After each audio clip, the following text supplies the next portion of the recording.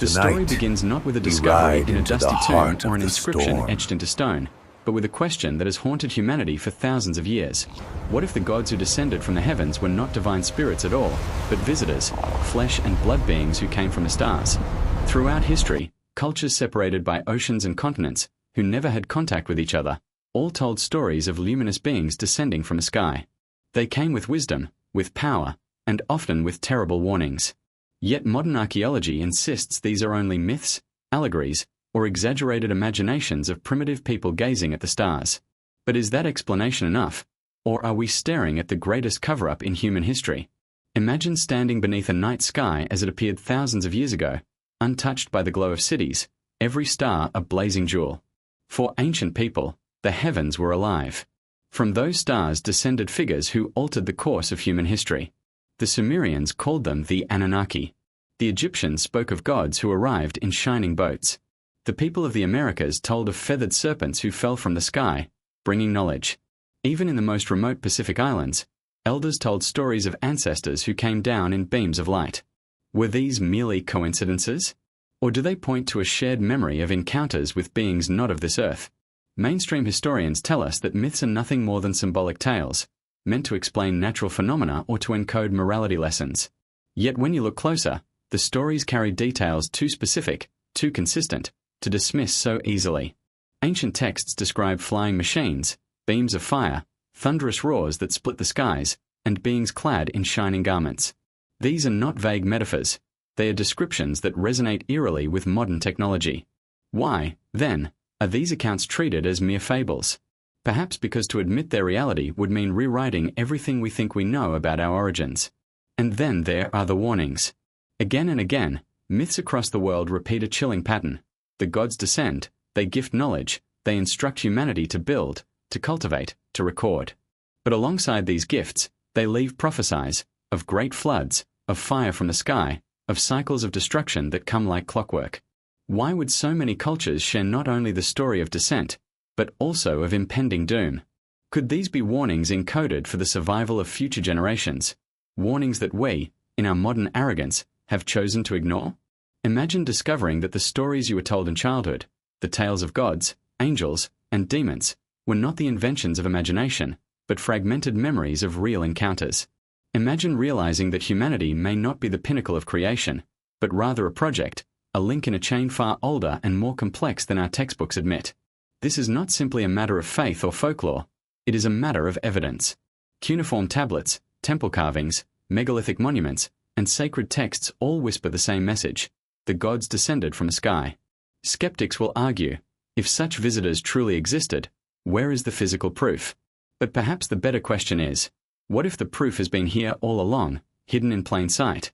Out-of-place artifacts that defy explanation. Star maps carved in stone thousands of years before telescopes existed. Legends of flying craft that mirror modern descriptions of unidentified aerial phenomena. And the most haunting clue of all, the sudden leap in human civilization, as if triggered by an outside force.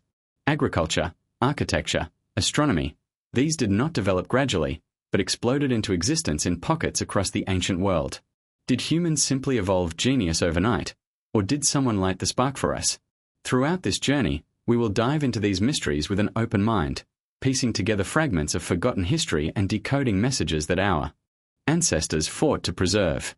We will explore the myths of Sumer and Egypt, the Vedas of India, the epics of the Americas, the warnings of the Pacific Islanders. We will investigate forbidden artifacts, analyze ancient monuments, and examine the chilling prophecies hidden in plain sight. Step by step, we will uncover how all these puzzle pieces align into a single narrative. A narrative that suggests humanity's story is far stranger and far more dangerous than we have been told. But why does this matter now? Because if the warnings were true, then they were not for the ancients alone. They were for us. Ancient civilizations lived and died by the cycles of the cosmos, floods, comets, solar storms, planetary alignments. Again and again, they told us, beware, for what has happened before will happen again. If the sky gods came not just to shape humanity, but to warn us of a repeating catastrophe, then their messages are more urgent now than ever. In this film, we will not simply ask if the gods descended from the sky, we will ask what they wanted us to know. Were they benevolent guardians, trying to preserve humanity through the ages? Or were they architects of control, keeping us bound to a destiny we cannot escape? Did they depart because their mission was complete, or because they knew the next cycle was about to begin? By the end, you will see history with new eyes. You will recognize the codes hidden in myths, the warnings etched into monuments, the voices of civilizations long gone, all crying out to us across millennia. And you will have to confront the most haunting possibility of all, that the gods of the past are watching us still, waiting for the moment when humanity finally deciphers their warnings. This is not just a story about archaeology or mythology. This is the story of who we are, where we came from, and where we are going. The gods descended from the sky, and their message, once decoded, may determine the survival of our species. Across the ancient world, stories of beings descending from the heavens echo like a chorus carried on the wind. From the deserts of Mesopotamia to the jungles of Mesoamerica, from the frozen plains of Siberia to the islands of Polynesia, civilizations who never met, who never traded, who never even knew the other existed, told remarkably similar stories. They spoke of shining ones, star beings, feathered serpents, radiant gods who came down from the sky to walk among mortals. The details may shift, the names may change, but the essence remains hauntingly consistent. If these were merely local legends, why would cultures separated by oceans and thousands of miles share the same cosmic theme? Let us begin with Mesopotamia, the so-called cradle of civilization. The Sumerians recorded on clay tablets that their gods, the Anunnaki, descended from the heavens to establish order on earth. These were not vague spirits or abstract deities. They were described as beings of flesh and power, with knowledge that transformed a primitive people into the architects of cities, astronomy, law, and agriculture. They ruled as kings, they taught as teachers, and they warned of catastrophes that would come from the sky. To the Sumerians, there was no question. Humanity's leap forward came not by accident, but through direct contact with skyborne visitors. Travel east to Egypt, and the echoes continue. The gods of the Nile were not confined to invisible realms. They traversed the heavens in shining boats. Ra, the sun god, sailed across the sky in a radiant vessel. Thoth, the keeper of knowledge, descended to deliver wisdom. Osiris, the resurrected king, was said to have come from beyond the stars to teach humanity about life, death, and rebirth. Carved into temple walls and etched into sacred texts, these beings were depicted as towering figures surrounded by celestial symbols. They did not simply belong to the earth, they descended from the sky, leaving behind messages for future generations. Thousands of miles away in India, the Vedic tradition describes something eerily similar. The Mahabharata and the Ramayana speak of gods and warriors soaring across the heavens in Vimanas, flying chariots that glowed with light, moved with thunderous noise, and unleashed weapons of unimaginable power. These texts are not short allegories. They are epic, meticulous descriptions of aerial battles, spacecraft mechanics, and cosmic visitors who shaped human destiny.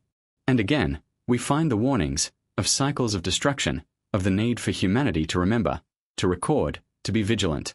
In the Americas, the pattern repeats. The Maya spoke of Kukulkan, the feathered serpent who descended from the heavens to bring knowledge. The Aztecs told of Quetzalcoatl, a radiant being who came from the stars and promised to return in a future age. The Incas remembered Viracocha, a tall, bearded figure who appeared from the sea and sky, teaching humanity before disappearing once more. Even the Hopi of North America spoke of star brothers who visited and warned them of coming purifications by fire and flood. How could civilizations divided by oceans and centuries all converge on the same narrative? Heavenly beings descending with wisdom and warnings. Further still, across the Pacific Islands, Polynesian traditions describe ancestors arriving from the stars. In Hawaii, legends speak of Akua, luminous gods who came down in canoes of light. In New Zealand, the Maori recalled beings who descended in fiery chariots. In the myths of Samoa and Tonga, the gods were sky travelers, descending to teach the people agriculture and navigation. These stories, separated by thousands of miles of ocean, mirror those of the old world. The voices of the ancients rise in harmony. The gods came down from the sky. What makes this convergence so astonishing is not just the similarity of the myths, but the specific details embedded in them. Bright lights, flying craft, thunderous roars, beams of fire, promises of return. These are not vague metaphors that could apply to anything. They are repeated, precise motifs that appear again and again. If we dismiss them as coincidence, then we must accept that dozens of cultures, with no contact, independently invented the same story. Is that truly more reasonable than considering the alternative? That these cultures were describing real encounters with beings from beyond our world? Modern scholars often attempt to explain these parallels as psychological archetypes, universal stories born from humanity's collective imagination. They argue that sky gods reflect our awe of the heavens, our fear of storms, our dependence on the sun and stars.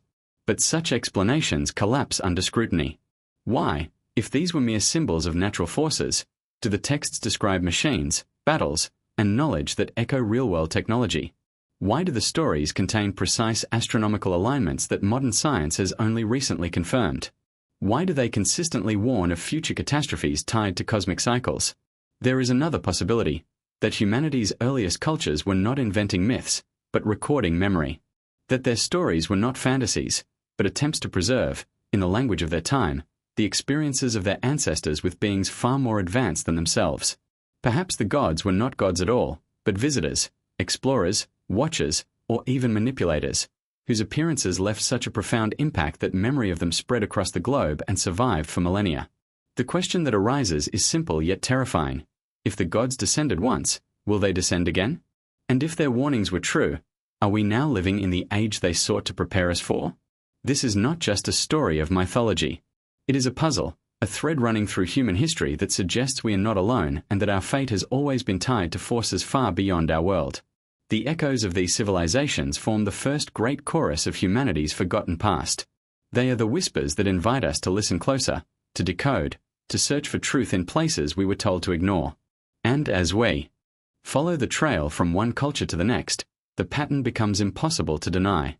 Someone, or something, descended from the sky, and their message may yet determine the destiny of our species. Long before the pyramids rose on the Nile, before Stonehenge was erected on the English plain, before the myths of Greece and Rome were ever imagined, there was Sumer. Nestled between the Tigris and Euphrates rivers, this was the land scholars call the cradle of civilization. It was here, nearly 6,000 years ago, that humanity's first great cities emerged: Ur, Uruk, Lagash, Eridu. And it was here that the oldest written records in human history were carved into clay tablets. These cuneiform inscriptions do not simply tell us about farming or trade. They preserve something far stranger, the story of the Anunnaki, the sky gods who descended from the heavens to shape the destiny of mankind. The name itself, Anunnaki, has been translated in many ways: those who came from the heavens to the earth, or the princely offspring of Anu. Anu, in Sumerian belief, was the great father of the sky, the king of the stars, and the ruler of the heavens. His children, the Anunnaki, were said to have descended to earth to rule over humanity.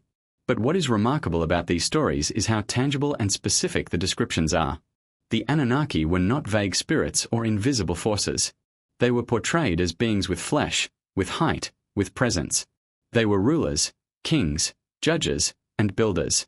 They established law, gave tools, and demanded worship. According to the Sumerians, humanity's origins were directly tied to these sky beings.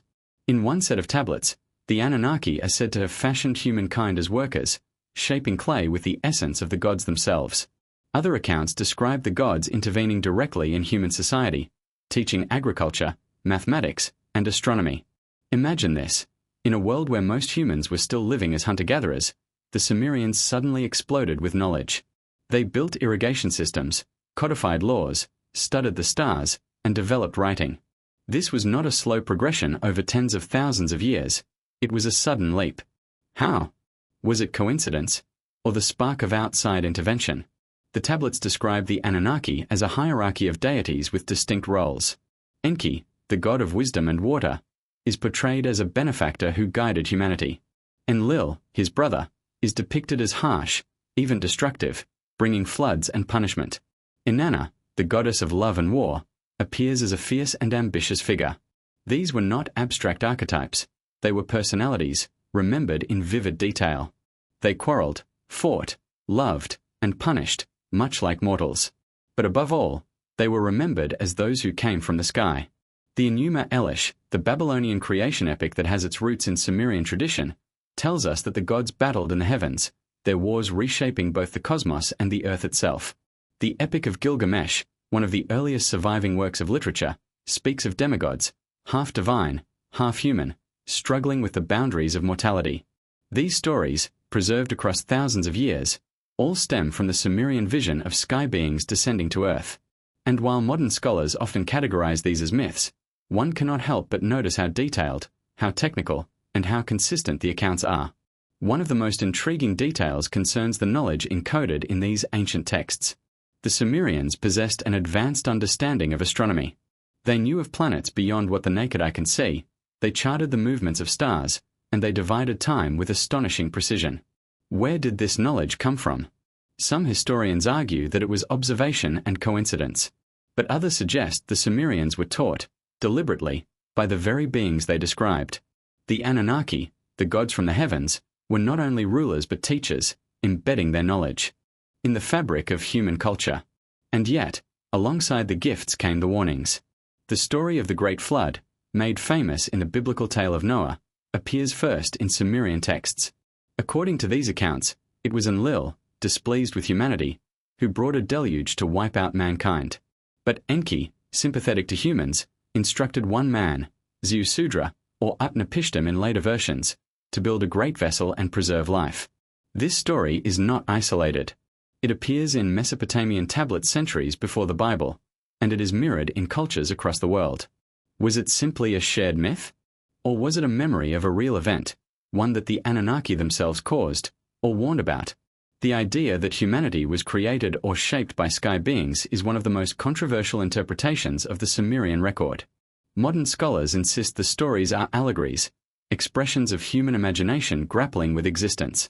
But when examined closely, the language often blurs the line between myth and history. The gods are described in human-like terms, with palaces, councils, and weapons. They descend in fiery craft, they roar like thunder, they shine with brilliance. These are details that sound less like metaphysical concepts and more like eyewitness accounts of advanced technology, interpreted through the limited vocabulary of an ancient culture. The forbidden question then emerges: were the Anunnaki not gods at all, but extraterrestrial visitors? Was humanity's first great civilization built under the guidance of beings who came from beyond the stars?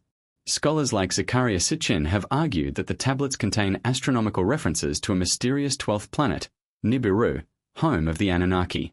According to this theory, the gods descended to Earth in search of resources and, in the process, genetically altered early humans to serve as workers. Mainstream archaeology dismisses this view as pseudoscience. Yet the presence of unexplained anomalies in human DNA, the sudden leap of Sumerian civilization, and the recurring motif of sky gods across the globe give pause to those willing to question the official story. And there is something more: the promise of return. In many accounts, the gods do not vanish forever. They ascend back to the heavens with the vow that they will come again. For the Sumerians, time was cyclical, and the return of the Anunnaki was not a question of if, but when. Were these myths prophetic in nature, warning future generations to be watchful of the skies? Or were they simply stories meant to comfort a people longing for their divine rulers? The ambiguity leaves a space filled with mystery, fear, and anticipation. The story of the Anunnaki is not just an ancient myth. It is a key to unlocking the wider puzzle of humanity's origins. If the Sumerians were correct, then the gods of the heavens were not divine abstractions but real beings, present at the birth of our civilization. And if their warnings of floods, fire, and cyclical catastrophe were rooted in knowledge beyond Earth, then perhaps they were trying to prepare humanity for something greater, something yet to come.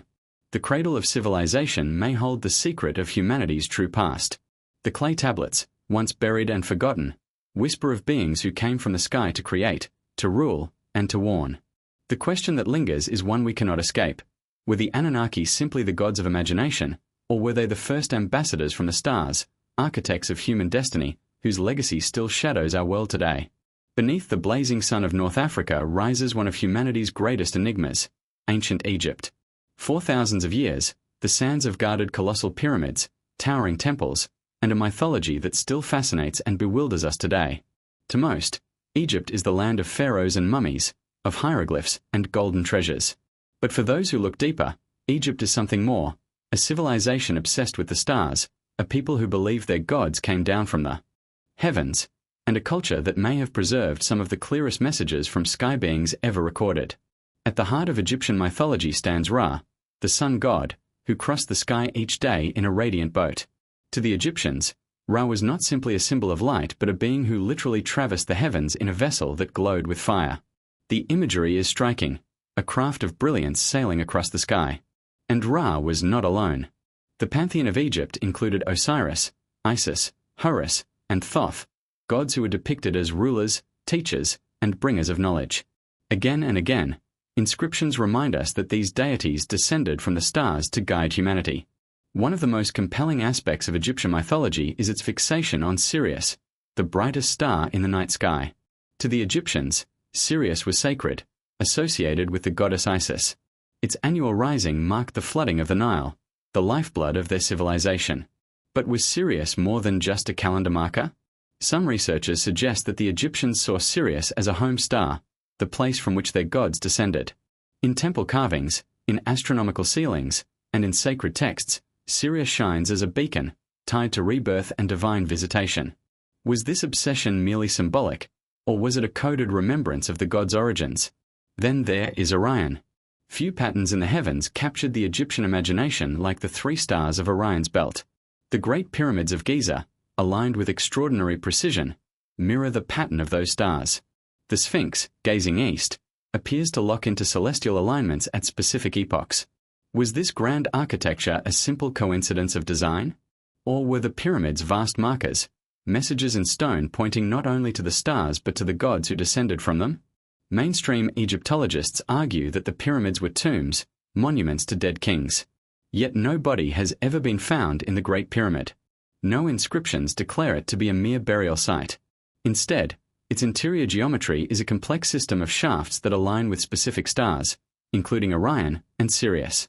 What if the pyramid was not built for death at all, but as a bridge between Earth and the heavens, a cosmic temple preserving the legacy of gods from the sky? The Book of the Dead, a collection of spells and prayers for the afterlife, speaks repeatedly of ascension. The pharaohs believed their souls would rise into the heavens, joining the company of the gods among the stars. But how did they know to map their journey with such precision? The texts describe gates, guardians, and pathways through the sky, as if they were not simply spiritual allegories but encoded star maps. Could these instructions be remnants of teachings from beings who once traveled those pathways themselves? And what of Thoth, the god of wisdom and writing, often depicted as a man with the head of an ibis? He is said to have delivered the knowledge of writing, mathematics, and astronomy to humanity. The ancient Greeks later identified him with Hermes Trismegistus, a figure who taught that the secrets of the universe were encoded in symbols and numbers. Was Thoth a mythological figure, or a real visitor whose teaching sparked the intellectual foundation of civilization? The texts insist he descended, he instructed, and he left warnings for the future. Egyptian myth also contains stories of great catastrophes. The destruction of mankind myth speaks of the gods unleashing a flood of fire upon humanity. Other texts describe cycles of order and chaos, times when the gods withdrew and the world was left vulnerable to disaster. Are these tales symbolic dramas, or encoded memories of real cosmic events, witnessed and recorded by a people who lived in fear of the sky? The alignment of Egyptian monuments with cosmic cycles raises even more questions. The Temple of Dendera contains a zodiac ceiling that maps the heavens with astonishing accuracy.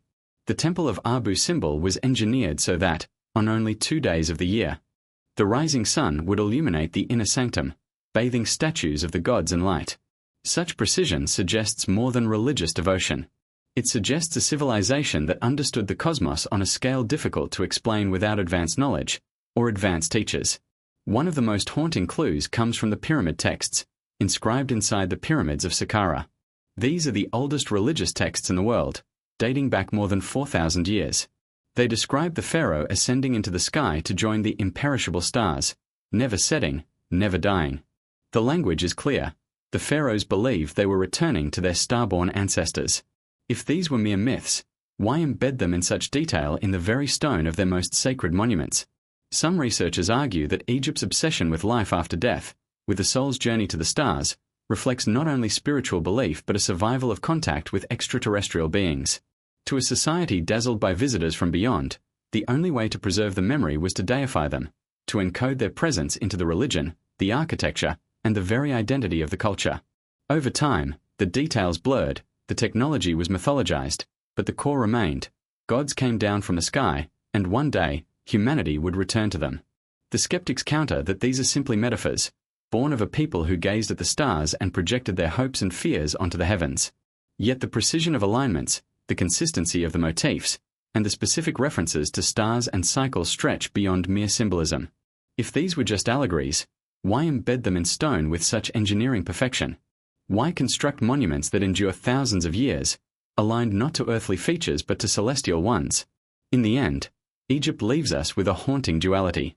Was it a civilization of dreamers, myth-makers who elevated their kings into gods? Or was it the guardian of a deeper truth, the truth that humanity was visited, taught, and warned by beings from the stars? The monuments still stand, the texts still whisper, the alignments still point upward.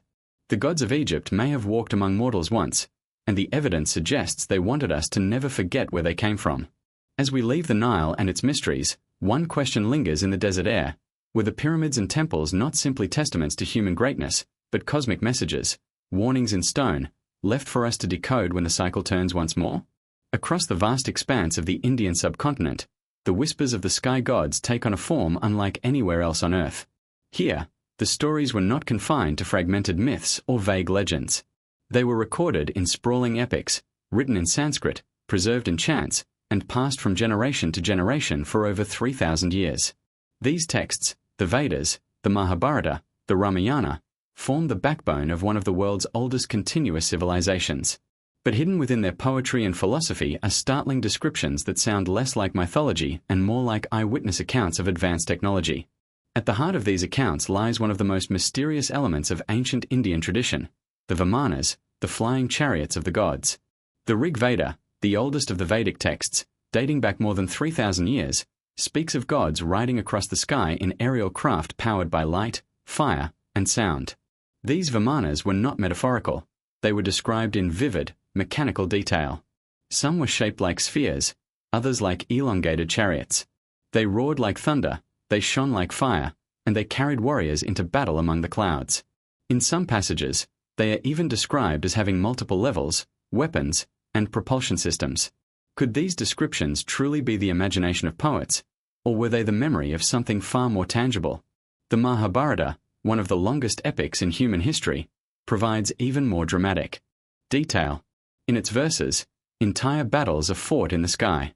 Warriors launch weapons that sound eerily like modern missiles, arrows that shine like lightning, explosions that burn hotter than the sun, blasts that devastate entire armies. Some passages describe cities reduced to ash in the wake of weapons so powerful they leave the land poisoned and barren. To a modern reader, the imagery is unmistakable: advanced aerial warfare, catastrophic energy, devastation reminiscent of nuclear explosions. Could it be that the Mahabharata is not pure allegory but a record of ancient wars fought with technologies far beyond what humans of that time should have possessed? Then there is the Ramayana, the story of Prince Rama and his battles against the demon king Ravana. Ravana is said to have commanded a magnificent aerial craft, the Pushpaka Vimana, capable of traveling anywhere in the world, carrying armies across great distances. Descriptions of the Pushpaka Vimana portray it as a palace in the sky, adorned with shining jewels, capable of rising and descending at will. Rama himself, after victory, is said to have used the Vimana to return to his homeland. If this is myth, why describe the vehicle in such technical detail? Why portray it as a real machine rather than a symbolic metaphor? Some researchers argue that these texts are among the clearest ancient records of extraterrestrial encounters. To them, the Vimanas were not inventions of the human imagination, but descriptions of craft operated by advanced beings, the gods who descended from the heavens. To the ancients, lacking modern vocabulary, these beings appeared divine, and their machines became the chariots of the gods. Yet to us, centuries later, they look startlingly like technology. Could it be that India's ancient texts preserve the clearest testimony of sky visitors in all of human history? But the Indian traditions go further than just describing flying craft. The texts also contain chilling warnings. In the Mahabharata, after the use of devastating weapons in aerial battles, survivors describe the sky growing dark, food becoming poisoned, and people falling sick. The aftermath mirrors the effects of radiation after nuclear blasts: burns, sickness, infertility. How could writers thousands of years ago describe effects identical to what modern science only discovered in the 20th century? Were these truly allegories of moral battles, or were they records of real catastrophes caused by advanced weaponry wielded by beings from the sky? Skeptics argue that the Vimanas are symbolic representations of spiritual power, that the battles of the Mahabharata were allegories of the human soul struggle. And indeed, the texts are layered with philosophy, with spiritual teachings that transcend time. But one must ask, why include such vivid, technical details of machinery, propulsion, and weaponry if the goal was purely spiritual allegory? Why describe aerial craft with multiple levels, mechanisms, and weapon systems, when a simple metaphor of divine light would have sufficed? The specificity of these descriptions suggests more than symbolism. It suggests memory. There is also the question of continuity. The Indian subcontinent is unique in having preserved its oral and written traditions with astonishing fidelity across millennia. Unlike other civilizations where texts were lost or destroyed, India's epic survived. The consistency of descriptions of Vimanas and cosmic wars across texts, separated by centuries, suggests that these were not random inventions but deeply ingrained cultural memories. Could it be that the reason these stories persisted is because they were grounded in real events witnessed by early humanity? And what of the beings who piloted these sky chariots? The Vedas describe devas, shining ones, radiant beings who lived among the stars but descended to earth to interact with humanity. They are portrayed as warriors, teachers, and rulers, locked in battles with asuras, beings of chaos. To the ancients, these were gods and demons. But to modern interpreters, the devas and asuras could be rival factions of extraterrestrial visitors, waging wars in the skies above Earth with humanity caught in the crossfire. If so, the epic wars of the Mahabharata may not have been symbolic struggles at all, but records of real conflicts between advanced beings witnessed by ancient humans. Beyond battles and machines, the Vedic tradition also emphasizes cycles of time. The concept of yugas, vast ages that repeat endlessly, suggests that humanity rises and falls in recurring patterns of creation and destruction. At the end of each cycle, cataclysm strikes, often connected to the heavens. The gods descend, wars are fought, civilizations collapse, and the cycle begins again. Could these cycles reflect not just philosophy, but knowledge passed down from beings who understood the cosmic rhythms of disaster?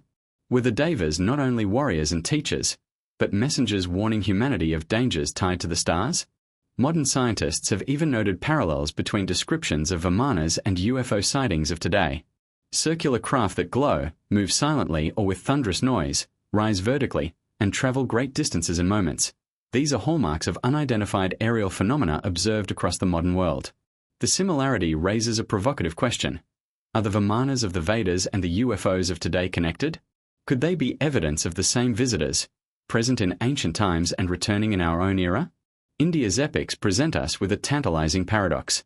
If we take them as pure mythology, then humanity's imagination thousands of years ago was capable of astonishingly specific visions of advanced technology. If we take them literally, then they may be the clearest historical record of extraterrestrial contact and advanced warfare in human history. Either way, they force us to confront the possibility that our past is not as simple as we've been taught. The sky chariots of the Vedas and epics invite us to question, to look upward, to wonder whether humanity has always been part of a larger cosmic drama. Perhaps the gods of India were not gods at all, but visitors whose presence was immortalized in poetry and song. Perhaps their battles were warnings, their teachings messages, their machines evidence of a truth too overwhelming for ancient humans to fully comprehend. The story of the Vimanas is not just a chapter in India's mythology, it may be a window into the real history of Earth's connection with the stars. Across the vast landscapes of the Americas, from the towering temples of Mesoamerica to the windswept plains of the Andes, echo stories of sky beings and celestial visitors. Long before the arrival of Europeans, civilizations flourished here, civilizations that built monuments rivaling the pyramids of Egypt and encoded their myths with tales of gods descending from the heavens. But who were these gods? Were they merely symbols of natural forces, or were they memories of real beings who came from the stars? One of the most mysterious and enduring figures in Mesoamerican tradition is Quetzalcoatl, the feathered serpent. In Aztec mythology, he was a god of wisdom, wind, and creation, a teacher who brought knowledge, agriculture, and law. Yet he is consistently described not simply as a serpent, but as a hybrid, part bird, part snake, a being who could move through the sky with ease. His depictions stretch back to the earlier Maya as Kukulkan, and to the Olmecs, where feathered serpent imagery first appeared. Across cultures and centuries, the feathered serpent remained a constant, an otherworldly being associated with descent from above, teaching humanity, and then vanishing with the promise to one day return. Why would such a figure appear in so many distinct civilizations across Mesoamerica?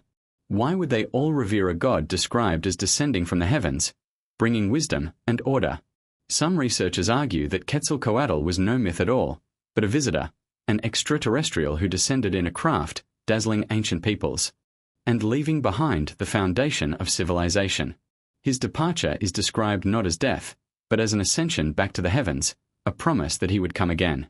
Could the legend of Quetzalcoatl be a cultural memory of an ancient alien teacher? The Maya, known for their extraordinary astronomical knowledge, also preserved detailed accounts of celestial beings. Their codices and carvings show sky bands, star glyphs, and deities descending on beams of light.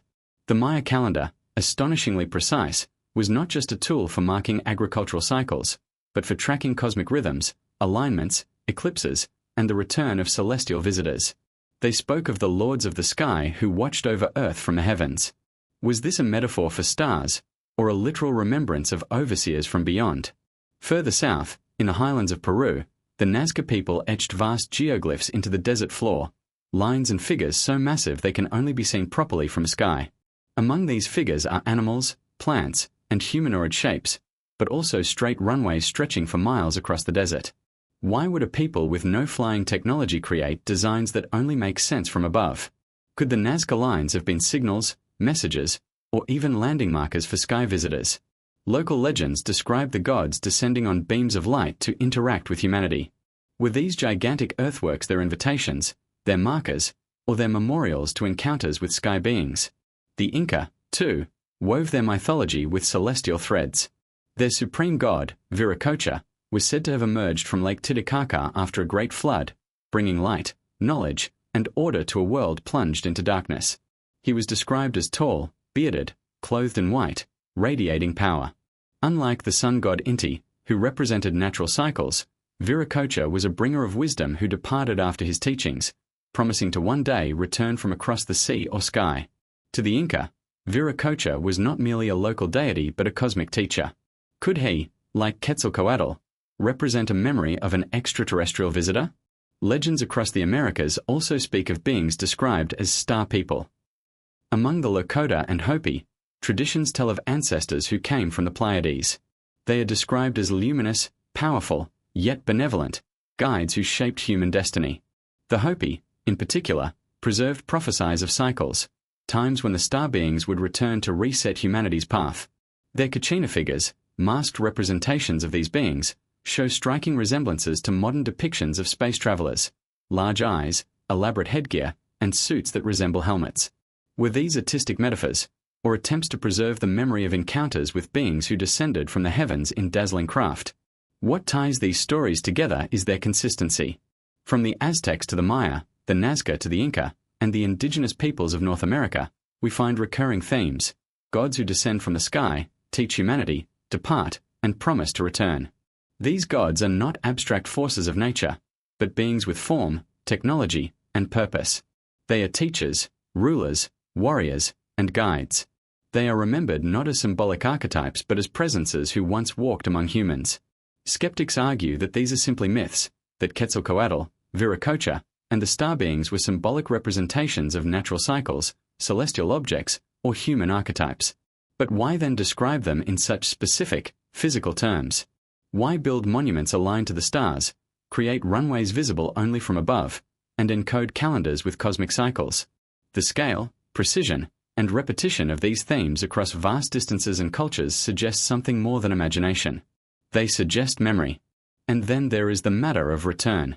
Quetzalcoatl's promise to come again, Viracocha's prophecy of returning after chaos, the Hopi prophecies of star beings reappearing at the end of cycles, all echo the same haunting idea, that the gods who descended from the sky are not gone forever. They will return when humanity reaches a certain threshold, when the cycle demands it. This prophecy has haunted civilizations for centuries, and it continues to fascinate us today. Could these promises be warnings encoded into myth, designed to prepare us for future contact? The Americas leave us with monuments, myths, and mysteries that refuse to fit into conventional history. Were the feathered serpents and shining gods simply the inventions of human imagination, or were they the echoes of encounters with real beings from the stars? The pyramids of Teotihuacan, the Nazca lines, the temples of the Maya, and the legends of the Hopi all whisper the same possibility. The gods once descended from the sky, and their messages still linger, waiting for us to decode them. As we look upon the ruins and listen to the stories, One question grows louder.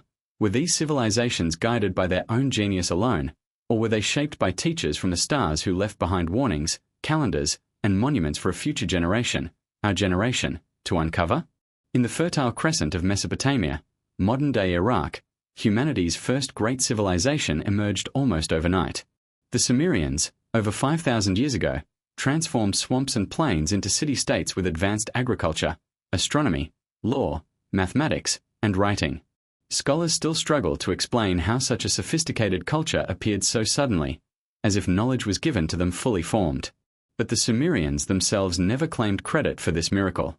They said their wisdom, their power, and even their very kingship came from the gods who descended from the heavens. These gods had a name, the Anunnaki. The word Anunnaki means those who came from the heavens to earth. Unlike the vague deities of later mythologies, the Sumerian gods were described in extraordinary detail. They had names, families, rivalries, and territories.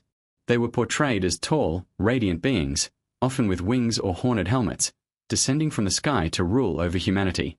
To the Sumerians, the Anunnaki were not invisible spirits. They were flesh and blood rulers, present in their cities, overseeing their temples, and handing down laws. Central to the Sumerian legacy are the clay tablets inscribed with cuneiform writing, the oldest known written records on Earth. These tablets describe how the Anunnaki created humanity. According to the texts, humans were fashioned by mixing the blood of the gods with clay, designed as workers to serve the divine. At first, humanity was enslaved, but over time, knowledge was passed down. Agriculture, writing, metalwork, all were said to be gifts from the Anunnaki. To modern readers, this sounds less like myth and more like a narrative of genetic engineering, a deliberate act of creation by advanced beings who altered the course of human evolution. Among the Anunnaki, two figures dominate the stories, Enki and Enlil. Enki, the god of wisdom and water, was seen as a benefactor of humanity, teaching humans arts and sciences. Enlil, by contrast, was stern and authoritarian, enforcing the divine order. Their rivalry mirrors not just political conflict but cosmic struggle. In some tablets, Enlil orders humanity's destruction when humans become too numerous and noisy. Enki, however, warns a chosen man, Atrahasis, of a coming flood, instructing him to build a great vessel to preserve life. Does this sound familiar?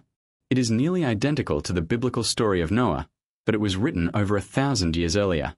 Could the flood myths of the world trace back to the memory of a cataclysm witnessed by the Sumerians, one the Anunnaki themselves caused or predicted? Another mystery emerges in the tales of the Tablets of Destiny. These divine objects were said to grant ultimate power to the one who possessed them, control over fates, kingship, and even cosmic order.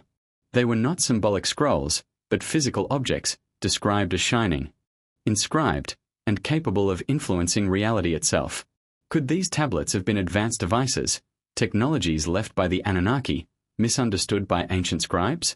To the Sumerians, the Tablets of Destiny were the ultimate prize, fought over by gods and kings alike, their loss or gain determining the rise and fall of empires. The Epic of Gilgamesh, perhaps the most famous Mesopotamian text, adds yet another layer.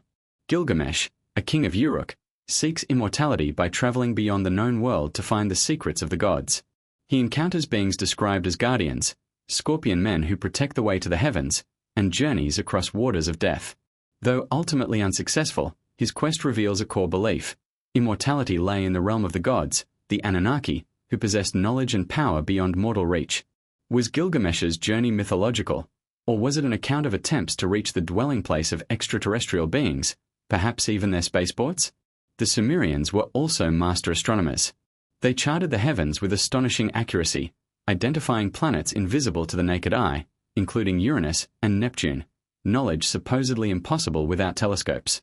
How did they know? One controversial interpretation comes from the scholar Zecharia Sitchin, who argued that the Sumerians knew of a 12th planet, Nibiru, home of the Anunnaki.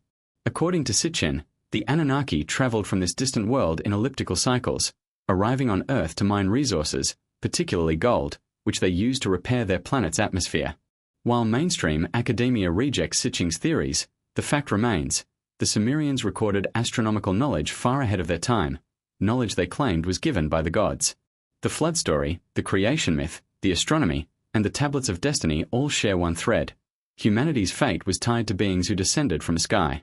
The The Sumerians did not describe their gods as distant abstractions, but as rulers who lived among them in ziggurats, towering step temples that may have been more than symbolic mountains. Could these structures have served as platforms for communication with the heavens, or even as primitive attempts to replicate the landing sites of the Anunnaki? Critics argue that the Anunnaki are nothing more than deified ancestors, that the Sumerians projected human qualities onto the forces of nature.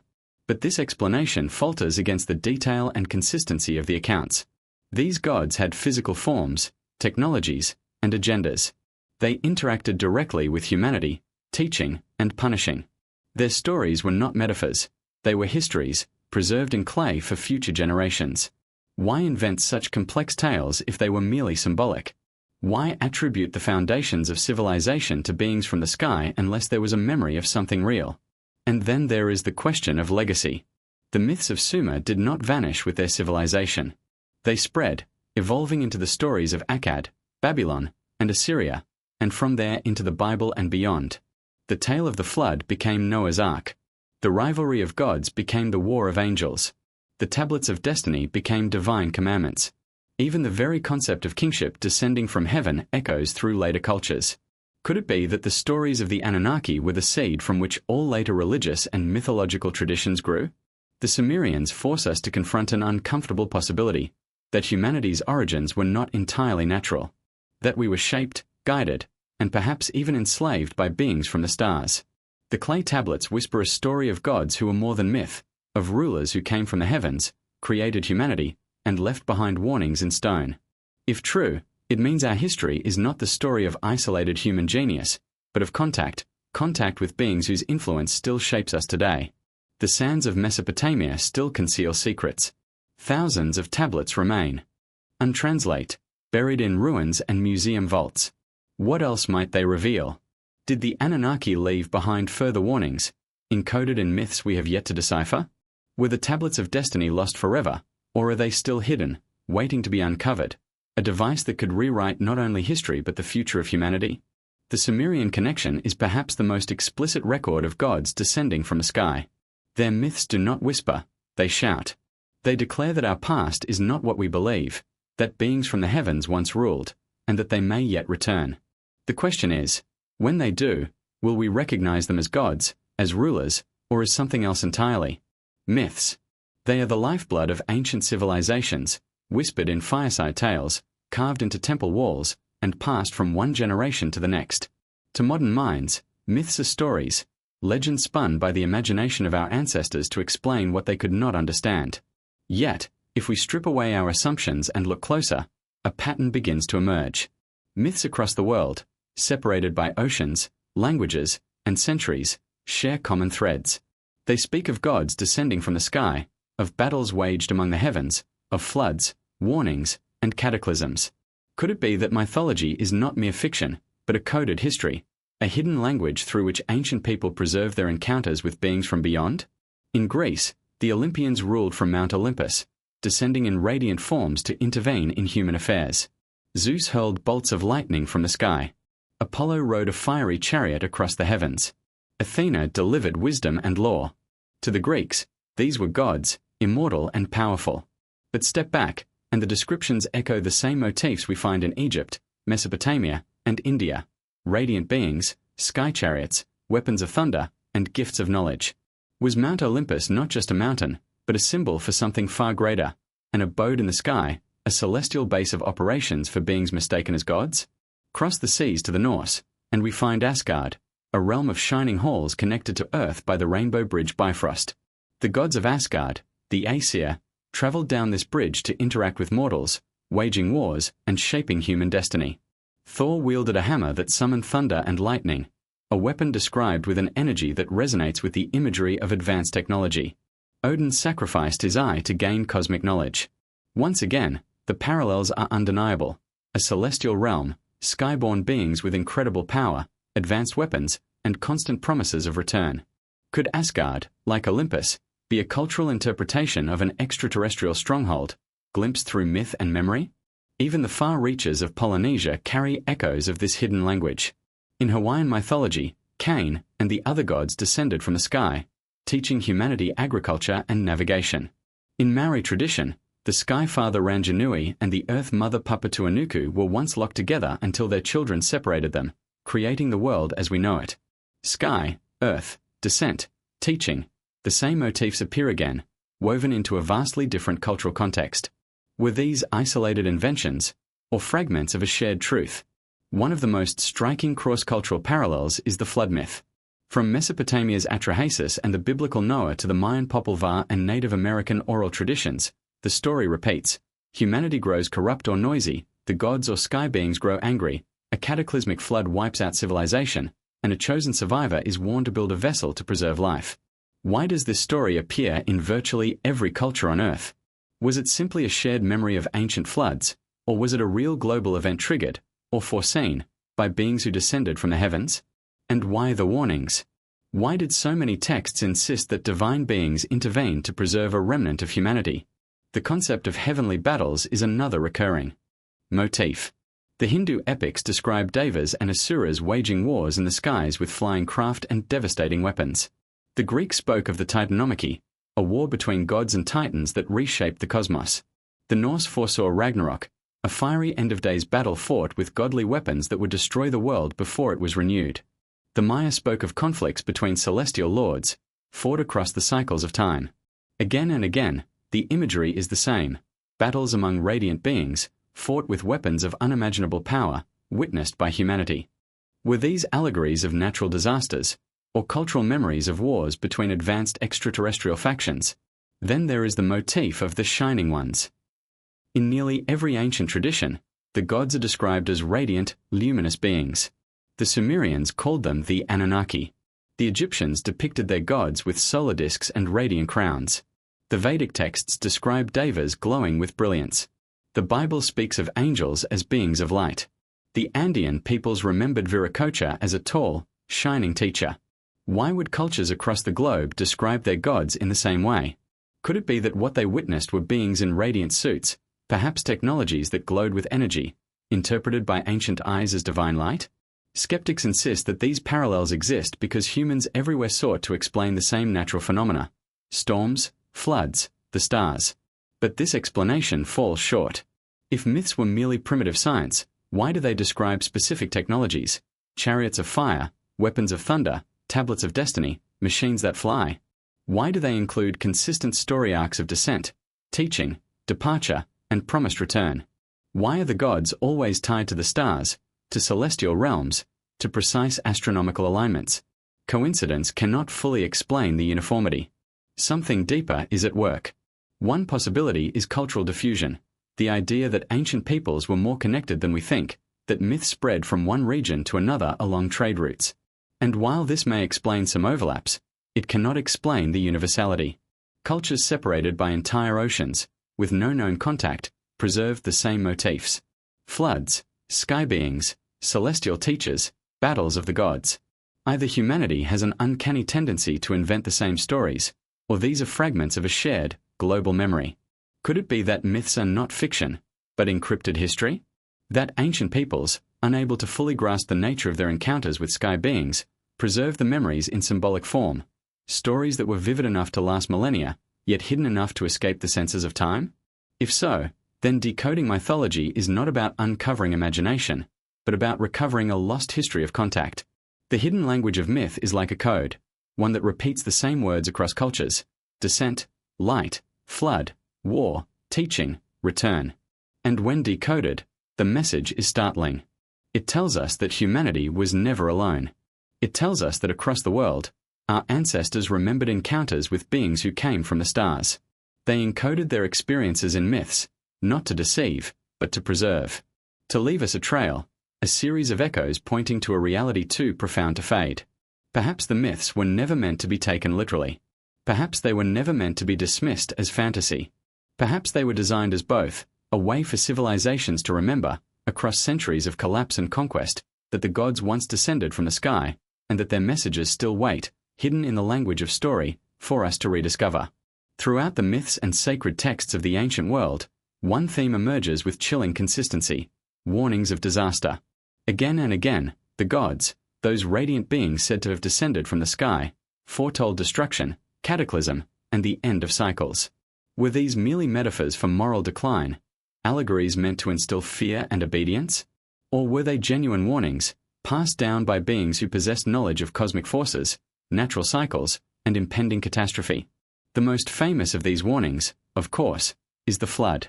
In Mesopotamia, the god Enki whispered to Atrahasis that the gods intended to wipe out humanity with a deluge, urging him to build a vessel to preserve life. In the Bible, Yahweh instructed Noah to do the same. In Mesoamerica, the Popol Vuh tells of floods that ended previous creations of mankind. Across the Pacific, Polynesian myths describe waves that consumed islands. In India, Manu was warned by a divine fish of an impending flood and built a boat to survive. The pattern is global. Catastrophe was foretold, a chosen survivor was warned, and humanity was given a second chance. If this was just a symbolic tale, why does it appear in every corner of the earth? And why do the gods always seem to know when disaster is coming?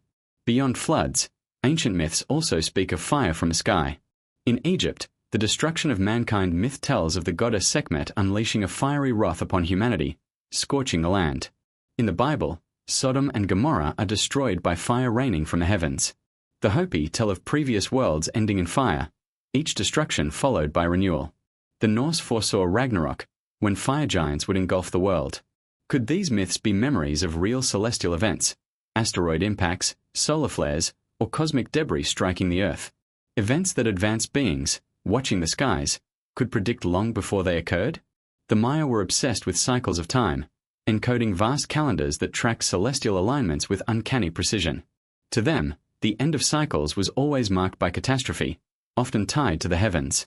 Their 2012 calendar famously sparked modern speculation, but the truth is more complex. The Maya didn't predict the literal end of the world, but the end of an age, the close of a cycle marked by upheaval, chaos, and transformation. Where did they get this knowledge of cosmic timekeeping? Was it observation alone, or did their lords of the sky share with them warnings of celestial rhythms, patterns of destruction that repeat across ages? In the Vedic tradition, the concept of yugas, vast ages of time, also emphasizes cycles of rise and fall, golden eras followed by decline and destruction. At the end of a yuga, chaos erupts, the world collapses, and only after catastrophe does a new cycle begin. These patterns were not vague, they were mathematical, cosmic, tied to astronomical calculations. Were the rishis of ancient India simply philosophers, or were they preserving advanced knowledge about celestial cycles passed down from beings who understood the dangers written in the stars? The Hopi prophecies echo this theme with uncanny detail. They speak of multiple worlds, 3 destroyed before, 1 currently in progress, and 1 yet to come. Each world ended by catastrophe, fire, ice, flood. Their prophecies describe the return of the star people at the close of cycles, coming once again to warn humanity or reset the course of history. To the Hopi, these are not just stories, they are warnings carved into stone tablets and preserved in ritual. If these were inventions, why encode them with such urgency, as if humanity's very survival depended on remembering them? Modern science lends an eerie resonance to these ancient warnings. We now know that Earth has experienced multiple cataclysms in the past, asteroid impacts that wiped out species, volcanic eruptions that blanketed the skies, solar events that disrupted the planet's balance. Could the gods of myth have been beings with knowledge of these dangers, astronomers, perhaps extraterrestrial, who track celestial bodies and cycles far better than early humans could? If so, their warnings were not metaphors. They were survival instructions. Consider the Younger Dryas impact theory, a controversial but increasingly supported hypothesis that about 12,800 years ago, fragments of a massive comet struck the Earth, triggering floods, fires, and a rapid cooling that devastated early human civilizations. Ancient myths of floods and fire from the sky suddenly sound less like allegories and more like eyewitness accounts of this very event. Could it be that the gods, the sky beings, knew of this cosmic threat and warned survivors, ensuring humanity's memory of the disaster would endure in myth? The use of prophecy is another striking pattern. Civilizations didn't just describe past catastrophes, they foretold future ones. The return of Quetzalcoatl, the Hopi's return of the Star People, the Norse vision of Ragnarok, even biblical prophecies of apocalypse, these all suggest a cycle, a knowledge that destruction would come again. If these were just human inventions, why predict? Why insist that the gods would return at the close of cycles? Could it be that the beings who once descended from the sky knew the patterns of cosmic danger, and encoded them in prophecy so that when the signs returned, humanity would remember? Skeptics argue that myths of catastrophe are simply universal human fears: fear of storms, floods, fire, death. And while that may explain the existence of some myths, it does not explain the precision with which many of these stories align with real scientific events. It does not explain the astronomical knowledge embedded in calendars, alignments, and cycles. It does not explain why the gods are always portrayed as knowing in advance. Humanity feared the unknown, but the myths describe beings who already knew the outcome. If the gods of ancient myths were indeed extraterrestrial visitors, their role as warners becomes clear. They were not simply teachers of agriculture and law, they were guardians of survival, passing down cosmic knowledge about the dangers Earth would face. Perhaps they intervened not out of kindness but out of necessity, ensuring the survival of their creation, their project, or their allies. Whatever their motive, their warnings shaped the myths, the prophecies, and the rituals of countless civilizations. The question for us today is stark. Were those warnings meant only for the past, or are they still relevant now? Have we entered another cycle, another age where catastrophe looms on the horizon? And if so, are the sky beings watching once more, preparing to return, just as the prophecies foretell? The ancient messages are clear. Disaster will come, the sky will bring fire and flood, and only those who heed the warnings will survive. Whether metaphor or history, allegory or encoded memory, the myths of cataclysm are not to be dismissed lightly. They are the echoes of voices from the sky, urging humanity to prepare, to remember, and perhaps, to listen once more. Across the world, colossal monuments rise from the earth, silent, immovable, yet whispering stories that reach beyond the limits of time. For centuries, scholars viewed them as religious shrines, burial sites, or symbols of power. But a deeper look reveals something extraordinary. Many of these ancient structures are aligned, not with random directions, but with the stars. They seem less like temples of stone, and more like messages written on the canvas of Earth itself, messages pointing us toward the heavens. Take Egypt's Great Pyramids of Giza. To most, they are simply tombs of pharaohs. But countless researchers have shown that their alignment is almost impossibly precise. The Great Pyramid is oriented to true north with an accuracy within fractions of a degree, an achievement modern surveyors still marvel at. Even more compelling, the three pyramids mirror the stars of Orion's belt. This cannot be coincidence. Why would a culture obsessed with death choose to mirror the stars in its greatest monuments? Unless the pyramids were not just tombs, but messages about a connection between Earth and Orion, a constellation long associated with the gods. Were these pyramids constructed as beacons, a kind of as above, so below signal to preserve the knowledge of humanity's link to the sky? Stonehenge in England tells a similar story. To the untrained eye, it is a ring of giant stones scattered across the Salisbury Plain. But to those who study its alignments, Stonehenge is an astronomical observatory.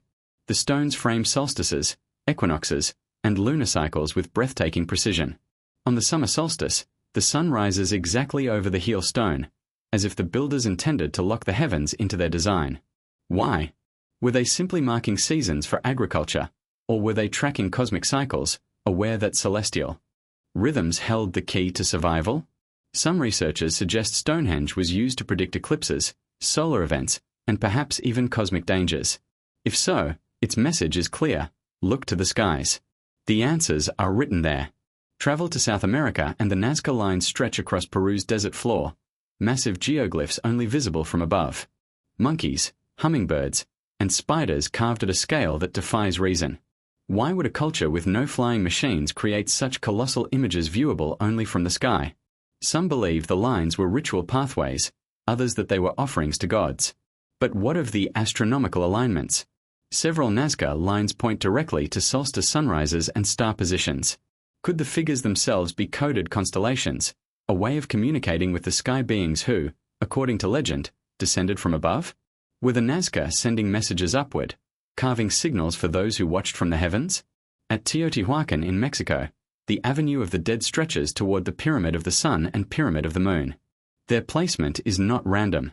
Studies show the complex aligns with significant celestial events, particularly the Pleiades star cluster, another constellation tied to gods and creation myths around the world. Ancient Mexican traditions claimed that the gods came from the stars, and that Teotihuacan was the place where gods gathered to bring forth the current age of the sun. Why align the city with Pleiades unless it was central to their origin story? Was Teotihuacan built as a monumental reminder of humanity's cosmic ancestry? Even in Cambodia, Angkor Wat, the world's largest religious monument, reveals cosmic alignment. Its towers mirror the constellation Draco at the time of its construction. The temple complex is not just a place of worship, it is a model of the heavens laid out on Earth. The builders encoded astronomical cycles into the architecture, suggesting knowledge far beyond their era. Why would they invest such immense effort into celestial mapping, unless they sought to preserve a connection with the stars, perhaps one imparted by beings who descended from them? In the Americas, the ancestral Pueblones of Chaka Canyon built massive stone great houses aligned to lunar cycles. The sun dagger petroglyph marks solstices and equinoxes with shafts of light. Here, in the desert of New Mexico, the sky was inscribed in stone. But why would prehistoric peoples dedicate such precision to tracking celestial rhythms? Some traditions say their ancestors were guided by star people. Could the alignments be less about farming and more about remembering those who taught them to look upward? What connects all of these sites is not just their grandeur, but their consistent message: humanity must watch the skies. Whether pyramids, circles of stone, geoglyphs, or temples, the monuments are all oriented towards celestial events, aligned to constellations, and built to endure for millennia. They are timeless, as if the builders intended their message to outlast civilizations, conquests, and the erosion of memory. These are not mere coincidences of architecture. They are deliberate markers, signposts pointing to the heavens.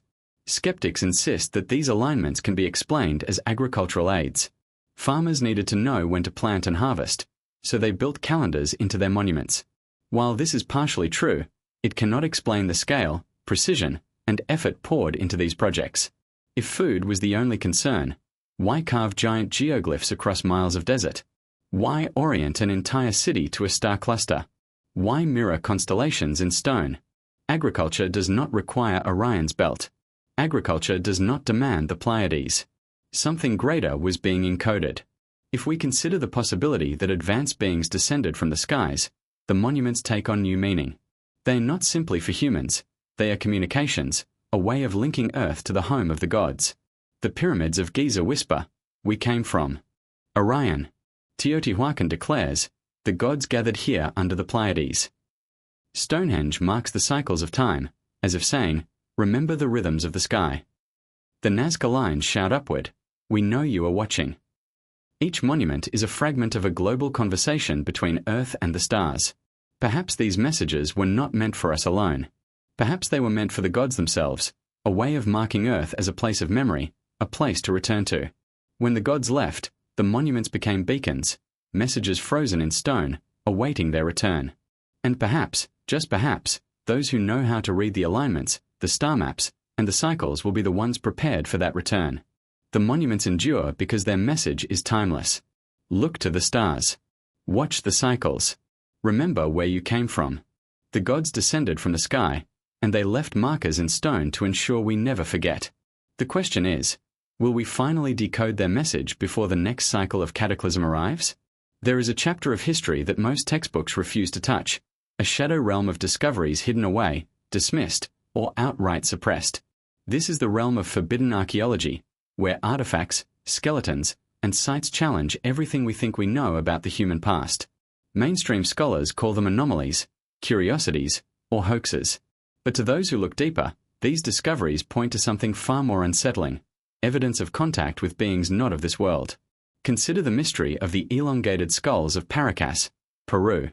Unlike normal cranial deformation practices, where cultures intentionally shape skulls through binding, these skulls exhibit structural differences that cannot be explained by cultural modification. They possess larger cranial volumes, different suture patterns, and in some cases, only one parietal plate instead of two. Skeptics dismiss them as deformities or natural variation. Yet the locals spoke of their ancestors as the children of the sky. Were these skulls the remnants of hybrid beings, the offspring of unions between humans and gods who descended from above? Another suppressed puzzle lies in the discovery of giant skeletons across North America. From the late 1800s to the early 1900s, newspapers reported excavation after excavation of massive human-like remains, some reaching over 9 feet in height. These accounts, often linked to burial mounds of the ancient mound builders, describe skeletons with oversized jaws, double rows of teeth, and immense stature. Yet, these skeletons mysteriously disappeared, often into the custody of institutions like the Smithsonian. Officially, there is no evidence of such giants. But what if the suppression is intentional? What if acknowledging the existence of giants would force a rewriting of history, one that validates the legends of the Nephilim, the offspring of gods and mortals described in the book of Genesis? Artifacts also speak of forbidden truths. In Colombia, the so-called Quimbaya artifacts depict objects that resemble modern airplanes, complete with wings, stabilizers, and tail fins. Some argue they are stylized insects. Yet, when models of these artifacts were tested in wind tunnels, they demonstrated aerodynamic stability, something insects do not require. Were these objects merely symbolic, or were they replicas of flying craft witnessed by ancient people? If so, who were the pilots of these machines? The gods who descended from the sky? In Mexico, the caves of Acambro yielded thousands of mysterious figurines, some depicting dinosaurs alongside humans, others showing beings with elongated heads, large eyes, and features uncannily similar to modern depictions of extraterrestrials. Mainstream archaeology dismisses them as forgeries, yet the sheer volume, over 30,000 pieces, defies easy dismissal. Why would a small community fabricate such a massive collection over decades, with no profit or fame to gain? Could it be that these artifacts preserve memories of beings who walked among humans long before history books claim? Then there is the controversial case of the Baghdad battery, an object dating back to around 200 BCE, consisting of a clay jar with a copper cylinder and iron rod. Many researchers believe it could function as a primitive battery, capable of producing electricity. Why would ancient Mesopotamians need electricity? Some propose it was used for electroplating jewelry. Others, more daring, suggested hints at a lost technology, perhaps knowledge passed down from the gods themselves. If beings from the sky brought advanced technology, would we not expect echoes of it in the archaeological record? Even in India, forbidden discoveries emerge. The texts themselves speak of vimanas, flying machines described in stunning detail in the Vedic scriptures. But in 2015, Indian researchers claim to have found ancient Sanskrit texts describing the science of aeronautics, propulsion systems, and metals unknown to modern science. While dismissed as pseudoscience, the question remains, why would ancient texts describe flying machines with such technical specificity? Could these be memories of technology once real, now suppressed under the label of myth? The suppression is not limited to artifacts. Entire sites raise questions. Göbekli Tepe in Turkey, built around 11,600 years ago, shatters the conventional timeline of civilization. Its massive carved pillars, arranged in astronomical alignments, appear thousands of years before the advent of agriculture or cities. Mainstream archaeology admits it rewrites history, but stops short of entertaining the possibility of outside influence. Yet the local myths speak of sky beings and gods of knowledge. Could Göbekli Tepe have been built under their guidance, a beacon to preserve cosmic wisdom after a global cataclysm? Why, then, are these discoveries so aggressively dismissed? Some argue it is academic inertia, scientists unwilling to rewrite their carefully constructed timelines. Others believe it is a matter of control. If humanity knew it was visited, taught, or altered by beings from the stars, the foundations of religion, science, and authority would crumble. To admit the existence of sky beings in our past would force a rethinking of human origins, rendering obsolete the narrative that we rose alone from the cradle of ignorance to civilization. The whispers of whistleblowers add fuel to the fire. Archaeologists who report anomalies often face ridicule, career destruction, or silence. Museum curators admit to locked storerooms filled with artifacts too controversial for display. Indigenous traditions claim their histories are ignored because they speak of star ancestors and sky teachers. The pattern is clear. Evidence that supports the mainstream narrative is celebrated, while evidence that suggests extraterrestrial contact is buried. But despite suppression, the artifacts continue to surface. Skulls that don't fit the mold. Cities older than civilization should allow.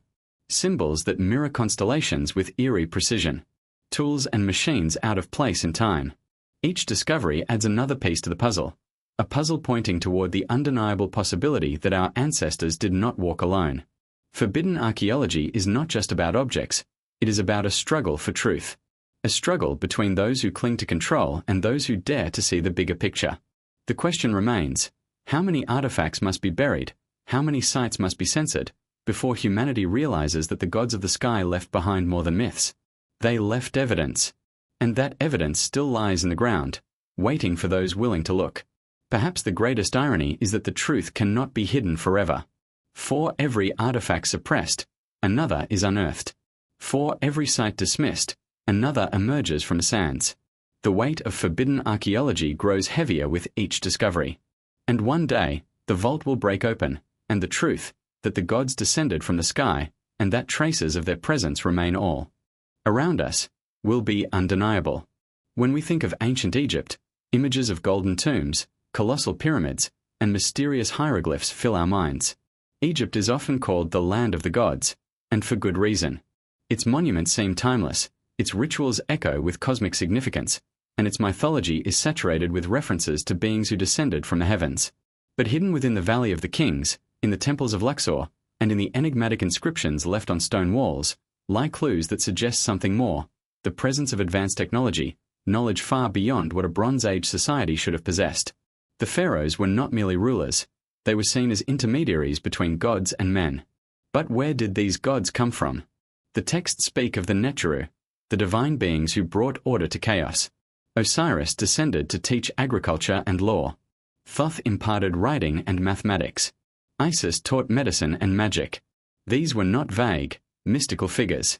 The Egyptians described them with startling clarity, often as radiant beings, sometimes part human, part animal, and always linked to the heavens. Could it be that the Neteru were not mere myths, but beings with advanced knowledge, gods of technology who gifted humanity with the tools of civilization? The evidence is etched in stone. Inside the Temple of Hathor at Dendra, a curious set of reliefs depicts what appears to be a massive bulb, connected to a tube and powered by a base resembling a generator. Mainstream scholars insist it is a symbolic lotus flower, representing creation and rebirth. But to many researchers, it looks uncannily like an electrical device. Could the Egyptians have harnessed electricity, guided by their gods? Did they preserve in stone the memory of a technology far ahead of its time? The so-called Baghdad battery may hint that electricity was known in the ancient Near East, but in Egypt, the precision of the monuments themselves suggests more than simple tools. The Great Pyramid, for example, was not just aligned with Orion's belt, it was built with a precision of engineering still unmatched today. The joints of its stone blocks are so fine that not even a sheet of paper fits between them. Some researchers argue the pyramid was not a tomb at all, but a machine, an energy generator that harnessed Earth's natural forces. If so, then Egypt's gods may not have been deities of myth, but beings of science and technology. Further south, in the Valley of the Kings, the tombs of the pharaohs reveal another layer of mystery. The walls are painted with astronomical maps, star charts, and depictions of celestial boats sailing across the heavens. The Book of the Dead and the Amduat describe the soul's journey through the stars after death, guided by Ra's solar bark. Were these purely symbolic visions of the afterlife, or records of celestial travel, preserved in language the ancients could understand? Some passages describe stargates, portals, and fiery serpents that carry the soul across the cosmos. The parallels to modern descriptions of space travel and wormholes are haunting. And then there are the tools, or the absence of them. How were the massive obelisks carved and transported? How were granite blocks weighing hundreds of tons cut with such precision, as if sliced by machines? In the unfinished obelisk at Aswan, the tool marks suggest drilling and cutting methods that should have been impossible for the time. Did the Egyptians inherit or witness advanced technologies, preserved as myths of divine gifts? Were their gods not wielders of magic, but of machines? Even the symbolism of Egyptian art reveals hidden technological motifs. The ankh, often described as a symbol of life, resembles a key, or perhaps a device, held by gods as if it were a tool. The scepter, carried by divine beings, looks less like a staff and more like an antenna, its forked tip hinting at energy manipulation. The jed pillar, symbol of stability, bears an uncanny resemblance to a coil or insulator. Were these truly just symbols, or depictions of devices used by the gods of Egypt? Skeptics argue these are fanciful interpretations. But the consistency of Egypt's cosmic imagery raises questions. The gods are always tied to the stars. The temples are always aligned to solstices, equinoxes, and stellar events. The pyramids are constructed with mathematical constants that modern engineers recognize instantly: pi, phi, and the speed of light encoded in measurements. How could a Bronze Age civilization achieve such precision, unless they were taught, or shown, by beings with far greater knowledge? One of the most provocative texts in Egyptian mythology is the Palermo stone. which lists dynasties of rulers extending far before the pharaohs. It speaks of the Shemsuhor, the followers of Horus, who reigned for thousands of years before the first human kings. Who were these mysterious rulers? Were they the gods themselves, beings who descended from the sky and established rule over the Nile Valley before humanity took the throne? If true, then Egypt's entire history is not just about humans worshipping gods, it is about humans inheriting a kingdom once ruled by them. The suppression of these possibilities is striking. Egyptology clings to the narrative that the pyramids were tombs, that the gods were metaphors, that the symbols were abstractions. Yet no mummy has ever been found in the Great Pyramid. The engineering surpasses what simple tombs would require. The myths are too consistent, too precise in their cosmic connections. The question is not whether Egypt had gods, but whether those gods were, in fact, visitors from the stars. Imagine standing in the Valley of the Kings at night, the stars burning overhead, the tomb walls whispering of celestial voyages, and the monuments aligned with Orion, Sirius, and the Milky Way. The ancients did not see a separation between earth and sky. For them, the gods had descended from the heavens, and their presence was encoded into every stone, every symbol, every ritual. Egypt was more than a civilization. It was a message, a living museum of the gods' technology, preserved for thousands of years. Perhaps this is why Egypt continues to fascinate us. Its monuments are not just ruins. They are puzzles, waiting to be decoded. And the key may lie not in treating the myths as fantasy, but in reading them as history. The gods of Egypt may not have been imaginary at all. They may have been beings of flesh, light, and technology, beings who descended from the sky, shaped a civilization, and left behind messages in stone for us to uncover. The Valley of the Kings is more than a burial ground. It is a library of hidden truths, written not in books, but in symbols, myths, and alignments. And the deeper we dig, the clearer the message becomes. Egypt was touched by the gods, not metaphorical gods, but beings whose technology still baffles us today. If there is one ancient civilization that stands out as the birthplace of forbidden history, it is Sumer, the land between the Tigris and Euphrates, the cradle of what mainstream archaeology calls the first civilization. Around 5,000 years ago, the Sumerians suddenly emerged with writing, mathematics, astronomy, agriculture, law, and complex city-states. Their advancements seem to appear overnight, without the long, gradual development historians expect. But the Sumerians themselves did not claim these achievements as their own invention. They said they were taught by the gods, beings called the Anunnaki, who descended from the heavens. The word Anunnaki means those who came from heaven to earth. According to Sumerian texts, they were not abstract deities but flesh and blood beings who lived, ruled, and interacted with humanity.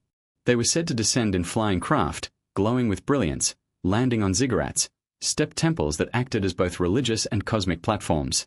The Sumerians recorded their names, their family feuds, their laws, and their roles in shaping humanity itself. If this was mere mythology, it was written with startling precision, in cuneiform tablets that still survive today. The most shocking claim of the Sumerian texts is that the Anunnaki created humanity. In the Epic of Atrahasis, the gods complain of hard labor and decide to fashion a worker to bear their burdens. They mix clay with the blood of a god and bring forth mankind. To modern ears, this sounds like genetic engineering, an advanced process of creating a hybrid species designed to serve. The biblical echo is clear. In Genesis, man is formed from the dust of the ground. Could both accounts point to the same event, described from different cultural lenses? Did humanity emerge not from natural evolution alone, but from intervention by beings who descended from the sky? The Anunnaki were not united in purpose. The texts describe rivalries among them, conflicts between Enlil, the stern commander, and Enki, the god of wisdom and creation. Enlil sought to control and limit humanity, while Enki often acted as humanity's protector, teaching skills and warning of disasters. This conflict culminates in the story of the flood, where Enlil decides to wipe out mankind, but Enki secretly warns Atrahasis to build a vessel. Once again, the parallels to the story of Noah are undeniable. Were these rivalries simply myths reflecting human struggles, or were they records of real extraterrestrial factions debating humanity's fate? The Anunnaki were also obsessed with the stars. Their cities and temples aligned with constellations, particularly Orion and the Pleiades. Their texts speak of Nibiru, a planet of the crossing, associated with the Anunnaki's origin. Scholars dismiss Nibiru as symbolic or mistranslated, but the Sumerians described its orbit in ways that suggest advanced astronomical knowledge.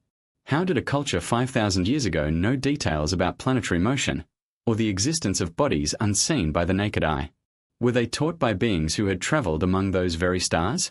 Artifacts strengthen the mystery. Cylinder seals from Sumer depict figures in winged suits, standing beside what appear to be rockets or craft with flames beneath them. One seal even shows a solar system with the sun at the center and planets arranged around it, including one beyond Pluto that modern astronomy only recently confirmed. How could the Sumerians, without telescopes, know this? Was it simply coincidence, or knowledge imparted by their sky gods? The Sumerian king list adds another layer of intrigue. This ancient document records rulers stretching back tens of thousands of years, some reigning for impossibly long spans, thousands of years each. Mainstream scholars insist these are symbolic numbers. But what if they are literal? Were these rulers not human at all, but Anunnaki overlords whose lifespans dwarfed ours? If true, then the kingships of Sumer were not merely human inventions, but legacies of celestial rule. The legacy of the Anunnaki did not end with Sumer. Their influence spread to Akkad, Babylon, and Assyria. The god Marduk, identified with Jupiter, rose to prominence, and stories of celestial battles were reinterpreted through new empires. Even the Hebrew Bible echoes these tales. The Nephilim, the sons of God who took daughters of men, mirror the Sumerian story of divine beings creating hybrid offspring. The Tower of Babel reflects ziggurats reaching to the heavens.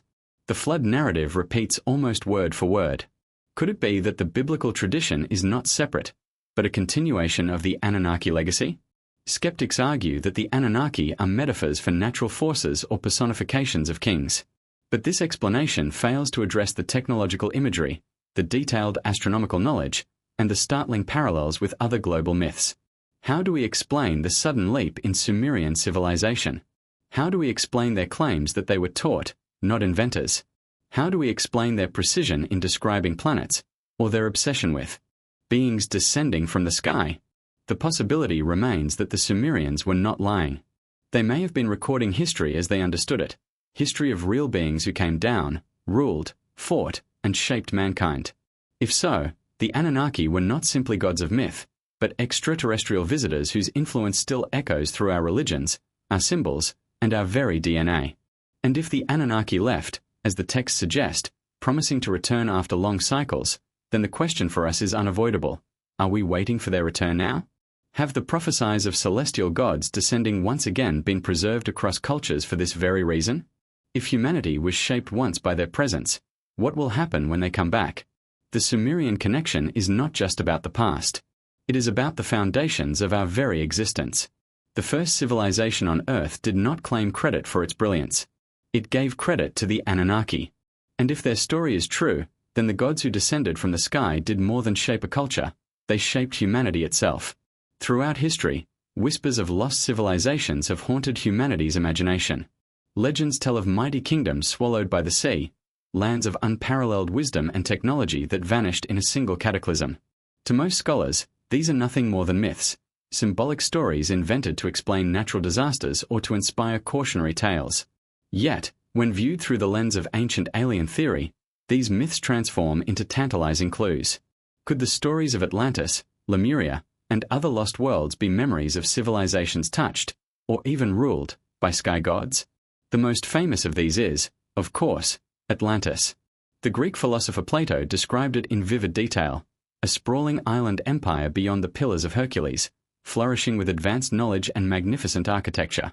Atlantis, he said, was blessed with incredible power but fell to corruption, and in a single night of fire and flood, it was destroyed. To mainstream archaeology, Atlantis is simply a philosophical allegory. But to alternative researchers, it is a memory of a real place, perhaps even a global civilization that predated Sumer and Egypt. The question remains, how could Plato, writing in 360 BCE, describe a lost world with such precision unless he was drawing on older, preserved accounts? Evidence for Atlantis is scattered but persistent. Ancient maps, like the Piri Reis map, show coastlines of Antarctica long before they were known. Structures beneath the waters near Bimini, Yonaguni, and the Azores suggest sunken cities. Megaliths from South America to the Mediterranean hint at a shared architectural style, as if remnants of a global culture. Could Atlantis have been the central hub of a civilization that spanned oceans, guided by beings who descended from the sky? If so, its destruction may not have been natural at all, but the result of cosmic conflict, wars among gods that human myths preserve as battles of thunder and fire. Beyond Atlantis lies another mystery: Lemuria, a vast continent said to have existed in the Pacific or Indian Ocean. Unlike Atlantis, which comes from Greek tradition, Lemuria emerged from 19th century theories and the myths of Southeast Asia and Polynesia. Yet, ancient Indian texts like the Tamil Sangam literature speak of Komori Kandam, a sunken land where great sages once lived. The traditions of Madagascar and the Pacific Islands also speak of ancestral homelands swallowed by the sea. Were these stories all coincidence, or fragments of memory from a civilization erased by tectonic shifts and rising waters at the end of the last ice age? What unites the legends of Atlantis and Lemuria is their association with higher beings. In Atlantis, the rulers were said to be descendants of Poseidon, a god who took mortal women and fathered divine bloodlines. In Lemuria, myths speak of celestial teachers, beings of light who instructed humans in agriculture, astronomy, and spirituality. Across the Pacific, in Polynesia and Hawaii, stories abound of sky gods descending in canoes of light, teaching navigation and laws. Again and again, the same pattern emerges: lost lands ruled by divine visitors, destroyed in cataclysm, leaving only scattered survivors to carry fragments of their knowledge forward. Could these myths preserve the memory of extraterrestrial intervention in prehistory? If the Anunnaki shaped Sumer and the Netjeru guided Egypt, perhaps Atlantis and Lemuria were other branches of the same intervention, colonies of sky gods spread across the globe. When global cataclysm struck, their civilizations fell, but their legacy lived on in the stories of survivors who spread across continents. This might explain why ancient cultures, separated by oceans, share uncanny similarities in myth, architecture, and symbolism. Consider the megalithic architecture. The precision of the pyramids in Egypt echoes in the stepped pyramids of Mesoamerica and the stone platforms of Polynesia. The massive blocks of Baalbek in Lebanon mirror the gigantic stones of Sacsayhuaman in Peru. The same astronomical alignments appear again and again: Orion, the Pleiades, Sirius. How did civilizations, supposedly isolated from one another, construct in the same style, worship the same stars, and honor gods who descended from the sky? Perhaps the answer is not cultural coincidence but a shared origin, a mother civilization, guided by sky gods, whose survivors spread across the earth after its destruction. The cataclysm itself is another clue. Myths of floods, fires, and falling skies are found everywhere. The Bible's flood story, the Epic of Gilgamesh, and the Sumerian Atrahasis all echo the destruction of Atlantis. Indigenous tribes in the Americas recall fiery serpents streaking across the heavens and waters rising to drown the world. Scientists now speak of the Younger Dryas impact hypothesis, a comet or asteroid strike around 12,000 years ago that caused sudden flooding, massive fires, and the extinction of countless species. If this event coincides with the destruction of Atlantis and Lemuria, then these myths are not allegories but eyewitness accounts of a global disaster. And if the sky gods were present, perhaps the catastrophe was part of their story too. Some researchers suggest these lost civilizations were centers of advanced technology. Atlantis is often described as having power drawn from crystals, energy beams, or machines that harnessed Earth's natural forces. Lemurian myths speak of temples of light and cities that shimmered like stars. Could these be poetic descriptions of technologies now lost to us, energy systems far more advanced than our own? If these civilizations were guided by extraterrestrial beings, their downfall might not only have been natural but the result of human misuse of God-given technologies. In other words, the destruction of Atlantis may have been a warning, echoed in countless myths, about the dangers of abusing knowledge given from the sky. The survivors of these cataclysms are just as important as the civilizations themselves. Plato said that Egyptian priests preserved the memory of Atlantis. Legends say survivors spread across the globe, seeding new cultures. In Mesoamerica, the god Quetzalcoatl arrived after a great flood, teaching laws and agriculture. In Polynesia, sky visitors guided navigators after their homeland was lost. In India, sages carried forward the wisdom of drowned lands. Everywhere we look, the same story repeats: destruction, survival, and the arrival of gods who brought knowledge. If Atlantis and Lemuria were real, their legacy may be hidden in plain sight, in myths, monuments, and symbols that connect the dots across time and space. And if their gods were not mythical beings but extraterrestrial visitors, then these lost civilizations were more than just human achievements. They were colonies of the gods, erased by cataclysm, yet leaving echoes that still shape our world today. The question that remains is this: were these lost lands merely victims of natural disasters? Or was their destruction part of a larger cosmic cycle, a cycle in which gods descend, civilizations rise, knowledge spreads, and then catastrophe wipes the slate clean? If so, humanity today may be living on borrowed time, in the next chapter of a cycle far older than we realize. Among the most controversial and haunting accounts in all ancient texts is the story of the Watchers and the Nephilim, preserved most vividly in the Book of Enoch, a text banned from the biblical canon, locked away for centuries, and labeled too dangerous for common eyes. Yet its contents are staggering, offering a forbidden history that bridges heaven and earth. It speaks not of abstract spirits, but of beings who descended from the sky, mingled with humanity, and changed the fate of our species forever.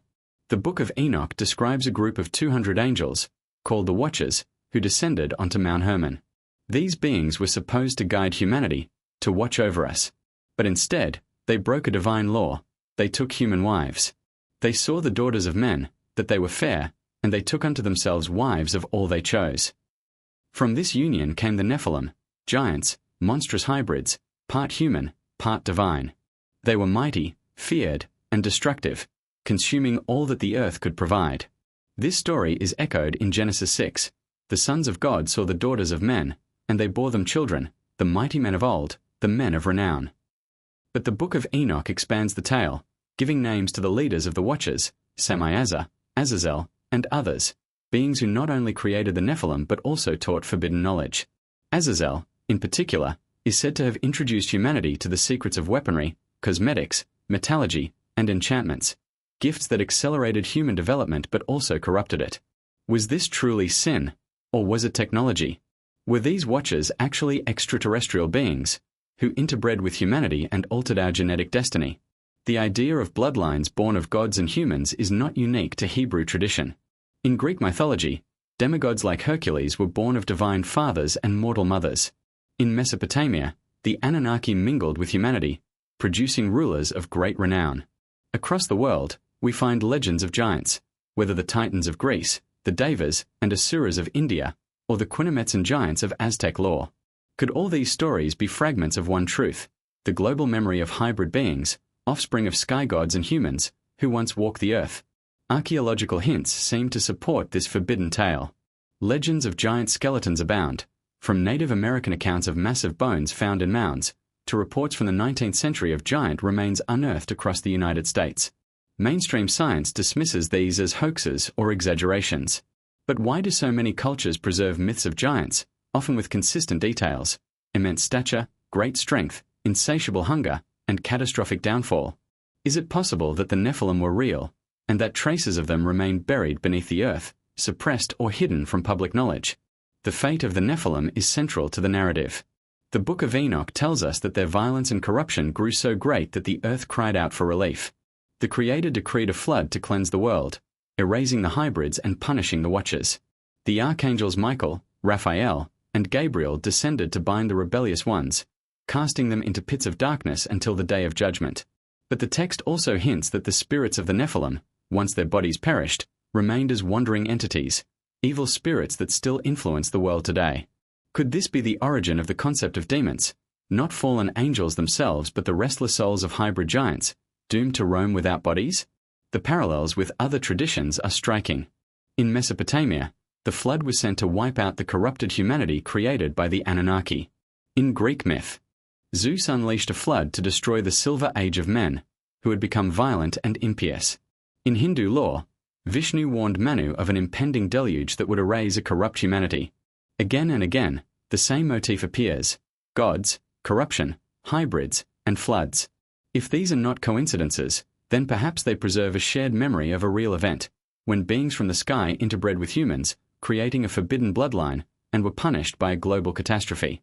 What makes the Watchers and Nephilim so compelling is not just the ancient myth but its implications for humanity today. If beings once altered our genetics, does that mean traces of their influence remain in us?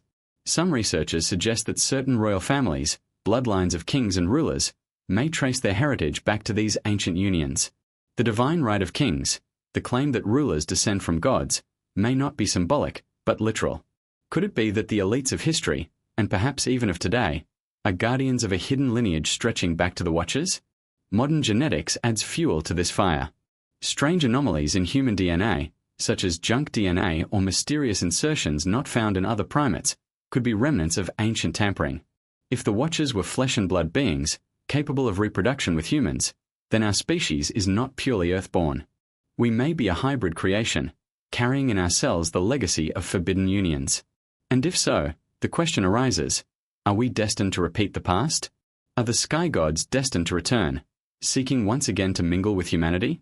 The suppression of the Book of Enoch is itself suspicious.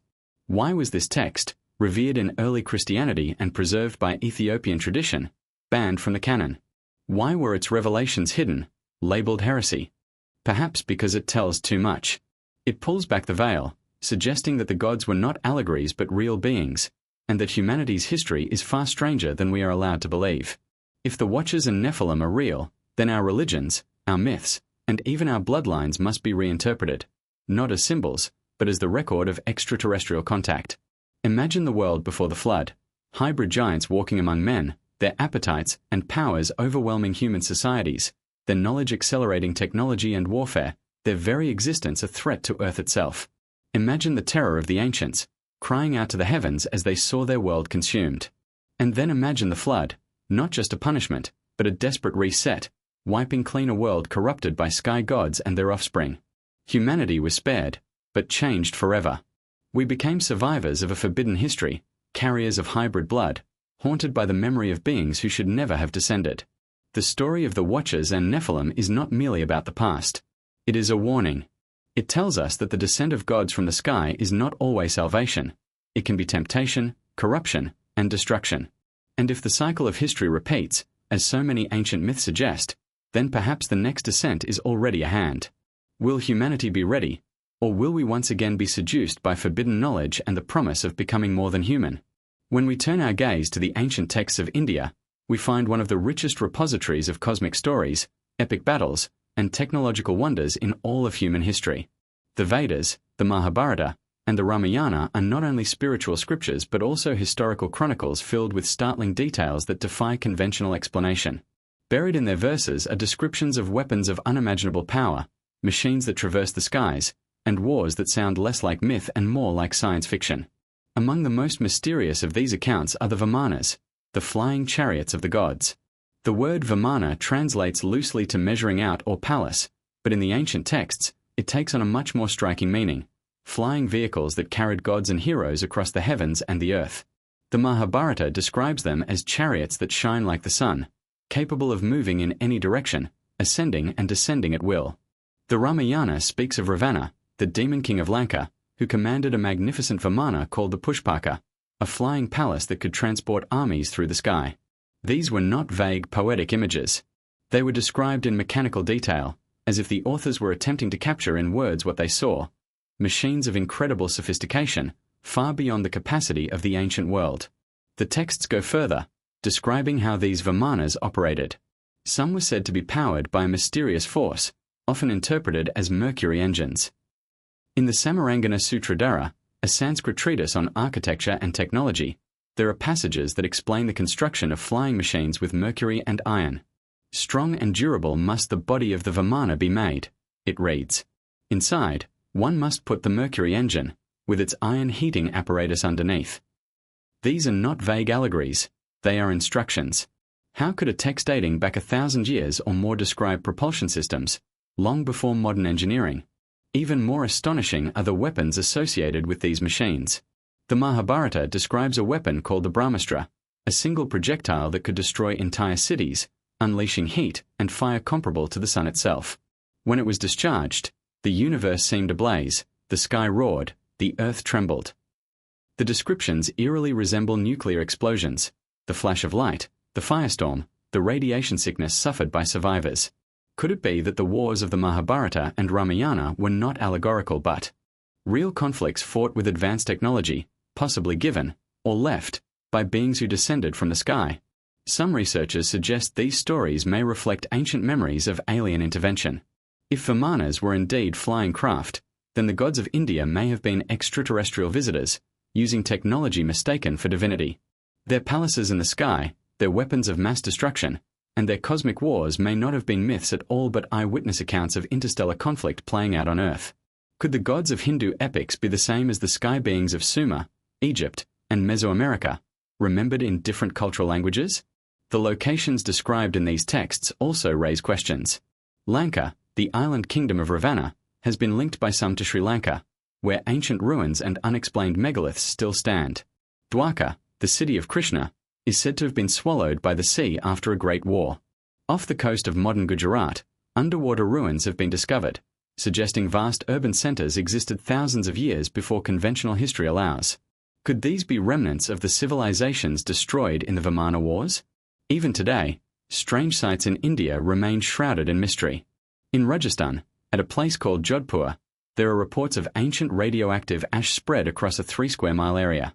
Scientists investigating the site in the 20th century found levels of radiation so high that people living nearby suffered birth defects and illnesses similar to those of Hiroshima survivors. The dating of the site places it thousands of years ago, far earlier than modern nuclear technology. Could this be physical evidence of the Brahmastra weapon described in the Mahabharata? If so, then the Indian epics are not merely stories but accounts of advanced warfare on Earth in prehistory. The spiritual dimension of these texts should not be overlooked. While the Vimanas and weapons are described in mechanical terms, they are also woven into a cosmic struggle between Dharma, order, and Adharma, chaos. The gods and heroes are not just wielders of technology but embodiments of higher principles. This blending of the technological and the spiritual may reflect how ancient people perceived beings of superior intelligence and capability. What we would call aliens today, they called devas or asuras, divine or demonic forces who shaped human destiny. But the tantalizing question remains, where did this knowledge come from? Could a civilization thousands of years ago truly invent and use such machines? Or were they the legacy of a far older, forgotten age, perhaps even survivors of Atlantis or Lemuria? Alternatively, were the Vimanas gifts, or remnants, from extraterrestrial visitors who came to Earth, fought their wars, and left traces in the myths of India? The recurring theme of sky gods, descending in luminous craft, aligns perfectly with global traditions, suggesting a shared truth beneath cultural differences. Mainstream scholars dismiss these interpretations as fantasy, arguing that the texts are symbolic metaphors for spiritual truths. Yet the level of detail is difficult to ignore. When an ancient manuscript speaks of engines, metals, and propulsion, when it describes weapons leaving survivors' hair and nails falling out, when it locates ruins beneath the sea that match ancient descriptions, how long can we continue to call it myth? Imagine the awe of those who witnessed such machines in the skies, gleaming palaces descending on pillars of fire, gods emerging in radiant form, battles raging with weapons that lit up the heavens. To those ancient eyes, these were not aircraft or nuclear bombs. They were divine miracles, encoded into scripture with reverence and fear. But to us, reading with modern understanding, they may reveal a lost chapter of history, a time when gods walked among men, and their technology shook the earth. The Vimana mysteries of India remind us that mythology is often more than imagination. It may be memory, a record of encounters with beings who came from beyond, leaving their machines, their wars, and their wisdom etched into the epics. And if the sky gods once ruled here, flying their Vimanas across the heavens of ancient India, then their story is not over. For the texts also speak of cycles, of the return of ages, of the reappearance of the gods. The question we must ask is simple yet profound. Are the Vimanas gone forever, or will they descend again when the cycle completes? Across the arid plains of southern Peru, a mystery stretches across the desert floor, one so vast it can only be seen from the sky. Etched into the landscape are hundreds of geoglyphs known as the Nazca lines, massive designs of animals, plants, and geometric shapes carved into the earth more than 1,500 years ago. Some figures stretch hundreds of feet, depicting spiders, hummingbirds, monkeys, and even what looks like a humanoid with a large head and staring eyes. Yet the most perplexing shapes are not the animals, but the immense straight lines, kilometers long, running perfectly parallel, crossing each other like the markings of a colossal runway. The Nazca people created these lines between 500 BCE and 500 CE, scraping away the red pebbles of the desert surface to reveal the lighter earth beneath. Incredibly, the arid climate has preserved them for centuries. But why? What purpose did they serve? Mainstream archaeologists argue that they were ritualistic pathways, used in ceremonies to honor sky deities, or perhaps markers aligned with astronomical events. Yet the sheer scale of the lines, and the fact that they can only be fully appreciated from above forces us to consider another possibility. Were these lines messages, or even landing strips, for beings who descended from the heavens? Erich von Däniken, one of the pioneers of ancient astronaut theory, popularized the idea that the Nazca lines were created as runways for extraterrestrial craft. To skeptics, this seems absurd. They argue the desert soil is too soft to support heavy vehicles, and no signs of advanced technology have been found nearby. But what if the craft were not conventional airplanes, but anti-gravity or energy-based vehicles? If the Nazca people were interacting with sky beings, would they not have built giant markers, visible from the heavens, to guide their descent? Some of the geometric figures reinforce this theory. There are trapezoids, vast rectangles, and perfectly straight lines stretching over uneven terrain as if carved with surveying tools far beyond the Nazca's capacity. One line runs straight for nearly 20 kilometers without deviation, something even modern engineers would struggle to achieve without advanced instruments. Were these simply ceremonial paths, or precision guides meant to be seen from high altitudes? The animal figures add another layer of intrigue. Why these specific creatures? The hummingbird, the condor, the spider, the monkey, all hold symbolic meaning, yes, but they also mirror constellations. The Nazca may have been mapping the heavens onto the earth, creating a cosmic runway for the gods. If the gods descended from the sky, aligning their craft with constellations, then perhaps the lines were not just symbols, they were landing markers, guiding celestial visitors to Earth. Local legends strengthen the mystery. The Nazca people, like many ancient cultures, worshipped sky beings. Their rituals involved offerings to the heavens, pleading for rain and fertility. Some depictions show figures wearing strange headdresses, resembling helmets. The myth of Viracocha, the great civilizing god who came from across the sea, tall, bearded, and radiant, lingers in Andean culture. Could the lines have been drawn to honor him and his celestial companions, to summon their return, or to mark a location where they once descended? Satellite imagery has revealed even more geoglyphs, hidden beneath layers of desert dust. Many are abstract, resembling circuits or schematics more than animals. Some appear as spirals, grids, or pathways that suddenly stop at mountainsides. One theory suggests that entire mountaintops were deliberately flattened, creating massive artificial plateaus. But for what purpose? Could these have served as staging areas for landings? From the air, they look eerily like runways, silent witnesses to encounters long forgotten. Critics argue the lines were made for religious purposes, visible to the gods from the sky, not for spacecraft. But this only deepens the enigma. If the gods needed to look down from above to see these designs, then who were these gods? Were they simply divine abstractions, or were they actual beings flying overhead, looking down upon the Nazca plain? The people would not need to make ground drawings if their gods never descended from the heavens. Even stranger is the humanoid geoglyph, nicknamed the astronaut. Perched on a hillside, it depicts a figure with a large round head, bulging eyes, and an upraised hand, as if waving to those above. Mainstream archaeologists say it's a shaman, but to many, it looks like a being in a helmet, carved by people who saw something, or someone, not of this world. Why else create such an image, so prominently visible from above, unless they were recording a real encounter? The Nazca mystery does not stand alone. Across the world, other ancient cultures created massive earthworks and geoglyphs visible only from the sky. The Uffington White Horse in England, the Sahama Lines in Bolivia, the Serpent Mound in Ohio, all suggest a global pattern of creating messages to the heavens. Were these independent developments, or remnants of a shared global knowledge, inspired by visitors from the stars? What makes the Nazca lines particularly compelling is their context. This was a desert culture with no written language, no wheels, and simple tools. Yet they devoted extraordinary effort to etching messages into the earth, messages that can only be fully appreciated from hundreds of feet above. Why invest so much into something their own people could never see? Unless, of course, the intended audience was not human. Today, the Nazca lines continue to baffle scientists. Researchers have tried to reconstruct their purpose using drones, GPS, and astronomy. Some align with solstices and equinoxes, others with water sources, but none of these explanations account for the sheer scale and diversity of the figures. The mystery remains. Were these sacred pathways for rituals, or did they serve a far greater purpose? Signposts for gods descending from the sky? Imagine standing on the Nazca Plain centuries ago, watching the sun blaze over the horizon, the lines beneath your feet stretching endlessly across the desert. Now imagine looking up to see shining craft descending, guided by the very markings you or your ancestors carved. To the Nazca, these beings were gods. To us, they may be visitors from another world. And if they came once, what message were the Nazca trying to leave for them, or for us, etched into the earth, preserved for millennia? The Nazca lines are more than art.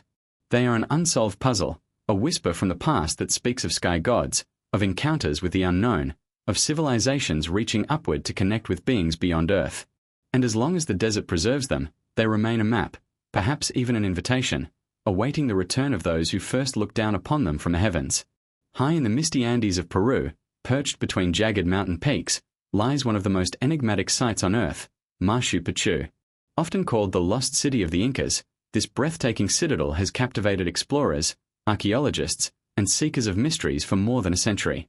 Officially, it is described as a royal estate built in the 15th century by the Inca Emperor Pachacuti, a place of retreat, ceremony, and power.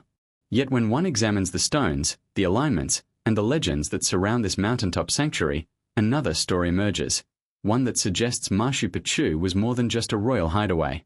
To some, it was a portal, a stargate, a point of contact between the heavens and the earth. The construction of Machu Picchu alone defies explanation. Many of its walls are made of massive granite blocks, cut and fitted with astonishing precision. The stones are irregularly shaped, yet they lock together like pieces of a three-dimensional puzzle, so tightly that not even a razor blade can pass between them. This technique, known as polygonal masonry, is found at other Inca and pre-Inca sites throughout the Andes, Ollantaytambo, Sacsayhuaman, and Cusco itself. How were these stones carved with such accuracy using only bronze or stone tools, as the official story claims? The granite is incredibly hard, far beyond the capacity of primitive instruments. Were the Inca inheritors of an older, more advanced knowledge? Legends among the Andean people tell of the Viracochas, tall, bearded gods who came from the sky, bringing civilization, agriculture, and architecture. Could these sky beings have been responsible for the knowledge of stone cutting and megalithic engineering? At Machu Picchu, the precision and scale suggest not only advanced technology but also a purpose beyond mere habitation. Why build such a monumental city in such an inaccessible place, perched nearly 8,000 feet above sea level, on a mountain ridge shrouded in clouds? One of the most mysterious features of Machu Picchu is the Intihuatana stone, often called the hitching post of the sun. This carved granite pillar sits at the highest point of the site and is aligned with astronomical events. On the equinoxes, the sun casts no shadow on the stone, as if it were tied to it. Archaeologists believe it was used as a solar calendar. Yet mystics and researchers of forbidden archaeology suggest something more profound, that the Intihuatana was a device, an energy node, capable of connecting the physical world with the spiritual, or even with the extraterrestrial. To the Inca, it was a sacred point of contact with Inti, the sun god. But could it also have been a stargate, a place where the veil between worlds was thin, allowing communication with the sky gods? The geography of Machu Picchu strengthens this theory. The site is located at a powerful intersection of ley lines, geometric alignments of ancient sacred sites across the globe. From Stonehenge to the Great Pyramids, these lines appear to connect points of energy, as if Earth itself is a living grid. Machu Picchu sits directly on this grid, amplifying its mystical significance. Visitors often report a palpable energy, a sensation of vibration, as if the stones themselves hum with an unseen force. Could this be a natural energetic hotspot, harnessed by the ancients as a portal to the stars? Even more intriguing are the nearby sites that suggest stargate technology. South of Machu Picchu lies Hayumaka, often called the Gate of the Gods. It is a flat stone face with a carved doorway, standing alone in the desert landscape. Local legends claim it is a portal, a doorway used by the gods to enter and exit our world. Shamans say that those who know the right rituals can pass through it, vanishing into another dimension.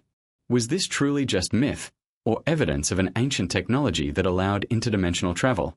Could Machu Picchu have been part of a network of such portals, linking humanity to beings beyond Earth?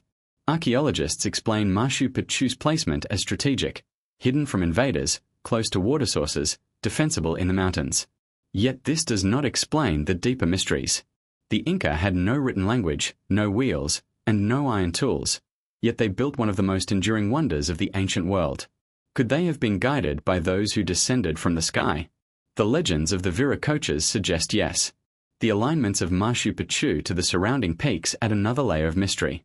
The citadel is aligned with sacred mountains, or apis, considered living beings by the Andean people.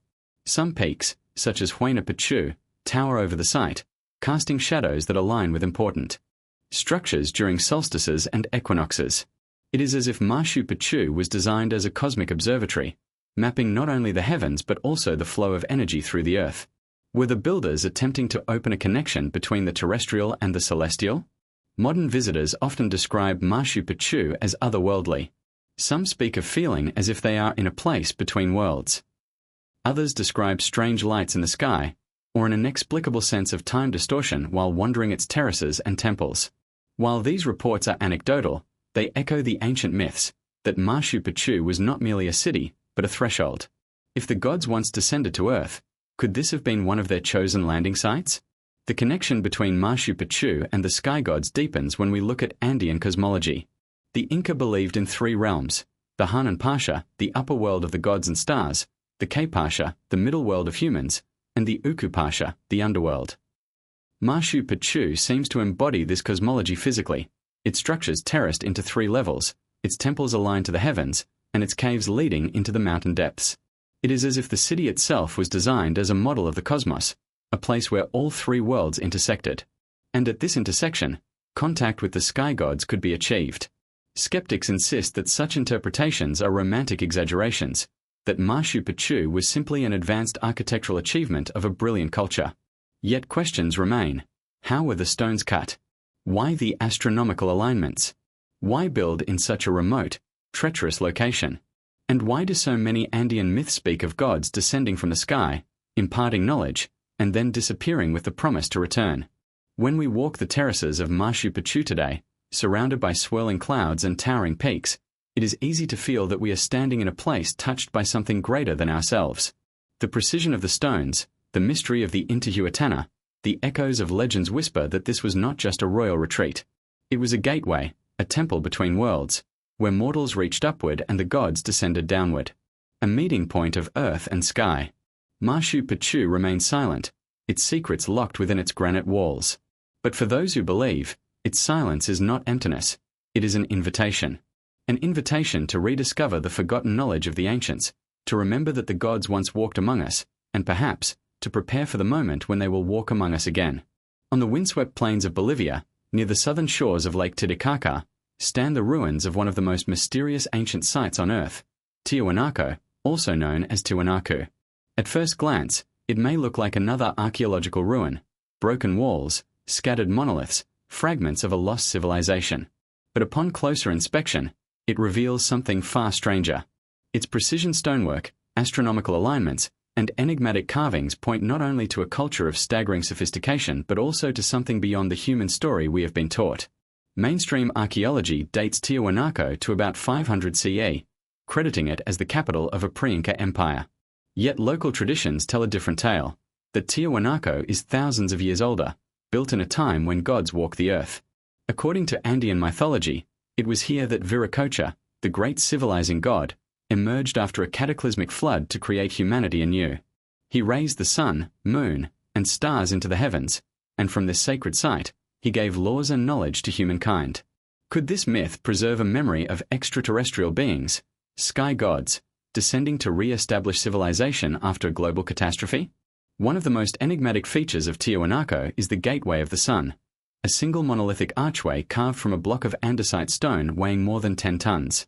Its surface is covered with intricate reliefs, dominated by a central figure often identified as Viracocha, surrounded by winged beings. Some researchers interpret the carvings as an advanced calendar, capable of tracking astronomical cycles with astonishing precision. But others see more, depictions of beings with helmets, rays of light, and symbols that resemble spacecraft. Was the Gateway of the Sun more than a ceremonial portal? Was it a literal stargate, a place where the gods passed between their world and ours? The engineering of Tiwanaku deepens the mystery. Blocks weighing 100 tons or more were quarried miles away and transported across rough terrain without wheels or beasts of burden. Many stones are cut with sharp edges, perfect right angles, and interlocking shapes that fit together like advanced machine parts. Some of the cuts are so precise they resemble modern stone cutting with diamond tools. How could a Bronze Age culture achieve this? Were they inheritors of a lost technology, or was their knowledge given by sky beings? Even more baffling is the nearby site of Pumapunku, considered part of the Tiwanaku complex. Here lie the famous H-blocks, massive andesite stones carved with machine-like precision, featuring grooves, drilled holes, and complex interlocking shapes that suggest mass production. Engineers who have examined them admit that recreating these blocks today would require advanced saws and equipment. Yet we are told that Pumapunku was built by people with simple tools and no written language. The contradiction is staggering. Local Aymara legends speak of gods descending from the heavens at Pumapunku, bringing with them light and knowledge. They describe how the site was built in a single night, by the gods themselves, as a dwelling place before they returned to the stars. Could Pumapunku have been a base for extraterrestrial visitors? Its monumental stones once forming structures now long destroyed? Some even suggest that the scattered blocks are remnants of a massive explosion, perhaps evidence of an ancient technological disaster or even a deliberate attempt to dismantle something powerful. The astronomical alignments of Tiwanaku cannot be ignored. The Kalasasaya Temple, another key structure, is aligned to the solstices and equinoxes with incredible accuracy. Some researchers argue that these alignments suggest an age far older than mainstream archaeology allows, perhaps 10,000 to 15,000 years old. If true, this places Tiwanaku at the end of the last ice age, aligning with myths of great floods and lost civilizations. Could this have been a center of an advanced culture that survived cataclysm, aided by sky gods, and rebuilt here in the high Andes? Lake Titicaca itself adds to the enigma. The lake is the highest navigable body of water in the world, and local myth claims that Viracocha emerged from its depths to begin creation. Archaeologists have discovered submerged ruins beneath its waters, remains of temples, terraces, and roads, now lost beneath the lake. Were these drowned structures once part of the original Tiwanaku civilization, destroyed in a global cataclysm? If so, could the myths of Viracocha emerging from the lake be a symbolic memory of survivors rising from the flood to rebuild civilization, perhaps with the help of sky gods? For decades, researchers have speculated about the possibility of Tiwanaku being a landing site for extraterrestrial craft. The flat plains surrounding the site stretch endlessly, while the monumental stone platforms look as if they could have supported heavy structures or vehicles. Some even propose that the Gateway of the Sun was not just symbolic but functional, a resonance device, perhaps, capable of opening dimensional pathways. If the gods descended from the sky, could this have been their gateway to Earth? Skeptics dismiss such theories as fantasy, insisting that Tiwanaku was simply a ceremonial and administrative center. But the contradictions remain unsolved: the impossibly advanced stonework, the disputed dating, the myths of gods and floods, and the sheer grandeur of a site. Placed high in the Andes without clear practical purpose. Why here, at nearly 13,000 feet above sea level, on a windswept plateau inhospitable to large populations? Unless, perhaps, the location itself was chosen for its proximity to the heavens, for its energetic qualities as a place of contact with otherworldly beings.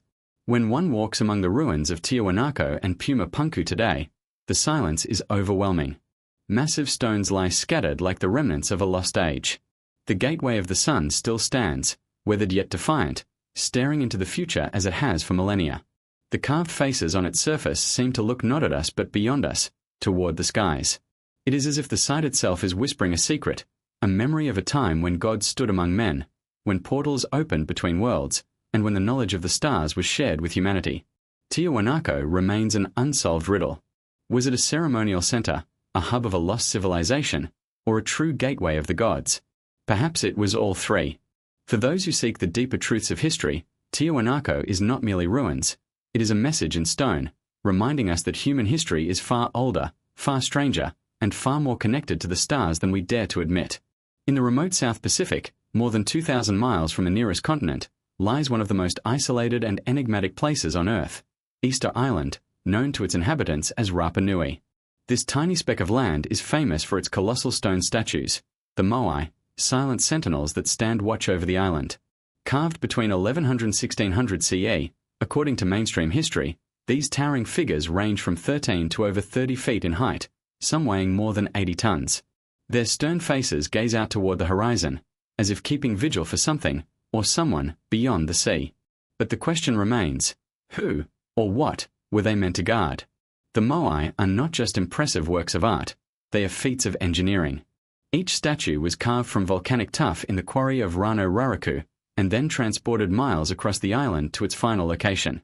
How did the Rapa Nui people move such massive stones without wheels, draft animals, or modern machinery? Mainstream archaeologists suggest they were walked upright using ropes and manpower, a feat demonstrated in modern experiments. But even if possible, the sheer scale and number of statues, nearly 900 in total, begs the question, why dedicate such monumental effort to these figures? Local legends hold the key. According to the oral traditions of Rapa Nui, the Moai were not just statues, they were vessels of mana, a spiritual force connected to the ancestors and the gods. Some legends claim that the statues were animated, that they walked to their positions under the guidance of priests who invoked divine power. But other accounts hint at something even more mysterious, that the Moai were built to honor beings who descended from the sky. Could these towering guardians have been representations of extraterrestrial visitors, sky gods, who once came to this remote island? The features of the Moai fuel speculation. Their elongated heads, prominent brows, and deep-set eyes give them a distinctly otherworldly appearance. Some researchers suggest that their stylized forms may be attempts to replicate the look of beings who did not look entirely human. Were the islanders immortalizing their gods, or were they recording encounters with visitors whose presence was unforgettable? The placement of the Moai adds to the enigma. Most of the statues face inland, their backs to the ocean, as if watching over the island's inhabitants. But a select few stand facing outward, gazing over the vast Pacific. Were these outward-facing statues guardians, waiting for the return of the gods from the sea, or from the sky? The alignment raises the tantalizing possibility that the Moai were both protectors and messengers, linking the people of Rapa Nui to forces beyond Earth. Archaeological studies reveal that the Moai were originally adorned with coral eyes and red stone headdresses, known as pukau. With these additions, they would have appeared even more imposing, almost alive. The eyes, in particular, were believed to channel divine power. When the eyes were activated, the statue became a living conduit of spiritual energy. Could this tradition reflect an attempt to connect with beings of advanced intelligence, beings who were remembered as gods? Even more mysterious are the massive stone platforms, or ahu, upon which the Moai stand. These platforms are built with large stone blocks, fitted together with surprising precision. Some ahu are over 200 feet long, supporting multiple statues. The largest, Ahu Tongariki, holds 15 Moai, each weighing dozens of tons. The engineering required to construct these platforms rivals that of ancient Andean megaliths, suggesting a connection, or a shared knowledge, between distant cultures. How could an isolated island culture achieve such architectural sophistication unless they were inheritors of a forgotten legacy, or guided by outside forces? The connection between Easter Island and the stars is equally compelling. Some researchers argue that the placement of Moai and Ahu corresponds to celestial alignments, particularly the rising and setting of important stars. If true, this suggests that the statues were not merely ancestral icons but part of a grander astronomical map, linking the island to the heavens. Could the Moai have served as markers for the sky gods, guiding their return? The mystery deepens when we consider the Rapa Nui script known as Rongorongo, an undeciphered system of glyphs carved onto wooden tablets. Mainstream scholars argue it developed independently, but others suggest it may encode advanced knowledge, perhaps even records of contact with beings from the sky. If deciphered, could Rongorongo reveal the true purpose of the Moai? Was it a written memory of encounters with extraterrestrial visitors who once walked among the people of Easter Island? The legends of Rapa Nui speak of Hotu Matu'e, the island's first king, who arrived with his people by following the guidance of the gods. Some versions say they came across the sea in great canoes, while others hint at more mystical origins, arrival from the sky. The people of the island believed their ancestors had a divine connection, and the Moai were built to embody this lineage. If we interpret these stories literally, then the gods who guided the islanders may have been sky beings who left behind their image in stone. In recent years, archaeologists discovered that the Moai are not just heads and torsos. The statues actually have buried bodies, extending deep into the ground. This revelation adds yet another layer of mystery. Why were they partially buried? Was it intentional, symbolizing a connection between earth and sky, or was it the result of centuries of erosion and soil movement? If intentional, could the buried bodies represent beings who emerged from the earth, or descended into it, linking humanity to other realms? Easter Island's collapse also plays into the mystery. By the time Europeans arrived in the 18th century, the society of Rapa Nui had already fallen into decline. The Moai had been toppled, their cult forgotten, and their meanings obscured. Some blame deforestation and overpopulation, but local legends speak of a more supernatural explanation, that the gods abandoned the island, taking their power with them. If the Moai were built to maintain contact with sky beings, could their fall represent the severing of that connection? Today, the Moai stand as solemn guardians, weathered by time but still radiating power. To mainstream science, they are monuments to human ingenuity and cultural devotion. To seekers of forbidden archaeology, they are something more, silent witnesses to encounters with beings who came from beyond the stars. Their unblinking gaze, fixed upon horizons both earthly and cosmic, seems to ask us a question. Will the gods return, and if they do, will we recognize them? Easter Island is a place of isolation, but also of convergence, a tiny island where human determination, myth, and mystery collide. The Moai are more than statues. They are guardians, messengers, perhaps even warnings left in stone. And as they continue to stand watch, their mystery whispers across the Pacific, reminding us that somewhere in our past, the line between gods and men, earth and sky, myth and history, was not as clear as we believe. Long before Egypt raised its pyramids, long before Greece sang of Olympian gods, there was Sumer, a land that many historians call the cradle of civilization. Around 6,000 years ago, in the fertile plains of Mesopotamia, the Sumerians developed the first known writing system, established cities, and built temples that reached toward the heavens. But alongside their groundbreaking innovations, they left behind stories, inscribed in clay tablets, that suggest humanity's history is far stranger and far older than we are taught in school. These stories speak of gods who did not merely rule from above, but who descended from the sky, walked among men, and even shaped humanity itself. The Sumerians called these gods the Anunnaki. Their name translates to those who came down from the heavens. According to the tablets, the Anunnaki were not distant deities existing in another realm, but powerful beings who arrived on Earth and established dominion. They were depicted as taller, wiser, and far more advanced than humans. But the most shocking part of their legacy is the claim that they may have played a direct role in our creation. One of the most provocative interpretations of Sumerian texts comes from the works of Zecharia Sitchin, who argued that the Anunnaki were extraterrestrial visitors from a planet called Nibiru, a world with a long elliptical orbit around our sun. According to this theory, the Anunnaki came to Earth in search of gold, not for wealth, but to use in repairing their planet's atmosphere. Ancient records indeed emphasize gold as a divine and essential substance. If the story holds even a kernel of truth, then these beings may have come with advanced technology, viewing Earth not as a home, but as a mining colony. The tablets describe the Anunnaki as possessing the power to create and manipulate life. One story recounts how humans were fashioned from clay and infused with the breath or essence of the gods. While mainstream scholars dismiss this as myth, others suggest it could be a symbolic memory of genetic engineering. In this interpretation, the Anunnaki took early hominids and altered their DNA, creating a new species, humankind, to serve as workers. Could this explain the sudden leap in human intelligence, culture, and society that appeared in Mesopotamia thousands of years ago? The Epic of Atrahasis, one of the oldest surviving Mesopotamian myths, describes how the gods grew weary of laboring to maintain the earth. They rebelled, demanding relief. The higher gods then proposed a solution: create a new being to take on the burden of work. Thus, humanity was born, not through natural evolution, but through deliberate intervention. This echoes eerily with the genetic manipulation theory, suggesting our very origins may be entangled with beings from beyond the stars. But the Sumerian tablets do not stop there. They describe how the Anunnaki divided the earth among themselves, ruling over different regions. Each god had their own city, their own temple, and their own domain. Inanna, Enki, Enlil, Ninhursag. These names ring through the myths not as vague archetypes, but as personalities with rivalries, alliances, and agendas. The tablets portray them as leaders, engineers, and warriors, not abstract divine forces.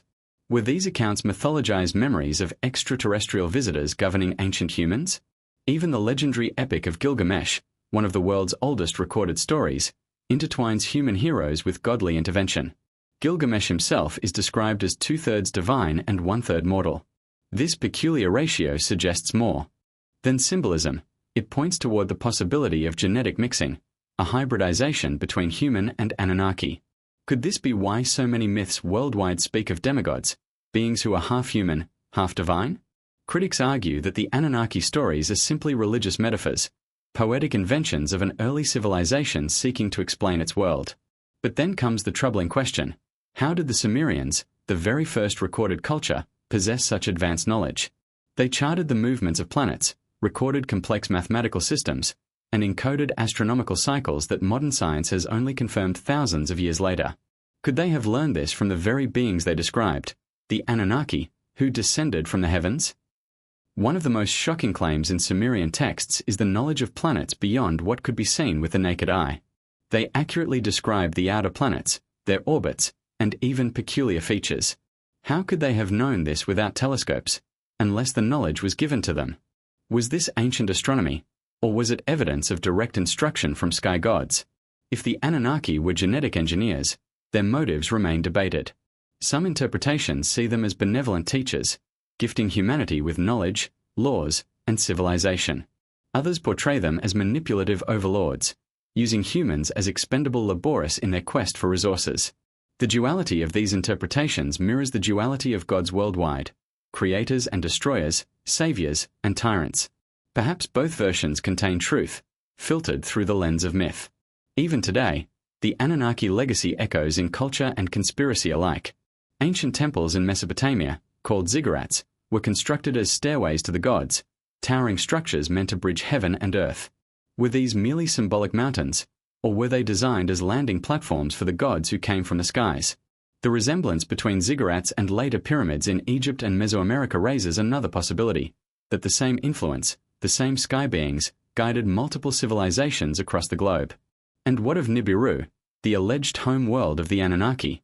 Astronomers today debate the existence of a hypothetical Planet 9, a massive object orbiting in the far reaches of our solar system. While no direct evidence has been confirmed, the idea eerily parallels Sumerian claims from millennia ago. Is it possible the Sumerians preserved knowledge of a celestial body we are only now beginning to rediscover? The implications are staggering. If the Anunnaki did indeed alter humanity, then our species is not solely the product of earthly evolution. We are, in part, the result of extraterrestrial design. This reframes everything we know about our past, our identity, and even our destiny. It raises questions. Are we still being watched by those who created us? Do they plan to return? And if they do, will we recognize them as gods, or will we see them for what they truly are, visitors from the stars who shaped us long ago? The Sumerians believed that history was cyclical, that the gods would one day come back. Their myths speak of floods, destructions, and new beginnings, eras guided by the hands of beings who controlled fate itself. Could their warnings have been left as messages for us, encoded in clay tablets, waiting for a future generation to finally understand? Today, as archaeologists continue to unearth tablets from the sands of Mesopotamia, the story of the Anunnaki grows more complex. Some see it as nothing more than the mythology of an ancient culture. Others see it as a smoking gun, a hidden truth about humanity's origin that mainstream history is reluctant to confront. But one thing is certain: the Sumerians themselves believed it wholeheartedly. They recorded their gods not as distant myths, but as real beings, with names, families, and histories. And if even a fraction of what they wrote is true, then the Anunnaki were not gods in the religious sense, but something far more extraordinary. They may have been the original ancient aliens, genetic engineers, and architects of civilization, leaving behind a legacy that still whispers through our blood, waiting to be acknowledged. Rising from the sands of Giza, just outside modern-day Cairo, stands one of the most iconic and baffling structures ever built, the Great Pyramid of Khufu. For millennia, it has captured the imagination of travelers, scholars, and seekers of truth. Its sheer size and precision defy comprehension. 3 million stone blocks, each weighing several tons, stacked with such accuracy that even today, engineers struggle to replicate it. Conventional archaeology insists the Great Pyramid was a tomb for Pharaoh Khufu, constructed around 4,500 years ago. Yet inside its massive chambers, no body, no sarcophagus, no royal treasures have ever been found. Instead, the structure echoes with silence, as though guarding a secret purpose beyond mere burial.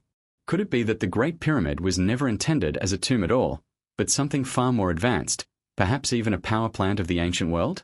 The tomb theory has long dominated Egyptology. Hieroglyphic inscriptions elsewhere glorify the pharaohs, and the grandeur of pyramids seems to fit a funerary narrative.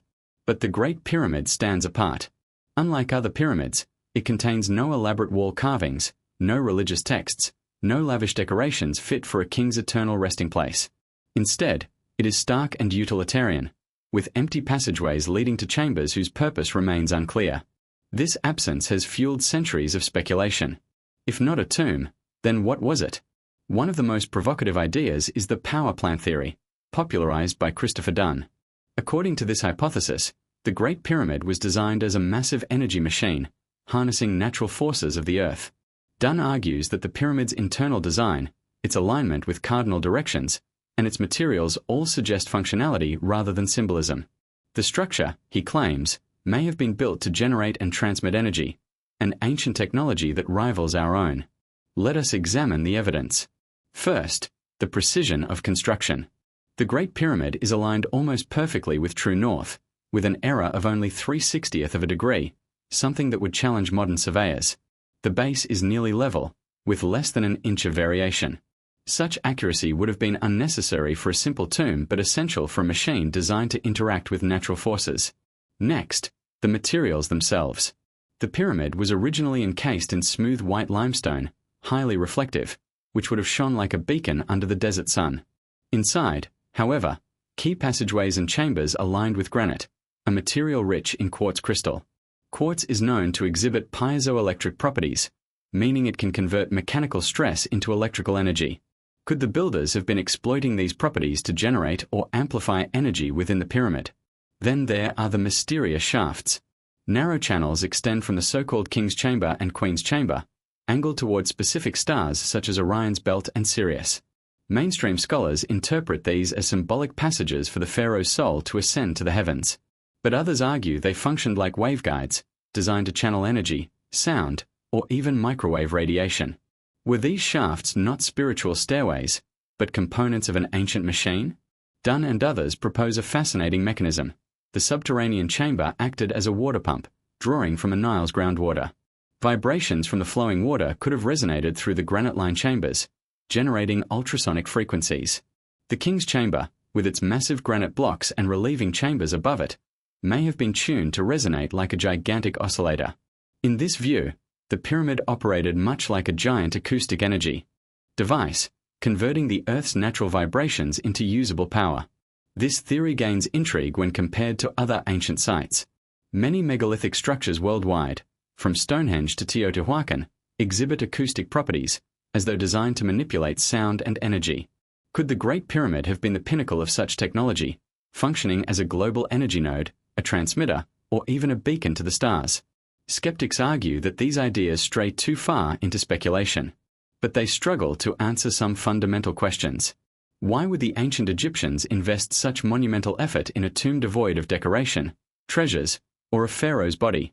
Why build it with such astronomical precision and advanced engineering, only for it to serve as an empty monument? The mainstream explanation seems incomplete, leaving room for alternative theories to thrive. Even ancient accounts add to the mystery. The Greek historian Herodotus, writing in the 5th century BCE, described the pyramid but admitted he relied on Egyptian priests for information. He recorded legends of machines used to lift stones and spoke of hidden passages and chambers. Could Herodotus have been echoing older knowledge that even the Egyptians of his time had forgotten, that the pyramid's true purpose was not funerary but technological? There is also the matter of electromagnetic anomalies detected inside the pyramid. Modern experiments have shown that the chambers can focus electromagnetic energy, particularly in the microwave range. Scientists published findings in 2018 showing that the pyramid's shape itself can resonate with electromagnetic waves. Though mainstream researchers stop short of calling it a power plant, the results lend surprising support to the idea that the structure was designed with an energetic function in mind. The pyramid's global influence cannot be ignored. Its proportions encode mathematical constants such as pi and the golden ratio. Its dimensions correspond to planetary and cosmic measurements, including the Earth's circumference and the distance to the Sun. Were these coincidences, or was the pyramid deliberately built as a model of cosmic harmony, embedding advanced knowledge within its stones?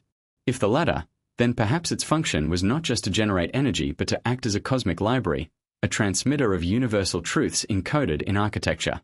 For those who entertain the extraterrestrial hypothesis, the Great Pyramid takes on an even more dramatic role. Could it have been built, or co-built, with the guidance of sky beings, designed as both an energy device and a beacon? Its alignment with Orion, often associated with the gods Osiris and Isis, may hint at a celestial connection, a signal sent into the cosmos. If so, then the pyramid was not merely a machine of Earth, but part of a larger interstellar network. Mainstream Egyptologists remain adamant: the Great Pyramid was a tomb. Yet the absence of a body, the precision engineering, and the lingering anomalies defy this explanation. The truth may lie somewhere between. Perhaps it was both, a tomb and a machine, a monument to a pharaoh, but also a device meant to interact with forces we barely understand. After all, ancient cultures often combine spiritual, symbolic, and practical functions in their monuments. Why should the pyramid be any different? Ultimately, the Great Pyramid refuses to yield its secrets. It stands as a riddle in stone, challenging our assumptions about the past. Whether tomb, temple, or power plant, it embodies a level of sophistication that hints at knowledge either lost to time or given by otherworldly teachers. Its silent chambers hum with mystery, as if waiting for us to rediscover the frequency that will awaken its ancient purpose. And so, the question lingers: did the Great Pyramid once pulse with power, lighting the sands of Egypt with an energy long forgotten? Or does it still wait, a dormant machine, for the return of those who knew how to activate it? Until we dare to unlock its secrets, the Great Pyramid will continue to guard its truth, half monument, half machine, and wholly mysterious. Across the barren desert plains of southern Peru lies one of the world's greatest enigmas, the Nazca Lines. Stretching across nearly 200 square miles, these immense geoglyphs form straight lines, spirals, trapezoids, and figures of animals so large that they can only be fully appreciated from the air. From the ground, they appear as shallow scratches in the earth, but from above, they transform into hummingbirds, monkeys, spiders, and even humanoid figures gazing toward the heavens. How, thousands of years ago, could a people with no aircraft, no satellites, and no aerial vantage point create designs of such staggering precision and scale? And more importantly, who were these colossal drawings meant for? The Nazca culture flourished between 200 BCE and 600 CE. They were skilled farmers, artisans, and builders who thrived in one of the harshest desert environments on Earth. Yet instead of devoting their energy solely to survival, they expended tremendous effort in etching these vast images into the desert floor by removing the reddish-brown top layer of stones to reveal the lighter soil beneath. But why? Mainstream archaeology suggests the lines had ritual purposes, perhaps related to water, fertility, or astronomical calendars. But the sheer visibility, or rather invisibility, of the lines from ground level has led many to question whether they were intended for human eyes at all. From an aerial view, the images are breathtaking. A monkey with a spiraling tail stretching more than 300 feet. A spider with thin, impossibly long legs. A hummingbird longer than a football field. These figures are accompanied by long, ruler-straight lines running for miles, perfectly aligned with distant horizons. Some cross the desert like ancient runways, cutting through mountains and valleys with geometric precision. Were the Nazca creating an offering for their gods in the sky, or were they building messages, signals, and even landing strips for visitors who descended from above? Erich von Däniken, in his groundbreaking book Chariots of the Gods, was among the first to popularize the idea that the Nazca Lines were designed as communication with extraterrestrial beings. He pointed out that the trapezoidal and rectangular shapes resemble airstrips, and that the line scale makes little sense unless viewed from above. Could it be that the Nazca people were attempting to attract the attention of sky gods, or perhaps assist them in navigating and landing on Earth? Skeptics dismiss the runway idea, arguing the desert surface is too fragile to support heavy craft. Yet this critique overlooks the symbolic or ritual function such landing strips could serve. If the Nazca were imitating the gods, recreating paths for them to descend, then the lines may not have needed to function as literal runways. They may have been ritual maps, energetic conduits, or beacons visible to the sky. Astronomical theories also abound. Some researchers suggest the lines align with solstices, equinoxes, and important celestial events. The spider geoglyph, for instance, has been linked to the constellation Orion, while the monkey has been associated with the Pleiades. Were the lines a massive star map, connecting Earth to the heavens? If so, the Nazca may have been encoding their relationship with the sky gods, embedding sacred astronomy into the very desert itself. Adding to the mystery is the sheer difficulty of creation. The Nazca people had no known system of aerial perspective, yet they produced enormous figures with proportions nearly flawless. The only way to verify the accuracy of the designs would have been from above, something they could not do. Unless, of course, they were aided by knowledge beyond their own. Could advanced beings, possessing flight, have instructed them? Or did the Nazca themselves witness such beings and try to replicate their vision on the ground, carving messages meant to be seen from the sky? The desert itself seems almost chosen for this purpose. The arid climate and lack of rainfall have preserved the lines for over 1,500 years. They remain etched into the land as if designed for permanence, as though the creators intended them to last for the eyes of future generations, or for the return of the beings they honored. Was this a message carved into earth itself, saying, "We were here. We saw you. We remember"? Equally compelling is the figure known as the astronaut, a human or a geoglyph with large eyes and an upraised hand, etched onto a hillside. Unlike the animal figures, this design seems distinctly otherworldly. Some interpret it as a representation of a sky traveler, a visitor from the stars immortalized in stone. If the Nazca were indeed depicting their gods, then this image may be the clearest sign that those gods were not mere myth, but beings whose presence left a profound mark on the people. Even the Nazca's relationship with water adds another layer of intrigue. Beneath the desert lie underground aquifers, and some of the lines may have marked paths to hidden water sources. But this utilitarian explanation does not diminish their mystery. It enhances it. For water was life, and those who controlled it were seen as divine. If the Nazca associated their sky gods with rain and fertility, then the lines may have been both practical maps and spiritual offerings, functional guides on earth and symbolic beacons to the heavens. Modern technology continues to uncover more lines, hidden beneath the shifting sands. Drones and satellites reveal geoglyphs never before seen by human eyes, suggesting that what we know is only a fraction of what exists. The desert may be covered in a vast, ancient message, only partially decoded. Each new discovery deepens the question: why would an ancient culture create such a staggering canvas unless they were trying to speak to something far greater than themselves? To this day, the Nazca lines remain a paradox. Archaeologists frame them as ceremonial pathways and fertility rituals, while alternative theorists see them as evidence of contact with extraterrestrial visitors. Perhaps both are true. Perhaps the Nazca, desperate to honor their gods and ensure survival in a brutal environment, sought to combine the practical, the spiritual, and the cosmic. By etching their devotion into the desert floor, they may have been reaching out not just to the heavens, but to the beings who once descended from it. As planes continue to fly over the Peruvian desert, modern eyes see what ancient eyes could not: a message sprawling across the land, a gallery of giants visible only from above. Whether they were star maps, sacred symbols, or alien runways, the Nazca lines remind us of a time when humanity's gaze was fixed firmly on the sky. And their silent figures seem to whisper across the centuries: we were not alone, and we left our mark for those who came from beyond the stars. High in the misty Andes of Peru, perched nearly 8,000 feet above sea level, lies one of the most breathtaking and mysterious archaeological sites in the world, Machu Picchu. Hidden for centuries and only revealed to the modern world in 1911 by explorer Hiram Bingham, this lost city of the Incas has captivated historians, adventurers, and mystics alike. To tourists, it is a marvel of stonework and natural beauty.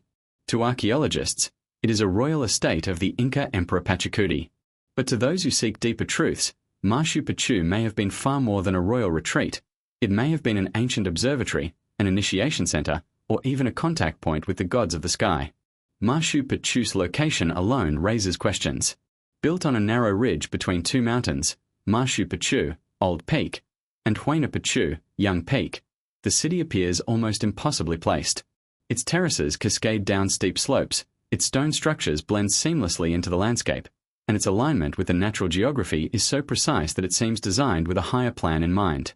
Why here, of all places? The remote location ensured isolation and difficulty of access, almost as if the site was meant to be hidden, accessible only to those chosen or initiated into its secrets. The stonework itself is astonishing. Like other Inca sites, Machu Picchu features cyclopean walls built from massive granite blocks, cut and fitted together without mortar. The stones interlock so perfectly that even a razor blade cannot fit between them. This technique not only provided stability against earthquakes, but also suggests a level of engineering sophistication that defies explanation. How did the Incas, without iron tools or the wheel, carve and transport these massive stones with such precision? Some theorists suggest they may have inherited or rediscovered lost technology from a much earlier, advanced civilization, possibly one influenced by sky beings remembered as gods. Within Machu Picchu, several key structures reveal its possible role as more than just a royal estate. The Intihuatana stone, often called the hitching post of the sun, is perhaps the most famous. This carved granite outcrop appears to function as a solar clock or calendar, perfectly aligned with the sun during solstices and equinoxes. When the sun stands directly overhead, the stone casts no shadow. To the Incas, the Intihuatana was not just an astronomical tool, it was a sacred device, a way to tether the sun's energy to the earth. Was it a ritual stone, or was it, as some suggest, a device to harness or transmit energy, possibly connected to a greater network of sacred sites across the globe? Other structures reinforce this cosmic connection. The Temple of the Sun, with its curved walls and precise window placements, aligns with the rising sun at the summer solstice and the constellation of the Pleiades, which held immense importance for Andean cultures. The Pleiades were often associated with fertility, agriculture, and the gods themselves. Why such emphasis on aligning architecture with the stars, unless Machu Picchu was designed as a celestial observatory, a place where humans could commune directly with the heavens? Equally enigmatic is the Temple of the Three Windows, three trapezoidal openings carved into a massive wall overlooking the valley. Some interpret them as representing the three realms of Inca cosmology: Hanan Pasha, the upper world of the gods; Ke Pasha, the world of the living; and Uku Pasha, the underworld. Others suggest they may have been portals, literal or symbolic, between dimensions. The placement of the windows, framing the rising sun, suggests an intentional design linking earthly ritual to celestial events. Were the Incas, like the Nazca, communicating with beings who descended from the sky? The placement of Machu Picchu within a broader landscape is just as compelling. Andean shamans speak of sacred geography, where mountains, rivers, and valleys are interconnected with energy lines known as sex. Machu Picchu appears to be part of this network, linked to other Inca sites like Sacsayhuaman, Ollantaytambo, and Cusco. These sites align along straight lines, forming patterns that may map the heavens onto the earth.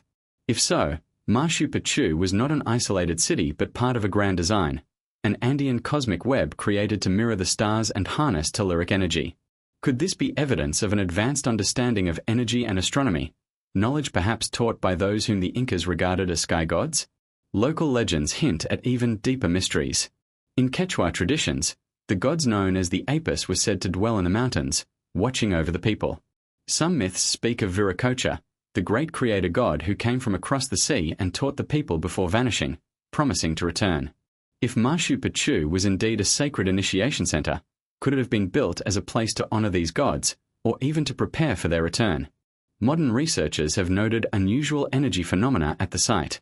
Visitors often describe sensations of heightened awareness, tingling, or a sense of connection to the cosmos. Dowsers claim to detect powerful energy currents running through the Intihuatana stone and other key structures. While skeptics dismiss such reports as psychological, others see them as hints that Machu Picchu was deliberately positioned on an energetic hotspot, a power place where Earth's natural energies converge. Was this knowledge passed down from an advanced culture, or even from beings not of this world? The rediscovery of Machu Picchu adds another layer of intrigue. Though the site was never entirely forgotten by local farmers, its isolation preserved it from Spanish conquest.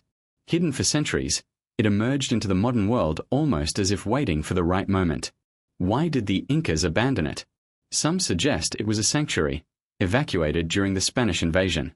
Others believe it was never meant to be a permanent city, but a ceremonial center reserved for the elite, priests, and initiates. If the latter, then perhaps Machu Picchu was a school of the gods, a place where select individuals were trained in cosmic knowledge. Today, as millions of visitors make the pilgrimage to Machu Picchu, its true purpose remains veiled in mist. Was it a royal estate, a sacred observatory, an energy center, or a contact point with sky beings? Perhaps it was all of these at once. The Incas did not separate the sacred from the practical, the cosmic from the earthly. To them, the gods lived among the mountains and the stars, and Machu Picchu was the bridge between these worlds. Standing at the Intihuatana as the sun casts its shadow, or gazing through the Temple of the Three Windows as dawn illuminates the valley, one cannot escape the feeling that Machu Picchu was designed not just for the living, but for something beyond. It is a city in the clouds, a testament to human devotion, and perhaps a reminder of a time when gods walked the earth, and humanity looked to the sky for answers. Far from the lush valleys of Machu Picchu lies another Andean enigma, one that defies logic, history, and even physics. At an altitude of nearly 13,000 feet, on the desolate high plains of Bolivia, rests the mysterious site of Pumapunku. Unlike Machu Picchu's graceful terraces and polished walls, Pumapunku is a place of broken megaliths scattered like shattered bones across the landscape. Yet in their ruin, they reveal something far more astonishing, evidence of an ancient technology so advanced that even today, with our modern tools, it would be nearly impossible to replicate. Pumapunku is part of the larger archaeological complex of Tiwanaku, once the spiritual and political heart of a great Andean civilization. While Tiwanaku itself is impressive, with its Acapana pyramid and gateway of the sun, Pumapunku stands apart as something altogether different, something inexplicable. Its stone blocks are enormous, some weighing over 100 tons, carved from granite and diorite, materials harder than steel. Yet the cuts are impossibly precise, featuring laser-straight edges, perfect right angles, and smooth surfaces that seem machine-polished. How could such feats be achieved thousands of years ago, supposedly without advanced tools? The most famous stones of Pumapunku are the H-blocks, massive stone carvings shaped like the letter H, with intricate notches, grooves, and interlocking features. When aligned, these blocks fit together like parts of a giant 3D puzzle, suggesting they were designed to form a modular system. But what was their purpose? The level of detail, precise to within fractions of a millimeter, suggests an understanding of geometry, engineering, and stone-cutting techniques far beyond what conventional archaeology attributes to ancient Andean cultures. Were these blocks remnants of a lost technology, perhaps one passed down from a civilization that had contact with beings beyond our world? Adding to the mystery is the transportation problem. The quarries for some of Pumapunku's stones are located more than 50 miles away, across rugged terrain and at extreme altitude. Without the wheel, draft animals, or modern machinery, how did ancient builders move stones weighing as much as 130 tons? Mainstream theories propose wooden rollers or sledges pulled by manpower, but such explanations falter under scrutiny. The sheer scale, precision, and weight of these stones suggest techniques unknown to history. Could sound, magnetism, or other lost technologies, perhaps taught by the so-called sky gods, have been employed to move and shape these blocks? Archaeologists debate the age of Pumapunku. Mainstream dating places it around 500 to 600 AD as part of the Tiwanaku culture. But some researchers, pointing to erosion and alignments with celestial events, argue it may be far older, possibly 12,000 years old or more. If true, Pumapunku may have been constructed before the end of the last ice age, when human civilization was supposedly still in its infancy. This would place it among the oldest and most advanced stone sites on Earth. Could Pumapunku be a remnant of a lost civilization, erased by cataclysm, yet remembered in myths as the work of the gods? Legends of the Andean people echo this possibility. Local traditions speak of Viracocha, the great creator god, who emerged from Lake Titicaca after a world-destroying flood. Viracocha is said to have taught humans arts, sciences, and building before disappearing into the Pacific Ocean, promising to return. Could Pumapunku be the physical legacy of Viracocha's teachings, a divine workshop where humanity learned the craft of the gods? The scale and precision of the stones suggest more than human ingenuity. They suggest a guiding hand, a blueprint from beyond. The ruins themselves seem to whisper of advanced engineering. Some blocks feature perfectly drilled holes, as though made with high-speed tools. Others have complex interlocking grooves, hinting at modular construction methods not unlike those used in modern factories. The layout of the site, when reconstructed, appears to form a platform or structure that may have once been a temple, a palace, or even a machine-like installation. But why build such a place, and why here? At nearly 13,000 feet, the air is thin, the climate harsh.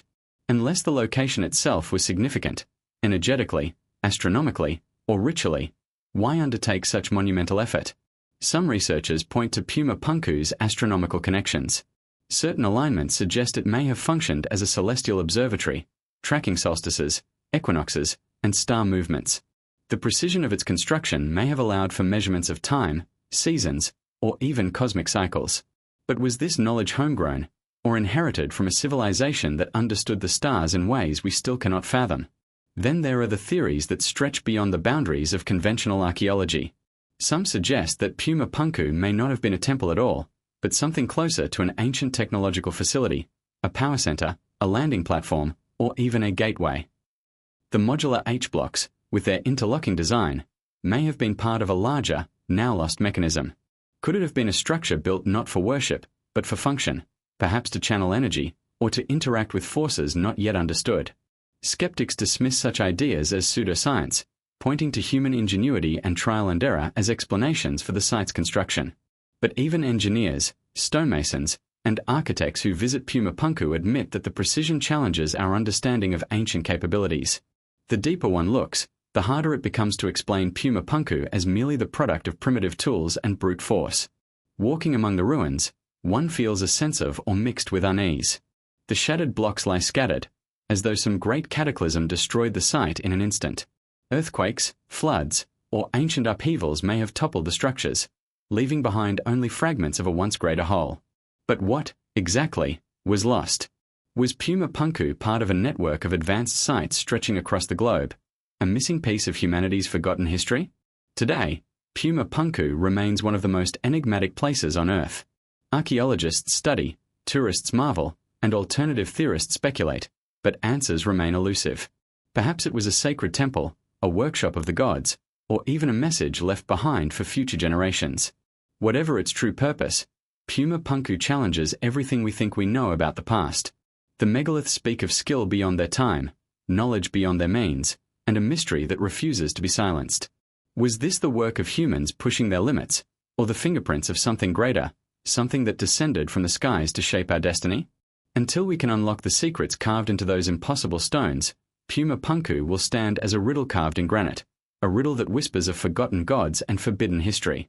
Hidden in the jungles of Central America, the Mayan civilization flourished for over 2,000 years, leaving behind pyramids, temples, and astronomical observatories that continue to puzzle researchers.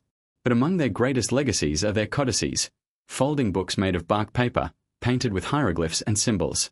These codices are some of the only surviving records of the Mayas' vast knowledge, and within them lies a story that blurs the line between history and prophecy, science and myth. Some believe the Mayan codices may even hold cryptic warnings of contact with beings from the stars. Most of the codices were destroyed during the Spanish conquest, when missionaries sought to erase indigenous knowledge. Out of what may have once been thousands, only 4 authentic codices remain: the Dresden Codex, the Madrid Codex, the Paris Codex, and the Grolier Codex. Each is a window into the Mayas' understanding of astronomy, mathematics, and time. Yet their precision raises a disturbing question. How could a pre-industrial people, without telescopes or advanced tools, calculate cosmic cycles with such accuracy? The most famous of these is the Dresden Codex, which contains detailed astronomical tables, including calculations of eclipses, solstices, and the movements of Venus. The Venus pages, in particular, are astonishing. The Maya tracked the planet's orbit with such precision that their error margin was only a fraction of a day, better than calculations made by European astronomers more than 1,000 years later. To the Maya, Venus was not just a planet.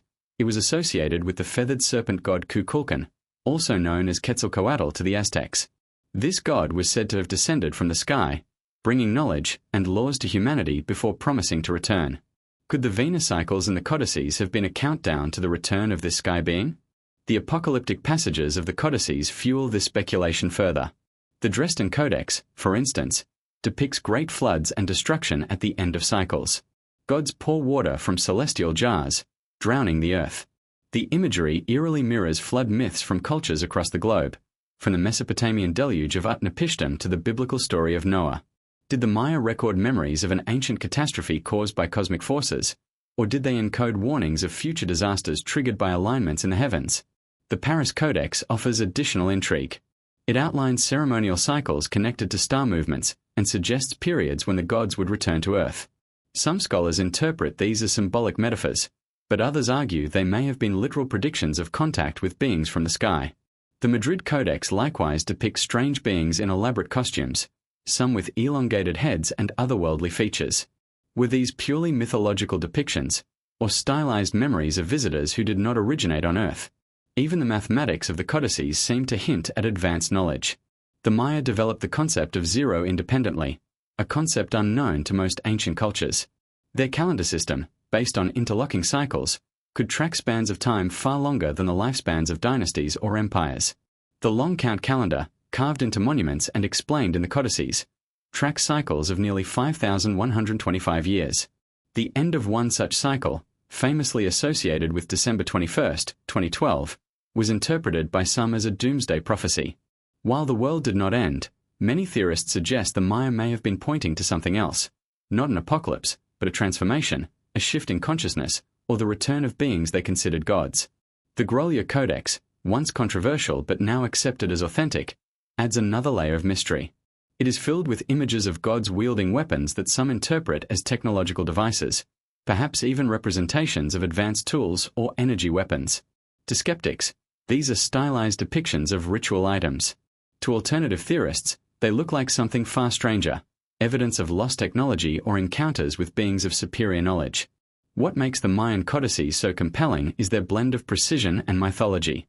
On one hand, they are practical guides, used to predict eclipses, regulate agriculture, and schedule rituals. On the other, they are spiritual texts, filled with gods, serpents, and celestial battles. This fusion suggests the Maya saw no distinction between science and religion, astronomy and mythology. The sky was the realm of the gods, and by studying its movements, they were studying the messages of divine, or extraterrestrial, beings. Some researchers propose that the codices were more than records, they were warnings. The cycles they track may correspond not just to agricultural seasons but to cosmic events that periodically affect Earth, such as solar flares, cometary impacts, or shifts in planetary alignments. Could the floods and destructions depicted in the Dresden Codex represent real cataclysms caused by astronomical events? If so, were the Maya trying to preserve knowledge of these cycles to prepare future generations? The feathered serpent, god Kukulkan, remains the most enigmatic figure tied to these texts. Described as a teacher who descended from the sky, bringing order and wisdom, Kukulkan mirrors legends from other cultures, Viracocha of the Andes, Oannes of Mesopotamia, and even Prometheus of Greece. Across the world, myths describe gods who arrived suddenly, imparted knowledge, and then departed with a promise of return. Could these myths all stem from a single truth, that humanity was visited by advanced beings in the distant past, remembered as gods? If so, the Mayan codices may be among the clearest surviving messages of this forgotten contact. Modern technology only deepens the mystery. Computer analysis of the codices confirms the astonishing accuracy of their astronomical data. Researchers at NASA have even used Mayan eclipse tables to cross-check ancient cosmic events. How could the Maya achieve such precision without telescopes or computers? Did they inherit knowledge from an older civilization, or was it given to them by those who came from the stars? As we study the codices today, we find ourselves confronted with the same duality that the Maya embraced, the practical and the mystical, the scientific and the divine. Were these books manuals for managing earthly life, or were they encrypted messages about cosmic cycles and the return of gods? Perhaps they were both, designed to function on multiple levels, ensuring that the knowledge of the Skywatchers would survive conquests, cataclysms, and the erosion of time. The survival of just 4 codices out of thousands may itself be symbolic. What was lost in the flames of Spanish conquest? What truths about humanity's origins, destiny, and connection to the stars were erased from history? If even these few surviving texts hint at cosmic warnings and divine visitors, one cannot help but wonder, what secrets were in the ones destroyed? The Mayan codices are not merely ancient books, they are echoes of a civilization that looked to the heavens and believed they were in communication with powers beyond Earth. Whether those powers were gods, ancestors, or extraterrestrials, the message is clear: the sky was never silent. It spoke to the Maya, and through their codices, it may still be speaking to us. In the remote cliffs of Mali in West Africa lives a people whose traditions have long puzzled anthropologists, astronomers, and seekers of forbidden knowledge. The Dogon, a tribe with a rich spiritual and cultural heritage, claim to have received knowledge from celestial beings known as the Nomo, amphibious, otherworldly entities who descended from the sky. For centuries, their oral traditions have preserved stories not just of gods and spirits, but of precise astronomical details that should have been impossible for a pre-telescope culture to know. Central to this mystery is the Dogon's knowledge of the star Sirius. The star Sirius, located in the constellation Canis Major, is the brightest star in the night sky. To the naked eye, it shines brilliantly, but what cannot be seen without advanced instruments is that Sirius is not a single star, but a binary system consisting of Sirius A and its faint, dense companion, Sirius B, a white dwarf star invisible to the unaided eye. Sirius B was only detected by Western astronomers in the mid-19th century and photographed in the 20th. Yet the Dogon, in their traditions, described Sirius as having a companion star long before modern science confirmed it. According to Dogon cosmology, Sirius B, known to them as Potolo, is the smallest yet heaviest thing in the universe, made of a substance that shines brighter than iron. They also describe its elliptical orbit around Sirius A, a cycle of about 50 years, which matches the astronomical reality with uncanny accuracy. How could a tribal people in remote Africa have known such details without telescopes or modern science? Dogon mythology goes further. They claim that the Nommo, amphibious beings who descended in a great ship that churned the water and shook the land, came from the Sirius system. These beings taught the Dogon about agriculture, weaving, metalwork, and the movements of the cosmos. They also imparted spiritual teachings, telling the Dogon of humanity's origins and destiny.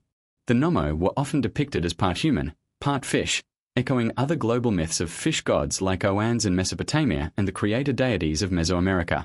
Could these parallels suggest a shared memory of actual visitors, beings that ancient cultures across the world remembered as gods? French anthropologists Marcel Griol and Germaine Dieterlen first documented the Dogon's knowledge of Sirius in the 1930s and 40s. They were astonished at the tribe's descriptions of Sirius B, decades before science had confirmed it. The Dogon also spoke of a third star, MYA, a hypothetical Sirius C, which astronomers have occasionally speculated about but never confirmed. If true, the Dogon's cosmology may still contain secrets not yet revealed by modern science. Critics argue that the Dogon could have learned about Sirius B through contact with Europeans before Griol's studies, perhaps through missionaries or travelers. But the depth of their knowledge, woven into their rituals, masks, and dances, suggests something far older and more integral to their culture than a recent borrowing.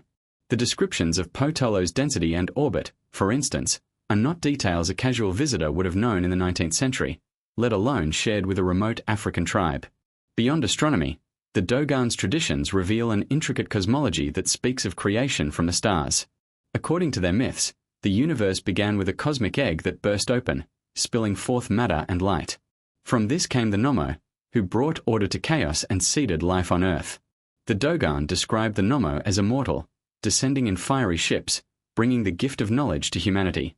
Some researchers believe these myths are not mere allegories but encoded memories of an extraterrestrial encounter. Even their rituals seem to preserve cosmic knowledge. The Dogon perform elaborate ceremonies every 60 years, called the Sigue, timed to the cycle of Sirius and other celestial events. These rituals involve masks, dances, and secret teachings passed down through generations, reinforcing the idea that their traditions are tied directly to the stars. The Sigue celebrations are said to reenact the moment when the Nommo descended from the heavens and established the foundations of Dogon society. The parallels between the Dogon's Nommo and other cultures' myths are striking. In Mesopotamia, Oannes, the fish god, emerged from the sea to teach humanity agriculture, language, and law. In Mesoamerica, Quetzalcoatl, the feathered serpent, was said to descend from the sky, teach wisdom, and return to the heavens. In Polynesian myths, the god Tangaroa was a sea deity who connected humans to the stars. Across the world, amphibious or aquatic sky gods appear in myths, always linked to knowledge, teaching, and the stars. Could the Dogon be preserving one of the clearest threads of this global tapestry, a memory of alien visitors whose true home lies among the stars of Sirius? Mainstream anthropologists prefer to interpret the Dogon's myths as symbolic.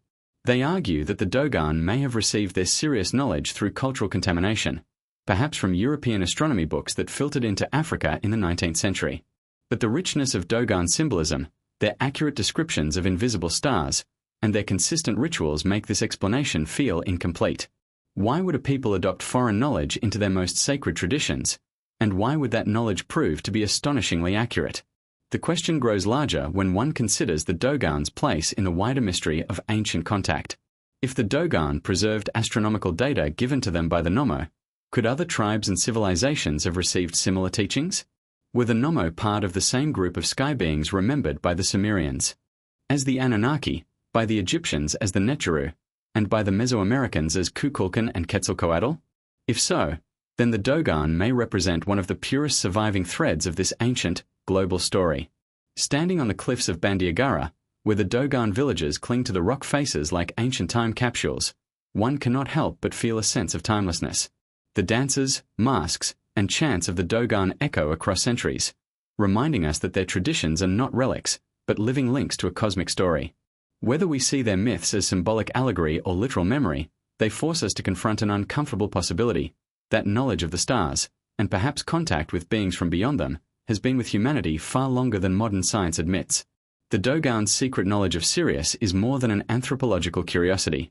It is a challenge to our understanding of history, a doorway into the possibility that Earth has been visited, guided, or influenced by intelligences from the stars. If their myths are true, then humanity's story is not one of isolation but of cosmic connection, of teachers who came from afar and promised to return. The question remains: are we ready to listen when the sky gods descend once again? Across the mesas of the American Southwest, the Hopi people have preserved one of the most intricate and profound systems of prophecy in the world. Their traditions, carried through oral teachings and sacred ceremonies for centuries, speak of past worlds destroyed and future upheavals yet to come. Among these prophecies is the story of the blue star Kachina, a celestial sign that heralds the end of the current age and the dawn of another. For those who study ancient mysteries and forbidden archaeology, the Hopi prophecies offer chilling parallels to myths from around the globe, and possible warnings of cosmic events still on the horizon. The Hopi worldview is built on the idea of cycles, much like the Maya and other ancient civilizations. They believe humanity has lived through several previous worlds, each destroyed because people lost their way. The first world was destroyed by fire, the second by ice, and the third by a great flood. We now live in the fourth world, but according to Hopi tradition, it too will one day come to an end, ushering in the fifth world. The transition between worlds is marked not by gentle change, but by cataclysm, guided by cosmic signs and the return of powerful beings. At the heart of these teachings are the Kachinas, spiritual beings who act as messengers between the human and divine realms. The Kachinas are honored in elaborate ceremonies, represented by masked dancers who embody their presence. Among them is one of the most mysterious, the blue star Kachina, sometimes described as a spirit who will remove his mask during a sacred dance, signaling the end of the fourth world. But the prophecy also ties this being to the appearance of a blue star in the heavens, a cosmic event visible to all humanity. Hopi elders describe this sign with striking clarity. When the blue star Kachina appears, it will mark the beginning of the great purification. The earth will be cleansed of corruption, disasters will strike, and those who live in harmony with the old teachings will survive to enter the fifth world. Those who have turned away from balance will be swept away. To some, this may sound like myth, but others see in it a coded warning, perhaps of a supernova, a comet, or another astronomical event that could profoundly impact Earth. In the mid-20th century, Hopi elder White Feather shared several prophecies that included the blue star Kachina.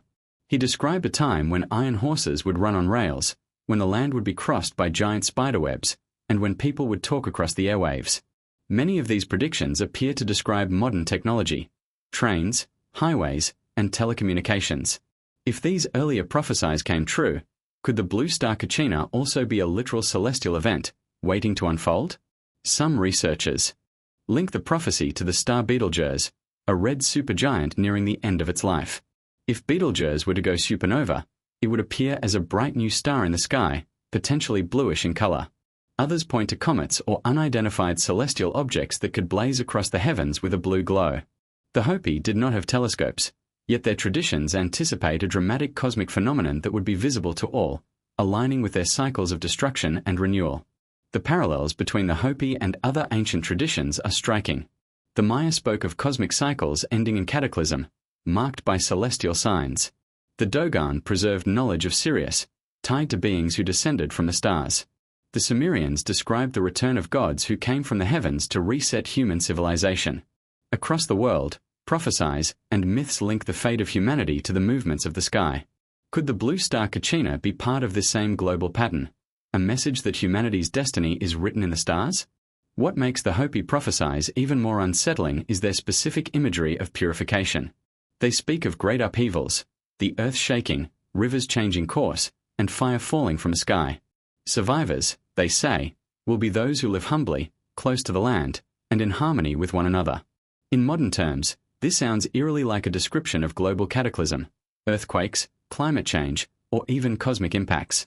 The idea of a fiery purification recalls the asteroid impact that ended the age of the dinosaurs, or the possibility of future near-Earth objects colliding with our planet.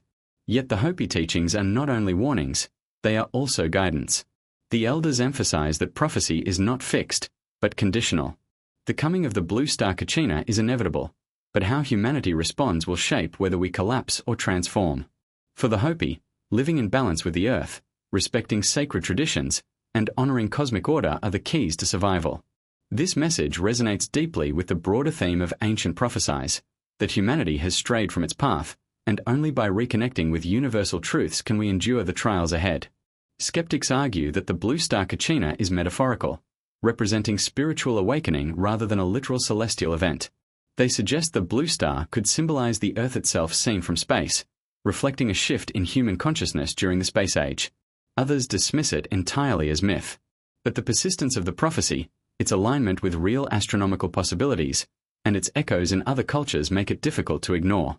For those who look beyond mainstream explanations, the blue star Kachina may also be linked to extraterrestrial contact. Some suggest the Kachinas were not only spiritual beings, but literal visitors from the stars. The Hopi describe them as coming from the heavens, bringing teachings, and promising to return at the end of the cycle. If the blue star is the sign of their return, then the prophecy may foretell not only cosmic upheaval but a new encounter between humanity and sky beings. Today, as astronomers scan the skies for supernovae, comets, and anomalies, the Hopi prophecy remains alive. Elders warn that we are approaching the time of purification, that the signs are already visible: environmental collapse, social unrest, and a disconnect from the natural world. Whether the blue star Kachina is a literal star, a cosmic event, or a metaphor for awakening, its message is clear. Humanity stands on the threshold of transformation. Standing on the mesas of Arizona, where the Hopi villages have endured for centuries, one can feel the weight of this prophecy. The desert sky stretches endlessly above, stars shining like eternal witnesses. Somewhere among them, perhaps, is the blue star that will signal the end of one world and the birth of another. The Hopi teach us that prophecy is not meant to frighten, but to prepare, that when the blue star Kachina dances in the heavens, those who are ready will see not only destruction, but rebirth. When we gaze upon the sands of Egypt, we see more than monuments of stone. We see encoded messages, mysteries locked into alignments, and a civilization obsessed with the stars. Among all constellations, one stood above the rest: Orion. The three stars of Orion's belt, Alnitak, Alnilam, and Mintika, were not merely points of light to the ancient Egyptians. They were sacred markers, gateways, and perhaps even the celestial home of the gods themselves.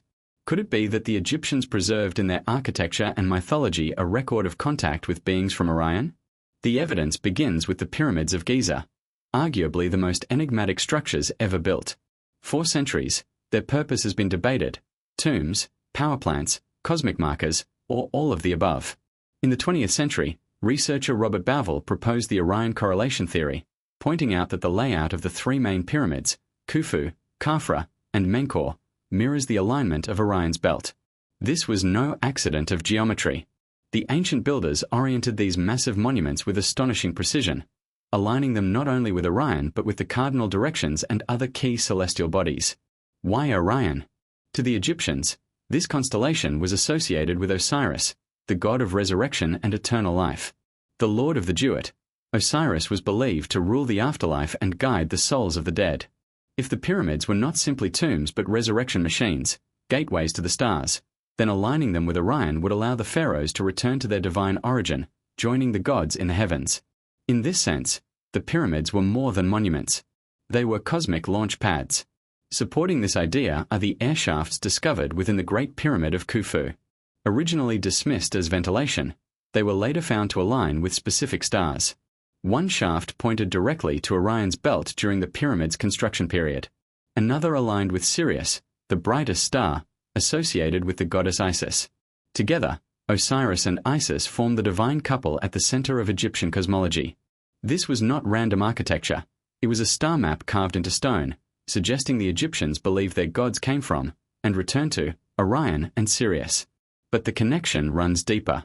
The pyramid texts, the oldest religious writings in the world, inscribed inside the pyramids at Saqqara, describe the pharaoh's journey after death. They speak of the king ascending to the stars, joining the imperishable ones, and specifically traveling to Orion to dwell with Osiris. This is not metaphorical poetry, it is a roadmap. The Egyptians were describing the soul's literal ascent to a star system they believed was home to their gods. If this sounds like mythology, consider the uncanny parallels with other cultures. The Dogon people of West Africa, thousands of miles away, preserved advanced astronomical knowledge of Sirius, tied to beings called the Nommo who descended from the sky. The Maya aligned their temples with celestial bodies tied to cycles of destruction and renewal. And the Hopi of North America saw Orion as the center of their creation myths. Why did so many civilizations fixate on Orion? Were they independently inventing stories, or preserving memories of a real connection with that part of the sky? Let us imagine the perspective of an ancient Egyptian priest, gazing up at Orion's belt. To him, these stars were not distant balls of gas but luminous homes, the abodes of powerful beings who once walked the earth. The myths tell us that Osiris descended to rule Egypt, taught agriculture and law, and was later slain by his brother Set. After his death, Isis resurrected him long enough to conceive Horus, the divine child who would avenge him. Yet behind this myth may lie the shadow of history, visitors from Orion, flesh and blood beings whose lives were later transformed into sacred stories. Some researchers suggest that Osiris was not merely a mythological figure but a memory of a real sky being. The Egyptians, using the language available to them, described these visitors as gods. But in modern terms, they may have been advanced travelers from Orion, arriving in ships of light, imparting knowledge, and eventually departing. The pyramid shafts and star alignments would then serve not only as religious symbols but as markers, a reminder of where humanity's mentors had come from, and perhaps where they would return. The question grows more provocative when we consider the technological mastery of the pyramids themselves. With blocks weighing up to 80 tons, cut with surgical precision and aligned with an accuracy that modern engineers still struggle to explain, the pyramids defy the notion of primitive construction. Could this level of engineering have been achieved with the assistance of beings from Orion? Were the pyramids designed, in part, to honor or communicate with these star beings? Egyptian mythology offers more clues. The texts speak of the followers of Horus, semi-divine beings who ruled Egypt before the dynastic pharaohs. Their reigns are recorded as lasting thousands of years, far longer than human lifespans. These beings were described as descendants of the gods, bridging the gap between heaven and earth. If they were not mythological exaggerations, could they represent a hybrid lineage, perhaps between humans and star visitors? And if so, might Orion hold the key to our forgotten origins? Skeptics argue that the Orion alignments are coincidences, or that ancient people projected their myths onto the stars. But the precision of the architecture, combined with the text's explicit references, makes coincidence a weak explanation. The Egyptians themselves were clear.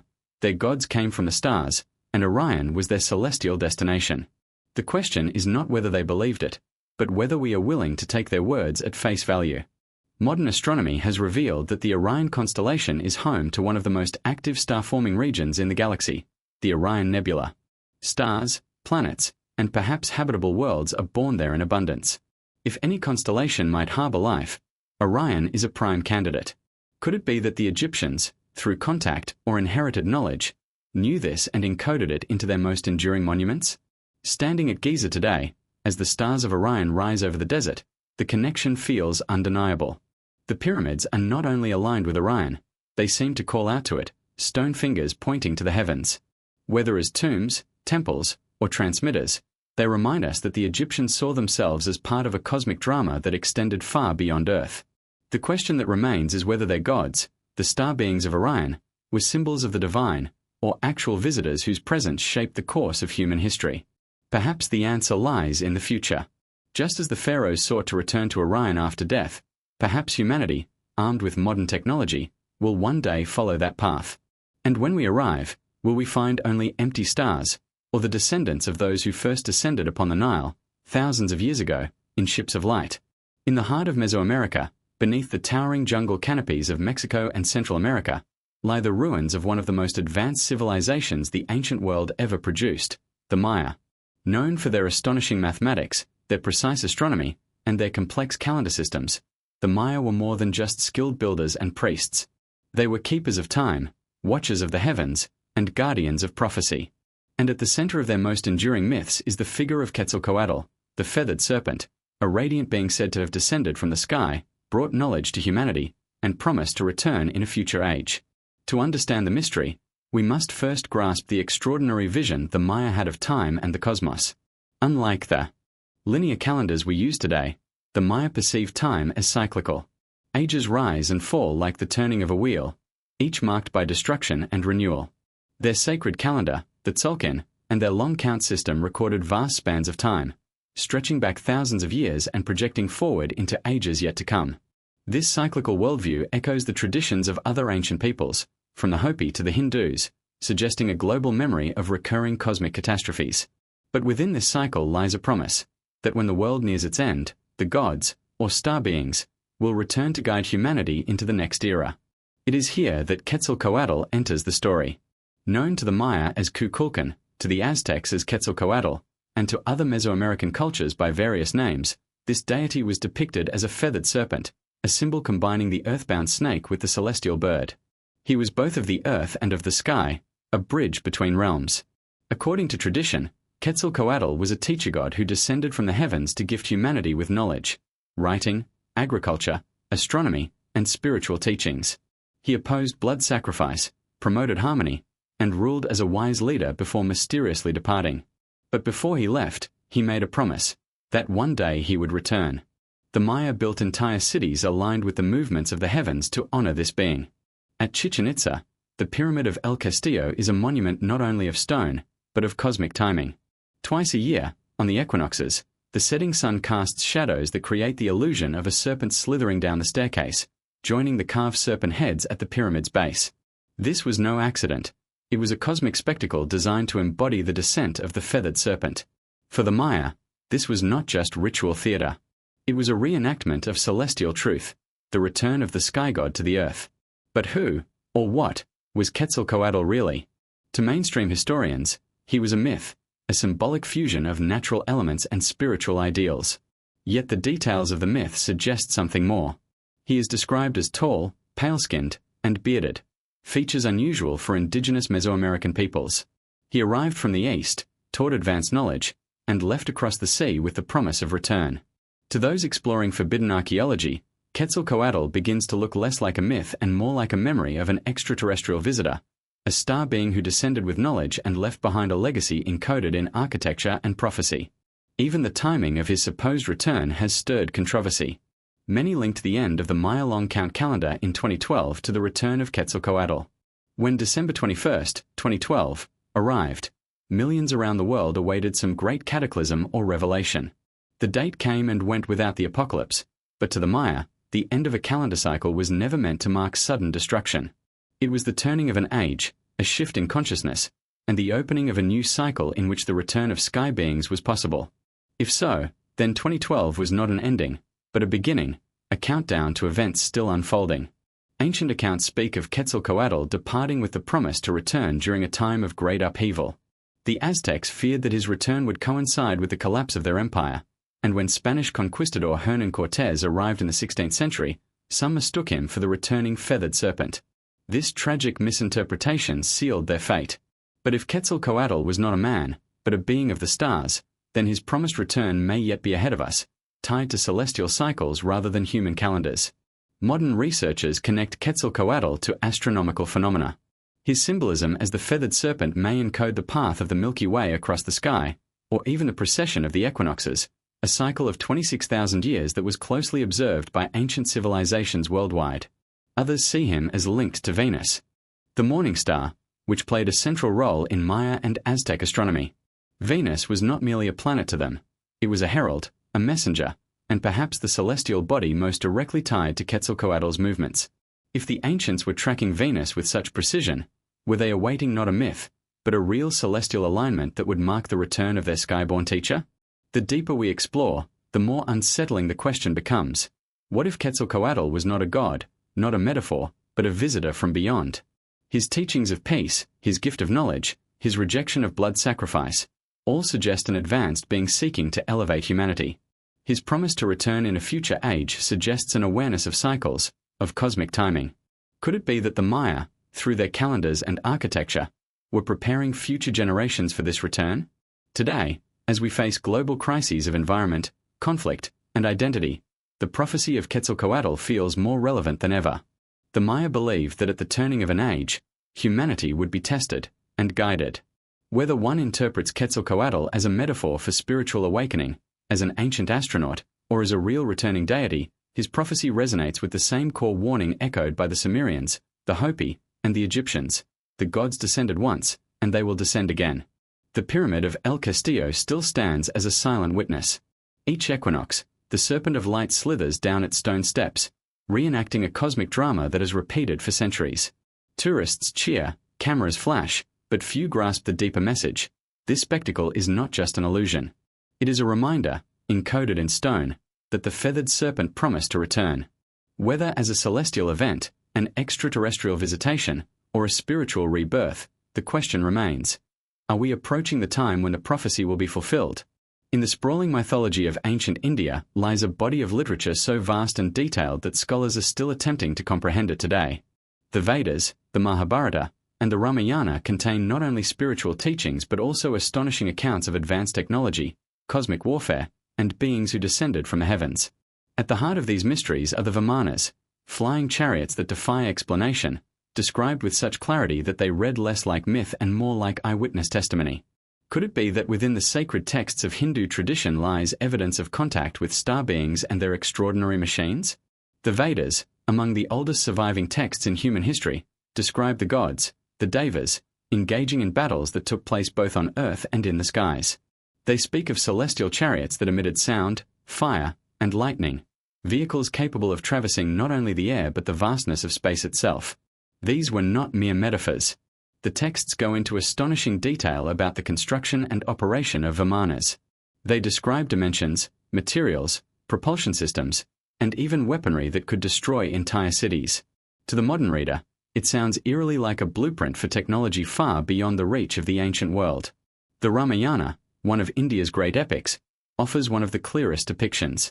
It tells the story of Ravana, the demon king of Lanka, who possessed a magnificent Vimana called the Pushpaka Vimana. This craft was said to be able to expand to carry countless passengers, to shrink when needed, and to travel great distances in the blink of an eye. After Ravana's defeat, the hero Rama is said to have flown back to his kingdom aboard this very machine. The description is so vivid, so mechanical, that it leaves us to wonder, was this mere mythological imagery or a record of an actual craft used in the distant past? The Mahabharata, another colossal epic, goes even further.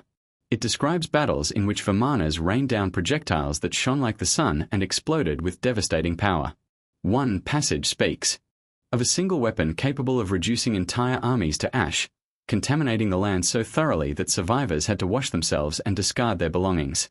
The parallels with modern nuclear weapons are chilling. How could ancient poets, thousands of years before the atomic age, have described such destruction in such precise detail? Were they imagining it, or recalling a distant time when advanced beings waged war with technology that humanity could not comprehend? The Vimanas were not confined to battle. Texts such as the Samarangana Sutradhara, a medieval Sanskrit treatise attributed to King Bhoja, provide step-by-step instructions on how to build these flying machines. The text describes mercury engines, iron structures, and the ability to travel great distances without refueling. It even suggests different models for different purposes, some for carrying passengers, others for warfare. To skeptics, this is simply creative imagination. But to those who study ancient mysteries, it is evidence of technological memory, knowledge inherited from beings who once walked the earth. But who were these beings? The Vedic texts speak of the Devas and the Asuras, often translated as gods and demons. Yet they are described not as incorporeal spirits, but as beings with physical forms, advanced weapons, and flying crafts. They descended from the heavens, interacted with humans, and even intermarried with them.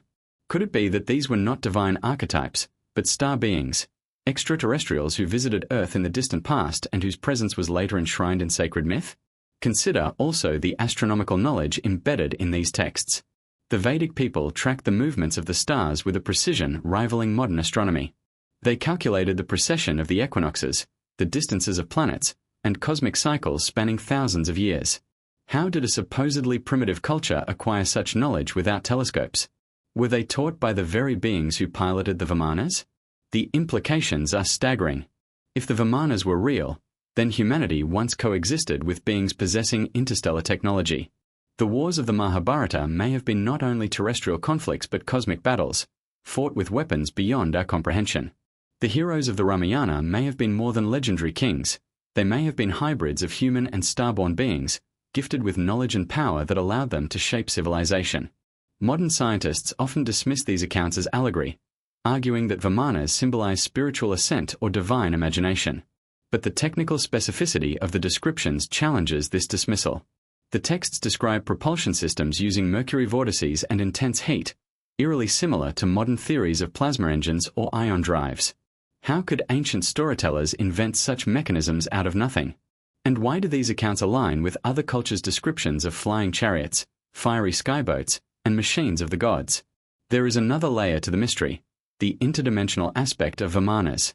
Some texts suggest that these crafts could traverse not only space, but multiple realms of existence. They could vanish from sight, reappear in other locations, and cross between the physical and spiritual worlds. This echoes modern reports of UFOs, crafts that appear, disappear, and defy the known laws of physics.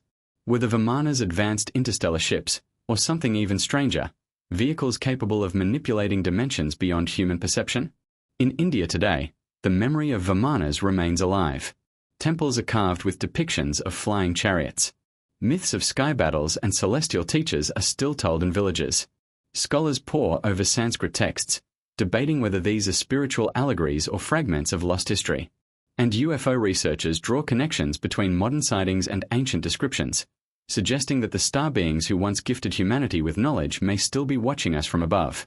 Standing at the ghats of the Ganges, or in the shadow of South India's ancient temples, one cannot escape the sense of continuity. The river flows as it did thousands of years ago. The stars shine as they did when the Vedas were composed. And somewhere within those stars, perhaps, are the very beings who once descended in fiery chariots, leaving behind not only stories, but blueprints of their machines. The Vimanas challenge us to rethink everything we know about history. Were they symbolic visions, or advanced technology? Were the Devas gods, or extraterrestrials? And most importantly, if they came once, will they come again? The texts speak not only of battles long past, but of cycles yet to repeat. Just as the Hopi await the blue star Kachina and the Maya await the return of Quetzalcoatl, perhaps the people of India were recording the same truth in their own way, that the gods descended from the sky, and one day they will return. For thousands of years, the vast civilization of China has carried stories that blur the line between myth and history. Beneath the dynastic chronicles and philosophical teachings lies a deeper layer, legends of beings who descended from the heavens, bringing order, knowledge, and power. Among these tales, none is more iconic than that of the celestial dragons and the sky emperors, beings who ruled not only the earth but the very heavens above. Could it be that within these ancient Chinese traditions lies another chapter in humanity's forgotten contact with star beings? In Chinese mythology, the ultimate figure of authority is the Jade Emperor, ruler of the heavens, the earth, and the underworld. He is described as residing in a celestial palace high above, surrounded by attendants, immortals, and cosmic beings. Unlike abstract deities, the Jade Emperor is presented with striking detail. His court mirrors the structure of earthly dynasties, complete with bureaucracy, councils, and armies. This raises a provocative question. Were the ancient Chinese describing gods of imagination, or were they encoding memories of a heavenly empire, one that functioned much like their own dynasties, but with origins far beyond the earth? Supporting this interpretation are the accounts of dragons, which in Chinese tradition are not the destructive monsters of Western myth but celestial beings of power and wisdom. Dragons were said to descend from the sky in shimmering lights, controlling the elements and guiding humanity. They could fly through clouds, dive into the oceans, and transform their size at will. The emperors of China claimed descent from these dragons, establishing their rule as a divine mandate, the mandate of heaven. But what if the dragons were not mythical beasts at all? What if they were advanced sky beings, remembered in symbolic form, whose crafts glowed like serpentine bodies of fire as they moved through the skies? The earliest dynastic records, particularly the accounts of the Xia and Shang dynasties, are filled with stories of celestial intervention. The legendary Emperor Yao, for example, was guided by astronomical phenomena. He tasked his people with carefully recording the movements of the stars to maintain harmony on Earth. Later, Emperor Shun was said to ascend into the heavens, leaving behind no body, a story that suggests not mere death, but perhaps departure aboard a celestial craft. These were not isolated tales. The early chronicles consistently intertwine governance with the heavens, as if earthly rule itself was a reflection of guidance from sky beings. Then there is the story of the Yellow Emperor, Huangdi, one of the most celebrated figures in Chinese mythology and often regarded as the father of Chinese civilization. Huangdi was said to have descended from the heavens in a chariot of thunder and ruled for over a century, bestowing knowledge of medicine, astronomy, and agriculture. He waged battles with strange weapons, commanding flying machines and miraculous projectiles. When his reign came to an end, Huangdi did not die as ordinary mortals do. Instead, he ascended back into the heavens aboard a dragon-shaped craft, disappearing into the sky while his people watched in awe. If this is not the description of a star being, then what is it? Even the architecture and cosmology of ancient China point to celestial connections. The layout of the Forbidden City in Beijing, constructed much later but based on ancient principles, mirrors the constellations. The entire city was designed as a terrestrial reflection of the heavens, reinforcing the idea that rulers govern not by human authority alone, but by cosmic alignment. The Temple of Heaven, where emperors performed rituals, was explicitly built to connect the earth with the stars, with altars oriented towards celestial bodies. This suggests that Chinese rulers not only believed in heavenly guidance, they saw themselves as active participants in a relationship with star beings. Chinese mythology also describes the 10 suns, celestial orbs that once burned in the sky. The archer Hu Yi was tasked with shooting down 9 of them to save the earth from destruction. To modern interpreters, this tale might represent a cosmic event, perhaps multiple celestial bodies or spacecraft appearing in the heavens, overwhelming the early people of China. Were these suns fiery crafts or anomalies witnessed in the sky? Could Hu Yi's arrows represent advanced weaponry used to neutralize them? The tales of immortals add yet another layer. Chinese texts speak of beings who could live for millennia, dwelling in remote mountains or islands, possessing elixirs of longevity and traveling on clouds of light.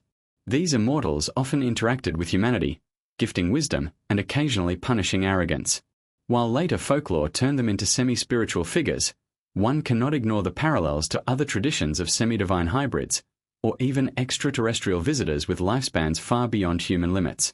Skeptics insist that these myths are allegorical, reflections of humanities or natural forces. Dragons, they argue, symbolize rivers and storms, while celestial emperors represent order imposed on chaos. But this explanation does not account for the specific technological imagery, the flying chariots, the thunderous vehicles, the glowing ascensions into the heavens. Nor does it explain why such stories recur across the globe. From the Anunnaki of Mesopotamia to the Vimanas of India, from the Hopi Kachinas to the Egyptian Osiris, cultures everywhere speak of beings descending from the sky, imparting knowledge, and departing with promises of return. The Chinese sky emperors and celestial dragons fit seamlessly into this global pattern. Modern UFO researchers have drawn bold parallels between ancient Chinese descriptions and modern sightings. The luminous dragons resemble serpentine craft, glowing and twisting in the air. The thunderous chariots recall reports of unidentified flying objects emitting sound and light. Even the ascensions of emperors into the sky mirror modern accounts of abductions or departures aboard spacecraft. Is it possible that China, like so many other ancient cultures, was recording encounters with beings from beyond our world? Today, as China gazes skyward with space programs reaching for the Moon and Mars, the ancient stories resonate anew. The descendants of Huangdi are once again striving for the heavens, perhaps unknowingly retracing the path of their celestial ancestors. The Great Wall and the Forbidden City may capture the grandeur of earthly empires, but it is the myths of the sky emperors and dragons that whisper of a far greater empire, one that spans the stars. Standing before the Temple of Heaven, one feels the alignment of earth and sky. Looking to the constellations that guided emperors, one cannot help but wonder, were the Jade Emperor, the Yellow Emperor, and the celestial dragons not myths, but memories? Were they beings who descended from the sky to shape one of humanity's greatest civilizations? And if so, might they still watch us, waiting for the moment to descend again? Across the vast blue expanse of the Pacific Ocean lie thousands of islands, scattered like jewels upon the water. Long before the age of modern navigation, the Polynesians accomplished what seemed impossible. They sailed across thousands of miles of open ocean without compasses, maps, or modern instruments. They became the greatest navigators the world had ever known. But according to their legends, they did not learn these skills alone. Their oral traditions speak of canoes of the gods, celestial teachers who descended from the skies, and voyages that carried not just humans, but beings from beyond. Could the incredible achievements of Polynesian voyagers have been inspired, or even assisted, by extraterrestrial contact? The Polynesian expansion remains one of the most extraordinary feats of human history. From around 1000 BCE onward, these navigators spread across the Pacific, settling islands from Hawaii in the north to New Zealand in the south, and as far east as Easter Island. They traveled across distances of up to 3,000 miles, guided by stars, waves, and the flight of birds. To modern minds, this is nearly incomprehensible. How did a seafaring people with no metal tools or advanced technology manage such feats? The answer, according to their own myths, lies with the gods. Many Polynesian cultures tell of great canoes that descended from the heavens. In Hawaii, stories speak of the Akua, divine beings who arrived in fiery canoes that glowed in the night sky. In Tahiti, legends describe how the gods gave sacred canoes to the people, enabling them to cross oceans. In Maori traditions of New Zealand, the ancestors are said to have arrived in great canoes under the guidance of supernatural beings. The parallels are striking. Across different islands separated by thousands of miles, the core theme is the same. Knowledge of navigation, exploration, and even survival came not from man alone, but from star-descending teachers. The island of Easter Island, or Rapa Nui, adds yet another dimension to this mystery. The people there carved the colossal moai statues, towering stone figures whose origins remain debated. Local legends speak of the Hotu Matue, the first king, who arrived on a canoe guided by the gods. Some traditions even describe how the statues themselves were walked into place with the assistance of mana, mystical energy said to come from the heavens. Could this mana have been a memory of advanced technology, misunderstood by ancient witnesses as divine power? The Polynesian navigators relied on what modern scholars call the star compass. By memorizing the rising and setting positions of hundreds of stars, they could orient themselves across the ocean. They also read subtle changes in wave patterns, cloud formations, and bird migrations. But to acquire and preserve such precise knowledge required generations of training and mastery. The question is, how did they begin? Some traditions claim that their ancestors were taught directly by the gods. In Hawaiian lore, the god Lono descended from the sky to teach agriculture, weather, and navigation. In Maori tales, the demigod Mui fished islands out of the sea with his magical hook and taught men the secrets of foraging. Stripped of symbolic language, could these stories be describing extraterrestrial visitors who equipped early Polynesians with the knowledge to cross oceans? One of the most intriguing legends comes from the Marquesas Islands, where people speak of canoes that flew without touching the water, carrying the gods from island to island. These were no ordinary vessels. They emitted light, moved with great speed, and sometimes ascended into the sky itself. Described in a pre-technological vocabulary, they sound astonishingly similar to flying crafts, or UFOs. Were the canoes of the gods not wooden boats, but advanced vehicles seen by ancient islanders? The parallels with other world myths are uncanny. The Polynesian canoes echo the Vimanas of India, the fiery chariots of Mesopotamia, and the skyboats of Egypt. Everywhere, cultures describe flying crafts, often interpreted as divine vehicles, descending to gift knowledge to humanity. The Polynesians, with their unparalleled seafaring expertise, may have preserved this memory in the form of celestial canoes. Another fascinating aspect of Polynesian tradition is their cosmology.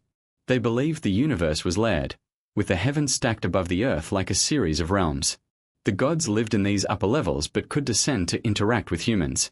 This mirrors cosmologies from Mesoamerica, India, and even Norse mythology, where the cosmos was seen as a structured system of realms connected by bridges or pathways. If these myths are indeed echoes of ancient encounters, then perhaps the Polynesians, too, were describing interdimensional beings, those who could traverse realms and arrive in canoes of light. Easter Island again provides a tantalizing clue. Some researchers believe that the placement of the moai statues correlates with constellations, suggesting an advanced astronomical knowledge. Oral histories claim that the first settlers were guided by a glowing star being who showed them where to land. Could it be that the moai were not only monuments to ancestors but also markers of a celestial connection? Giant stone beacons aligned with the stars to honor the beings who came from above? Modern skeptics argue that Polynesian voyaging needs no extraterrestrial explanation. They point to experiments such as the voyages of the H. Clee, a modern reconstruction of a traditional canoe, which successfully sailed thousands of miles using only ancient navigation techniques. This, they argue, proves the Polynesians were simply masterful human navigators. Yet, while no one denies their skill, the myths themselves insist that this knowledge was taught by higher beings. The existence of advanced voyaging ability does not disprove the legends. It may, in fact, confirm them. When one listens carefully to the chants and songs of the Pacific, a recurring theme emerges. The gods descended from the skies, gave the people the gift of navigation, and promised to return. Some island traditions even warn that one day, the gods' canoes will again appear in the sky, heralding a new age. To those who hear these tales today, they sound eerily similar to global prophecies of returning star beings. Standing on the shores of Hawaii, watching the vast Pacific stretch endlessly into the horizon, one can almost feel the enormity of what the ancient navigators accomplished. But perhaps they were not alone. Perhaps when they looked up at the night sky, they were not merely charting stars, but remembering teachers who once descended from them. The canoes of the gods may have carried them across oceans, but they may also have carried humanity across the boundaries of heaven and earth. If so, then the Polynesian navigators were not just explorers of the seas. They were custodians of a legacy far older, a legacy that whispered of beings from beyond the stars who touched humanity, taught them, and set them on a journey that continues to this very day. Across the plains, deserts, and mountains of North America, ancient traditions continue to whisper stories of origins that stretch far beyond the earth. For countless Native American tribes, the ancestors were not simply born from the soil, they came from the sky. The Lakota, the Hopi, the Zuni, and the Iroquois, among many others, preserve tales of star beings who descended to guide humanity, to teach, and sometimes to intermarry with mortals. These stories are not isolated. They form a coherent pattern, describing sky lodges, star nations, and otherworldly teachers who lived among the people. Could these legends be preserved memories of extraterrestrial contact, encoded in the spiritual fabric of Native American culture? The Lakota Sioux speak of the star people, beings who came down from the heavens and interacted with their ancestors. According to oral history, these star people arrived in luminous crafts that landed gently on the earth. Some tribes even describe the places where they descended: flat-topped hills, sacred buttes, and isolated mesas that glowed with light during the encounters. The Lakota also tell of the star lodges, homes of these beings, which were vast and luminous, stretching across the sky. Unlike the tents of humans, these lodges seem to shimmer and pulsate with energy. To a modern ear, the description is indistinguishable from glowing spacecraft. The Hopi people of the American Southwest preserve one of the richest cosmologies of all. Their traditions describe multiple worlds, cycles of creation and destruction, guided by powerful beings known as the Kachinas. These Kachinas are often depicted wearing elaborate masks and costumes, descending from the sky to dance among the people, bringing rain, fertility, and knowledge. But behind the ceremonial imagery lies a startling truth. The Kachinas are consistently associated with stars. The Hopi say their ancestors were guided by the star people of Sirius, Orion, and the Pleiades, who promised to return at the end of the current age. The rituals of the Hopi are not merely symbolic. They are contracts of remembrance, reenacting encounters with beings who once walked among them. In the traditions of the Zuni, the ancestors are said to have emerged from beneath the earth, guided by star beings who lived in the upper realms. These beings were described as luminous, tall, and possessing powers beyond human comprehension.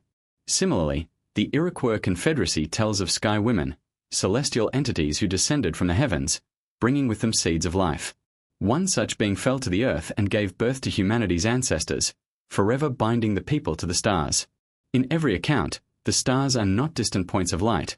They are homes, places of origin for the ancestors themselves.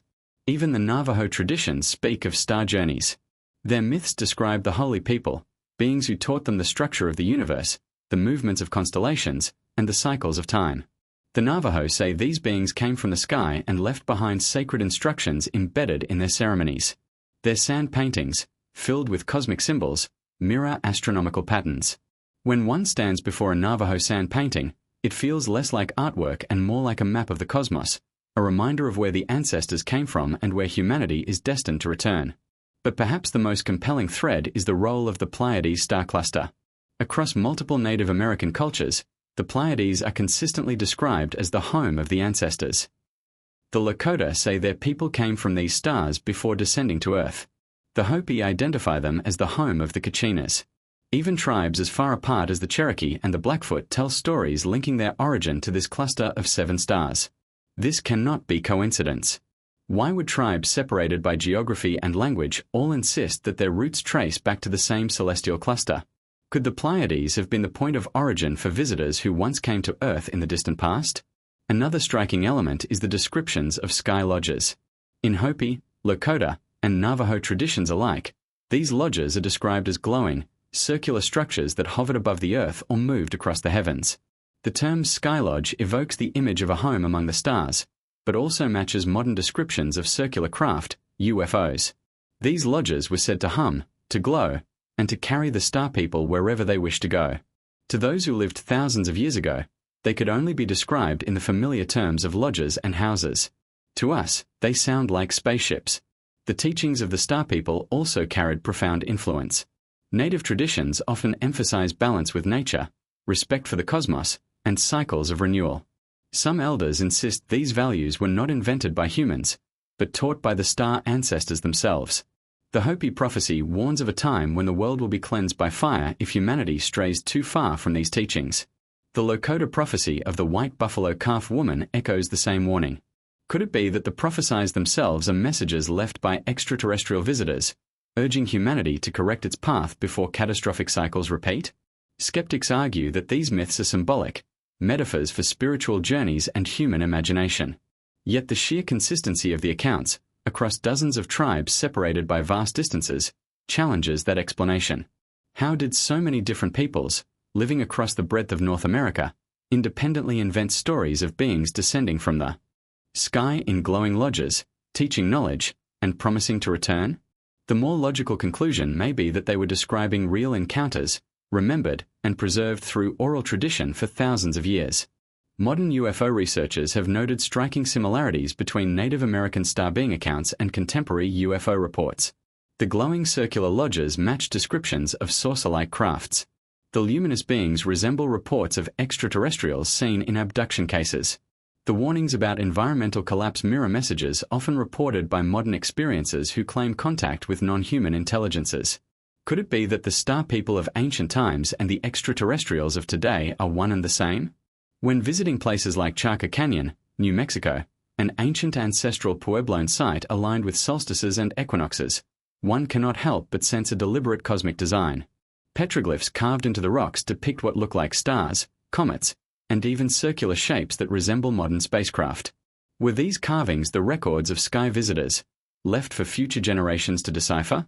Standing under the vast canopy of stars in the American Southwest, it is easy to understand why the ancestors turned their gaze upward. The stars are overwhelming, eternal, alive with mystery. But for the Hopi, Lakota, Navajo, and countless other tribes, the stars are not just distant lights. They are family. They are memory. They are the homes of the star people who came long ago, and who may one day return. The stories of the Native American star ancestors and their sky lodges form a bridge between myth and contact, between the spiritual and the extraterrestrial. They remind us that the line between gods and visitors from the stars may not be as clear as we once believed. And they leave us with a haunting question. Are the star people still watching, waiting for the moment when humanity will once again open the door to the sky lodges? In the heart of Australia, among its deserts, forests, and sacred mountains, the world's oldest continuous culture preserves stories that reach back tens of thousands of years. The Aboriginal peoples of Australia speak of the Dreamtime, a vast and timeless era when powerful beings shaped the land, created life, and established the laws that govern existence. To outsiders, these tales are often dismissed as mythology. Yet within the Dreamtime narratives are threads that sound astonishingly like accounts of extraterrestrial contact, beings descending from the skies, traveling in fiery crafts, and imparting sacred knowledge to humanity. Could the Dreamtime be less a metaphorical myth and more a preserved memory of encounters with star beings? The Dreamtime, or Chukurpa, is not merely a story of origins. It is the living fabric of Aboriginal spirituality. It describes a timeless dimension, one that exists alongside the physical world. The ancestors of the Dreamtime were powerful entities who took on many forms: animal, human, and celestial. They traveled across the barren continent, carving rivers, raising mountains, and shaping deserts with their actions. When their work was done, they ascended back into the sky, into the stars, leaving behind sacred sites as markers of their presence. To the Aboriginal people, these places are not just natural wonders, they are doorways to the time when the sky beings walked among men. One of the most striking themes in Aboriginal tradition is the emphasis on star origins. Many tribes openly state that their ancestors came from the stars. The Yolngu people of Arnhem Land, for example, say that the first humans were brought to Earth by sky beings who descended in glowing crafts. The Wandjina, among the Kimberley peoples of Western Australia, are depicted in cave paintings with large round heads, enormous eyes, and halos of light, images that bear an uncanny resemblance to modern descriptions of extraterrestrials. These Wandjina are said to have descended from the clouds, bringing rain, law, and fertility. They live in the sky still, watching over humanity. The petroglyphs of the Wandjina stand as some of the most mysterious rock art in the world. Painted with white pigment, their humanoid forms lack mouths, but their eyes are wide and unblinking, set within bulbous heads. They are always depicted with radiant halos or helmet-like arcs. To believers in ancient astronaut theory, these are not symbolic gods but literal depictions of beings in suits or helmets. Aboriginal tradition reinforces this interpretation. The Wandjina were not born of the earth but came from the skies, and they could punish those who disobeyed with lightning and storms, technologies that could be misinterpreted as supernatural by ancient peoples. The Aranda people tell of Al-Chiringa, the Dreamtime, when beings called the Muramura descended from the sky and shaped the land. These entities were said to be tall, luminous, and capable of flying across great distances. Similarly, the Noongar people of southwestern Australia speak of the Janga, sky visitors, who travelled to Earth and taught humans survival skills. Across the continent, separated by thousands of miles, the pattern is clear. Aboriginal tribes consistently identify the stars and the heavens as the source of life, law, and knowledge. One of the most fascinating elements of Aboriginal cosmology is their focus on specific star systems. The Orion constellation and the Pleiades feature prominently in their traditions. The Pleiades, often described as the Seven Sisters, are said to be pursued across the sky by Orion, represented as a hunter. This myth is not unique to Australia. It appears in cultures across the globe, from Greece to North America. How is it that Aboriginal Australians, isolated for tens of thousands of years, preserve the exact same celestial narrative as distant civilizations? Could this shared story be a remnant of a common star-being contact event, remembered globally and encoded in myth? Aboriginal astronomy is astonishing in its precision. Long before modern science, they tracked the movement of stars, planets, and eclipses with accuracy. The Emu in the sky, a constellation formed not by stars but by the dark rifts of the Milky Way, was used to guide seasonal activities and hunting practices. Sacred sites such as Wurdi Yuang in Victoria, a stone arrangement dating back thousands of years, align perfectly with the solstices and equinoxes. This suggests not only deep astronomical knowledge but also a profound connection between the Earth and the heavens, knowledge they consistently attribute to their sky ancestors. For the Aboriginal peoples, the Dreamtime is not a past era but a continuing presence. The beings of the Dreamtime did not vanish. They retreated to the stars, promising to return. The rituals, dances, and ceremonies performed today are not mere cultural traditions. They are reenactments of interactions with the star beings, designed to maintain harmony and prepare for the time of return. Elders warn that when humanity strays too far from the laws of balance, the sky beings will descend again to restore order. Skeptics argue that these are symbolic myths, reflections of natural forces such as rain, storms, and fertility. The Wandjina, they suggest, are simply depictions of cloud and water spirits. But this fails to explain why their images look so strikingly similar to modern depictions of extraterrestrials. Nor does it account for the overwhelming consistency of Aboriginal oral tradition, which insists that these beings were real, physical presences who walked the land, punished disobedience, and departed into the skies. In recent decades, Aboriginal elders have cautiously shared more of these traditions with researchers, emphasizing their belief that humanity must remember its cosmic origins. Some even suggest that modern UFO sightings are not new phenomena, but the return of the same beings who visited their ancestors in the Dreamtime. The glowing lights reported over the Australian outback, the mysterious objects observed near sacred sites, these may be continuations of a dialogue that has lasted for tens of thousands of years. Standing before the Wandjina caves, staring at those haunting figures with their enormous eyes and radiant heads, one cannot shake the sense that these are not mere symbols. They are portraits. They are testimonies etched in stone, left behind so future generations would not forget. The Dreamtime stories, passed down through song and ceremony, are not just mythological poetry. They are records, encoded memories of encounters with beings who descended from the stars, shaped the earth, and left humanity waiting for their return. As the stars blaze above the Australian desert, the voices of the elders still carry across the firelight. They remind us that the Dreamtime is not gone. It surrounds us, exists alongside us, and waits for us to awaken to its truth. Perhaps, in the shimmering skies of the outback, The very beings who walk the land in the dreamtime still watch. Perhaps the stories of the Aboriginal people are not only the oldest in the world, but also the clearest window into the age when the gods truly descended from the sky. In the arid plains of Mali, West Africa, lives the Dogon people, a culture that has fascinated anthropologists, historians, and ancient astronaut theorists for nearly a century. At first glance, their villages, perched on the cliffs of Bandiagara, seem timeless: earthen huts, intricate masks, and rituals that have endured for generations. Yet beneath this traditional life lies a mystery so profound that it threatens to rewrite human history. The Dogon possess knowledge of the Sirius star system, knowledge so precise, so advanced, that it could not have been known without modern telescopes. How did a so-called primitive culture acquire such understanding? Their answer is as extraordinary as it is unsettling. They were taught by beings who descended from the sky. The Dogon believe their ancestors were visited by entities known as the Nommo, amphibious beings who came from the Sirius system, a star nearly 6 light-years away. According to Dogon oral tradition, the Nommo descended to Earth in a great fiery craft that spun and emitted thunder as it landed, an unmistakable description of a spacecraft from a modern perspective. The Nommo, the Dogon say, were teachers. They brought agriculture, language, and astronomy, establishing order in a world of chaos. And when their work was done, they returned to the stars, promising to watch over humanity. The heart of the Dogon mystery lies in their knowledge of Sirius B, a white dwarf star invisible to the naked eye.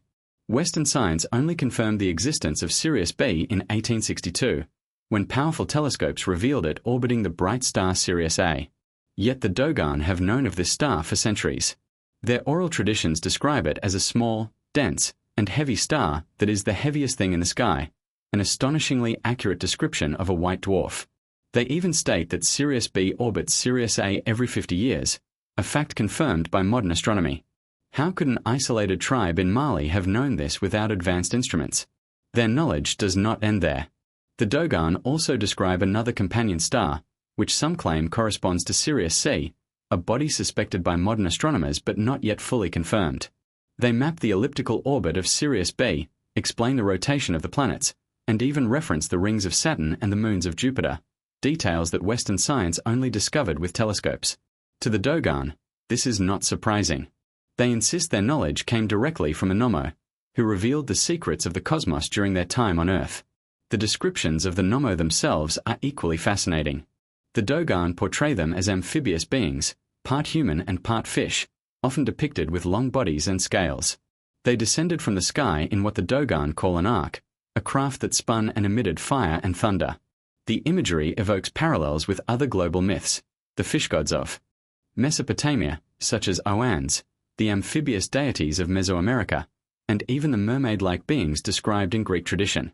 Could all these cultures have been describing the same extraterrestrial visitors, adapted into local mythology? For the Dogon, the Nommo were not just visitors, they were saviors. They taught humanity how to cultivate crops, build structures, and honor the cycles of the stars.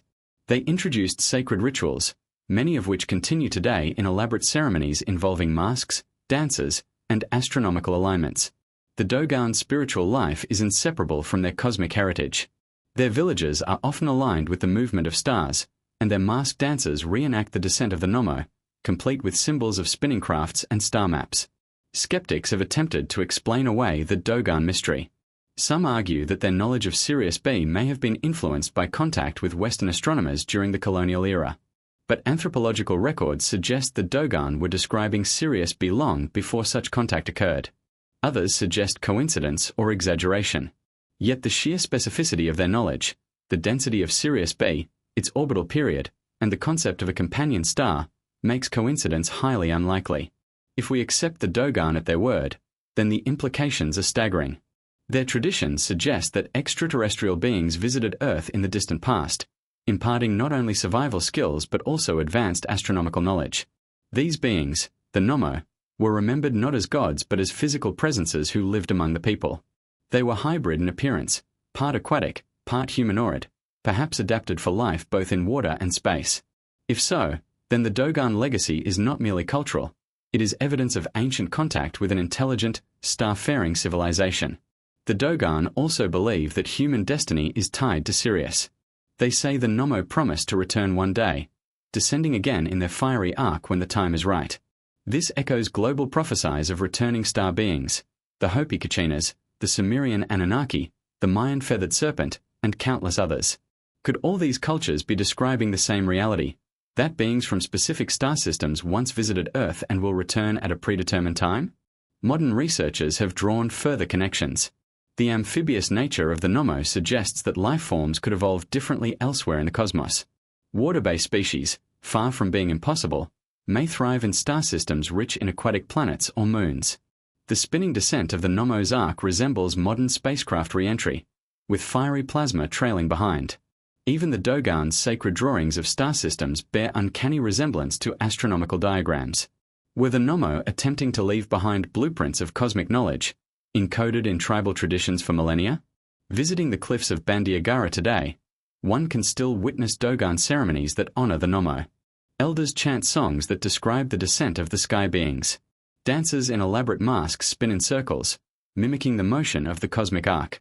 The people gather beneath the stars, passing down the story of Sirius from generation to generation, ensuring that the memory of the Nommo is never lost. To them, the truth is simple. Their ancestors came from the stars, and one day, the stars will call them home again. When we step back and view the Dogon within the global context, the pattern becomes undeniable. Just as the Sumerians described the Anunnaki, the Egyptians spoke of Osiris descending in a boat from the heavens, and the Polynesians remembered the canoes of the gods, so too do the Dogon recall the Nommo arriving from Sirius. Different lands, different languages, but the same story. Beings descended from the sky, imparted knowledge, and promised to return. Under the vast African night sky, the bright star Sirius still blazes, the most brilliant point in the heavens. To astronomers, it is a binary star system. To the Dogon, it is home. And to us, it may be the key to unraveling the greatest mystery of all, that humanity's past is entwined with beings from the stars, and our future may depend on remembering their return. Across the ancient world, scattered among cultures separated by oceans, deserts, and centuries of history, there is a recurring theme that refuses to be ignored: the promise of a return. Time and again, myths, legends, and sacred texts describe a moment in the future when the gods, or the star beings, will descend once more. These prophecies are not confined to a single civilization. They echo across continents, carried in the voices of elders, etched in stone, and whispered through rituals that survive into the present day. But what are these traditions really describing? Are they mere metaphors for renewal and rebirth, or are they veiled warnings of an actual return of extraterrestrial visitors? In Mesoamerica, the Maya and Aztec civilizations both spoke of Quetzalcoatl, the feathered serpent god.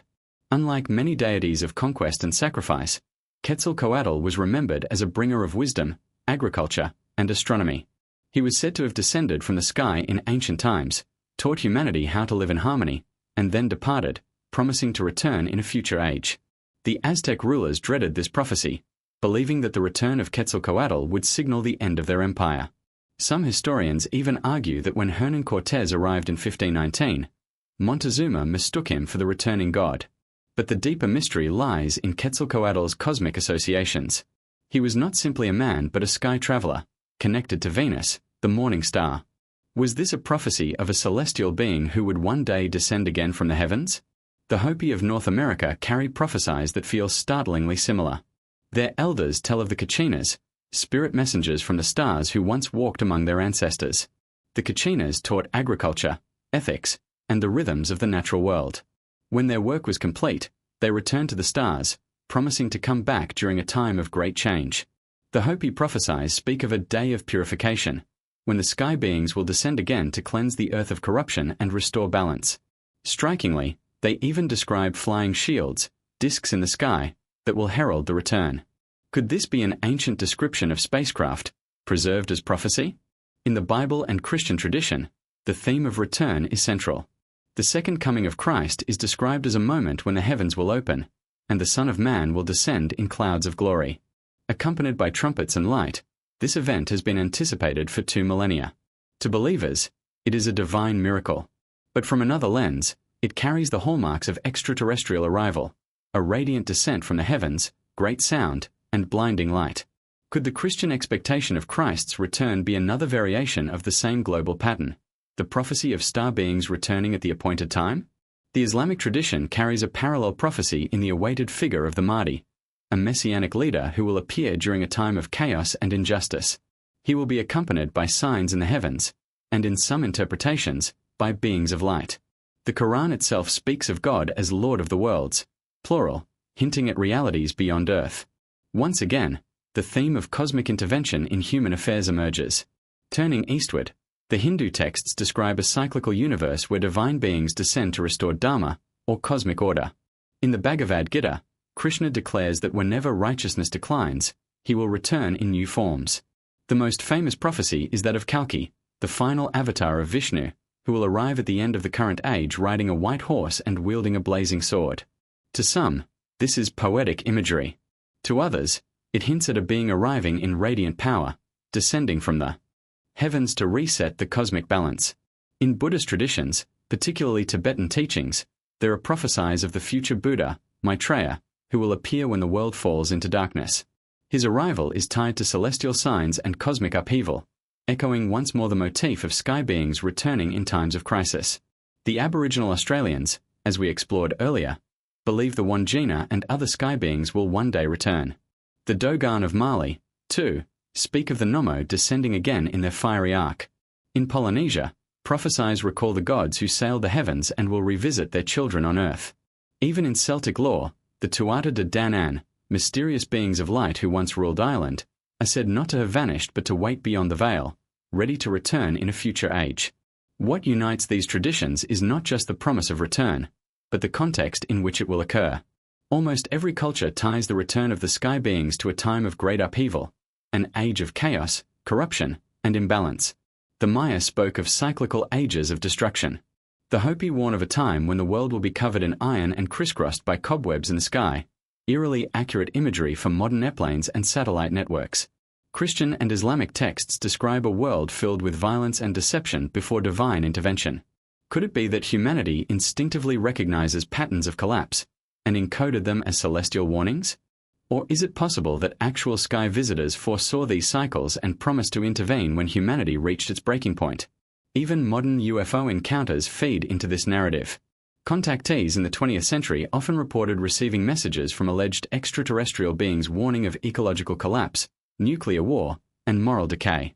These warnings mirror ancient prophecies, a call for humanity to correct its path or face a great cleansing, often followed by the promise of guidance from beyond the stars. For skeptics, these return myths are archetypes, symbolic of hope in the face of despair. Cultures created cyclical narratives, they argue, to make sense of suffering and change. But for those who see the deeper patterns, the evidence points to something greater. When traditions on every continent, across millennia, describe the return of sky beings during times of upheaval, the possibility emerges that they are not metaphors at all. They may be warnings, encoded memories of past visitations and promises of future encounters. As we move further into the 21st century, with wars, climate crises, and technological leaps reshaping our world, it is worth asking, are we living in the time the ancients foresaw? Are the return prophecies not distant legends but imminent realities? And if so, will the beings who descend from the sky come as saviors, as judges, or as something far more complex? The stars above us hold the same secrets they did for the Maya, the Hopi, the Dogon, and countless others. The question is no longer whether cultures around the world expected a return, but whether that return is closer than we dare to imagine. For tens of thousands of years, scattered across deserts, mountains, islands, and cities, humanity has whispered the same story in 1,000 different tongues. The gods descended from the sky. They brought knowledge, they shaped civilizations, and then they left, always with a promise, always with a warning. Whether in the Aboriginal Dreamtime, the Sumerian tablets, the Dogon Sirius mysteries, or the Hopi prophecies, the pattern is unmistakable. The beings from the heavens were real enough to leave lasting marks, in stone, in memory, and in myth. And now, as we stand at the precipice of a new age, their voices echo louder than ever before. We began this journey with a question: were the gods of the ancients merely symbols, or were they flesh and blood visitors from the stars? Along the way, we uncovered evidence that challenges the conventional timeline of human history. Ancient maps of unknown lands, megalithic, structures of impossible precision, global myths of star beings, and oral traditions containing astronomical knowledge no ancient culture should have possessed. Each piece alone is a curiosity. Together, they form a puzzle too intricate to dismiss. The skeptics argue these are coincidences, cultural archetypes, or the fertile imagination of pre-scientific minds. Yet how many coincidences can stack before they form a pattern? Why do the Dogon know of Sirius BS orbit? Why do the Wandjina resemble modern depictions of extraterrestrials? Why do cultures on opposite sides of the planet share myths about the Pleiades, Orion, and beings who descended to teach humanity? Skepticism may dismiss one story, or even 10, but can it dismiss thousands, repeated across epochs, continents, and civilizations? And then comes the most haunting detail of all, the promise of return. Across the globe, in tradition after tradition, the beings who once descended from the sky declared they would come again. For the Hopi, it is the Kachinas who will return at the time of purification. For the Christians, it is the Messiah who will descend in the clouds. For the Hindus, it is Kalki who will ride forth at the end of the Kali Yuga. For the Dogon, it is the Nommo who will arrive once more in their fiery ark. The message is consistent, and it is clear, the story is not finished. We must then ask ourselves, are we living in the era foretold? Our world today mirrors the very conditions these prophecies describe. The earth is shaken by war, climate collapse, inequality, and chaos. The skies themselves are filled with signs. Reports of unidentified aerial phenomena have multiplied in recent decades, acknowledged even by military and government officials. Lights dance over deserts and oceans, craft move with speeds and agility that defy known physics, and encounters continue to be reported across the globe. Could these sightings be the first whispers of the return? If so, the question becomes not whether they are coming, but why. Will they arrive as teachers once more, to guide humanity through a time of peril? Or will they descend as judges, cleansing the world of corruption, as so many traditions foretell? The answer may depend on us, on whether we choose to embrace wisdom, balance, and humility, or continue down the path of destruction. Imagine, for a moment, that the stories are true. That one night, beneath the vast canvas of stars, the heavens split open and the sky fills with radiant craft. Imagine the descent of luminous beings, as described in the Dreamtime, the Vedas, and the Bible. Would humanity recognize them for what they are? Or would fear, denial, and violence turn our chance for reunion into catastrophe? The ancients may have preserved these warnings not only to prepare us for the return, but to test whether we would learn from their mistakes. For the deeper truth is this: these beings, whether we call them gods, angels, Anunnaki, or Nommo, have always been part of our story. They shaped us, guided us, perhaps even created us in their image. To them, we may not be subjects or slaves but children, left to grow on our own until the appointed time. And now, as humanity reaches into space, sending probes beyond the solar system and building colonies in orbit, perhaps the return is closer than ever. The child has matured. The test of adulthood has begun. The implications are staggering. If the gods were truly visitors from the stars, then our history is not merely human, it is cosmic. Our religions are not just metaphors but fragmented memories of encounters with higher intelligences. Our myths are not fantasies but encoded records of events so profound they shape the destiny of our species. To embrace this truth would mean rewriting history books, rethinking religion, and reimagining what it means to be human. But perhaps that is exactly what the ancients intended. Perhaps the promise of return was never meant to frighten us, but to awaken us, to remind us that we are not alone, that we never were alone. The knowledge left behind, the warnings, the prophecies, all serve as a bridge between past and future, a bridge leading to the moment when humanity must decide. Do we step forward as beings of the cosmos, ready to meet our ancient teachers, or do we remain bound by fear, denial, and division? Tonight, as the stars blaze overhead, the same stars watched by the Dogon, the Maya, the Hopi, and countless others, we stand at a crossroads. Our technology advances faster than our wisdom. Our world teeters between collapse and transformation. The return prophecies whisper through time, urging us to choose wisely, to prepare ourselves not only for survival but for contact. The gods may descend again. The sky may blaze once more with fire and thunder. And when it does, humanity's response will determine not only our fate but the next chapter of the universe's greatest story. This is not simply archaeology. This is not merely mythology. This is a warning, a promise, and a calling. For if the gods descended once, they can descend again. And when they do, will we be ready to meet them as fearful subjects, or as equals among the stars? The choice belongs not to the ancients, nor to the beings of the heavens. It belongs to us. Humanity is at the crossroads. The sky awaits. The prophecy endures. And the return may be closer than we dare to believe.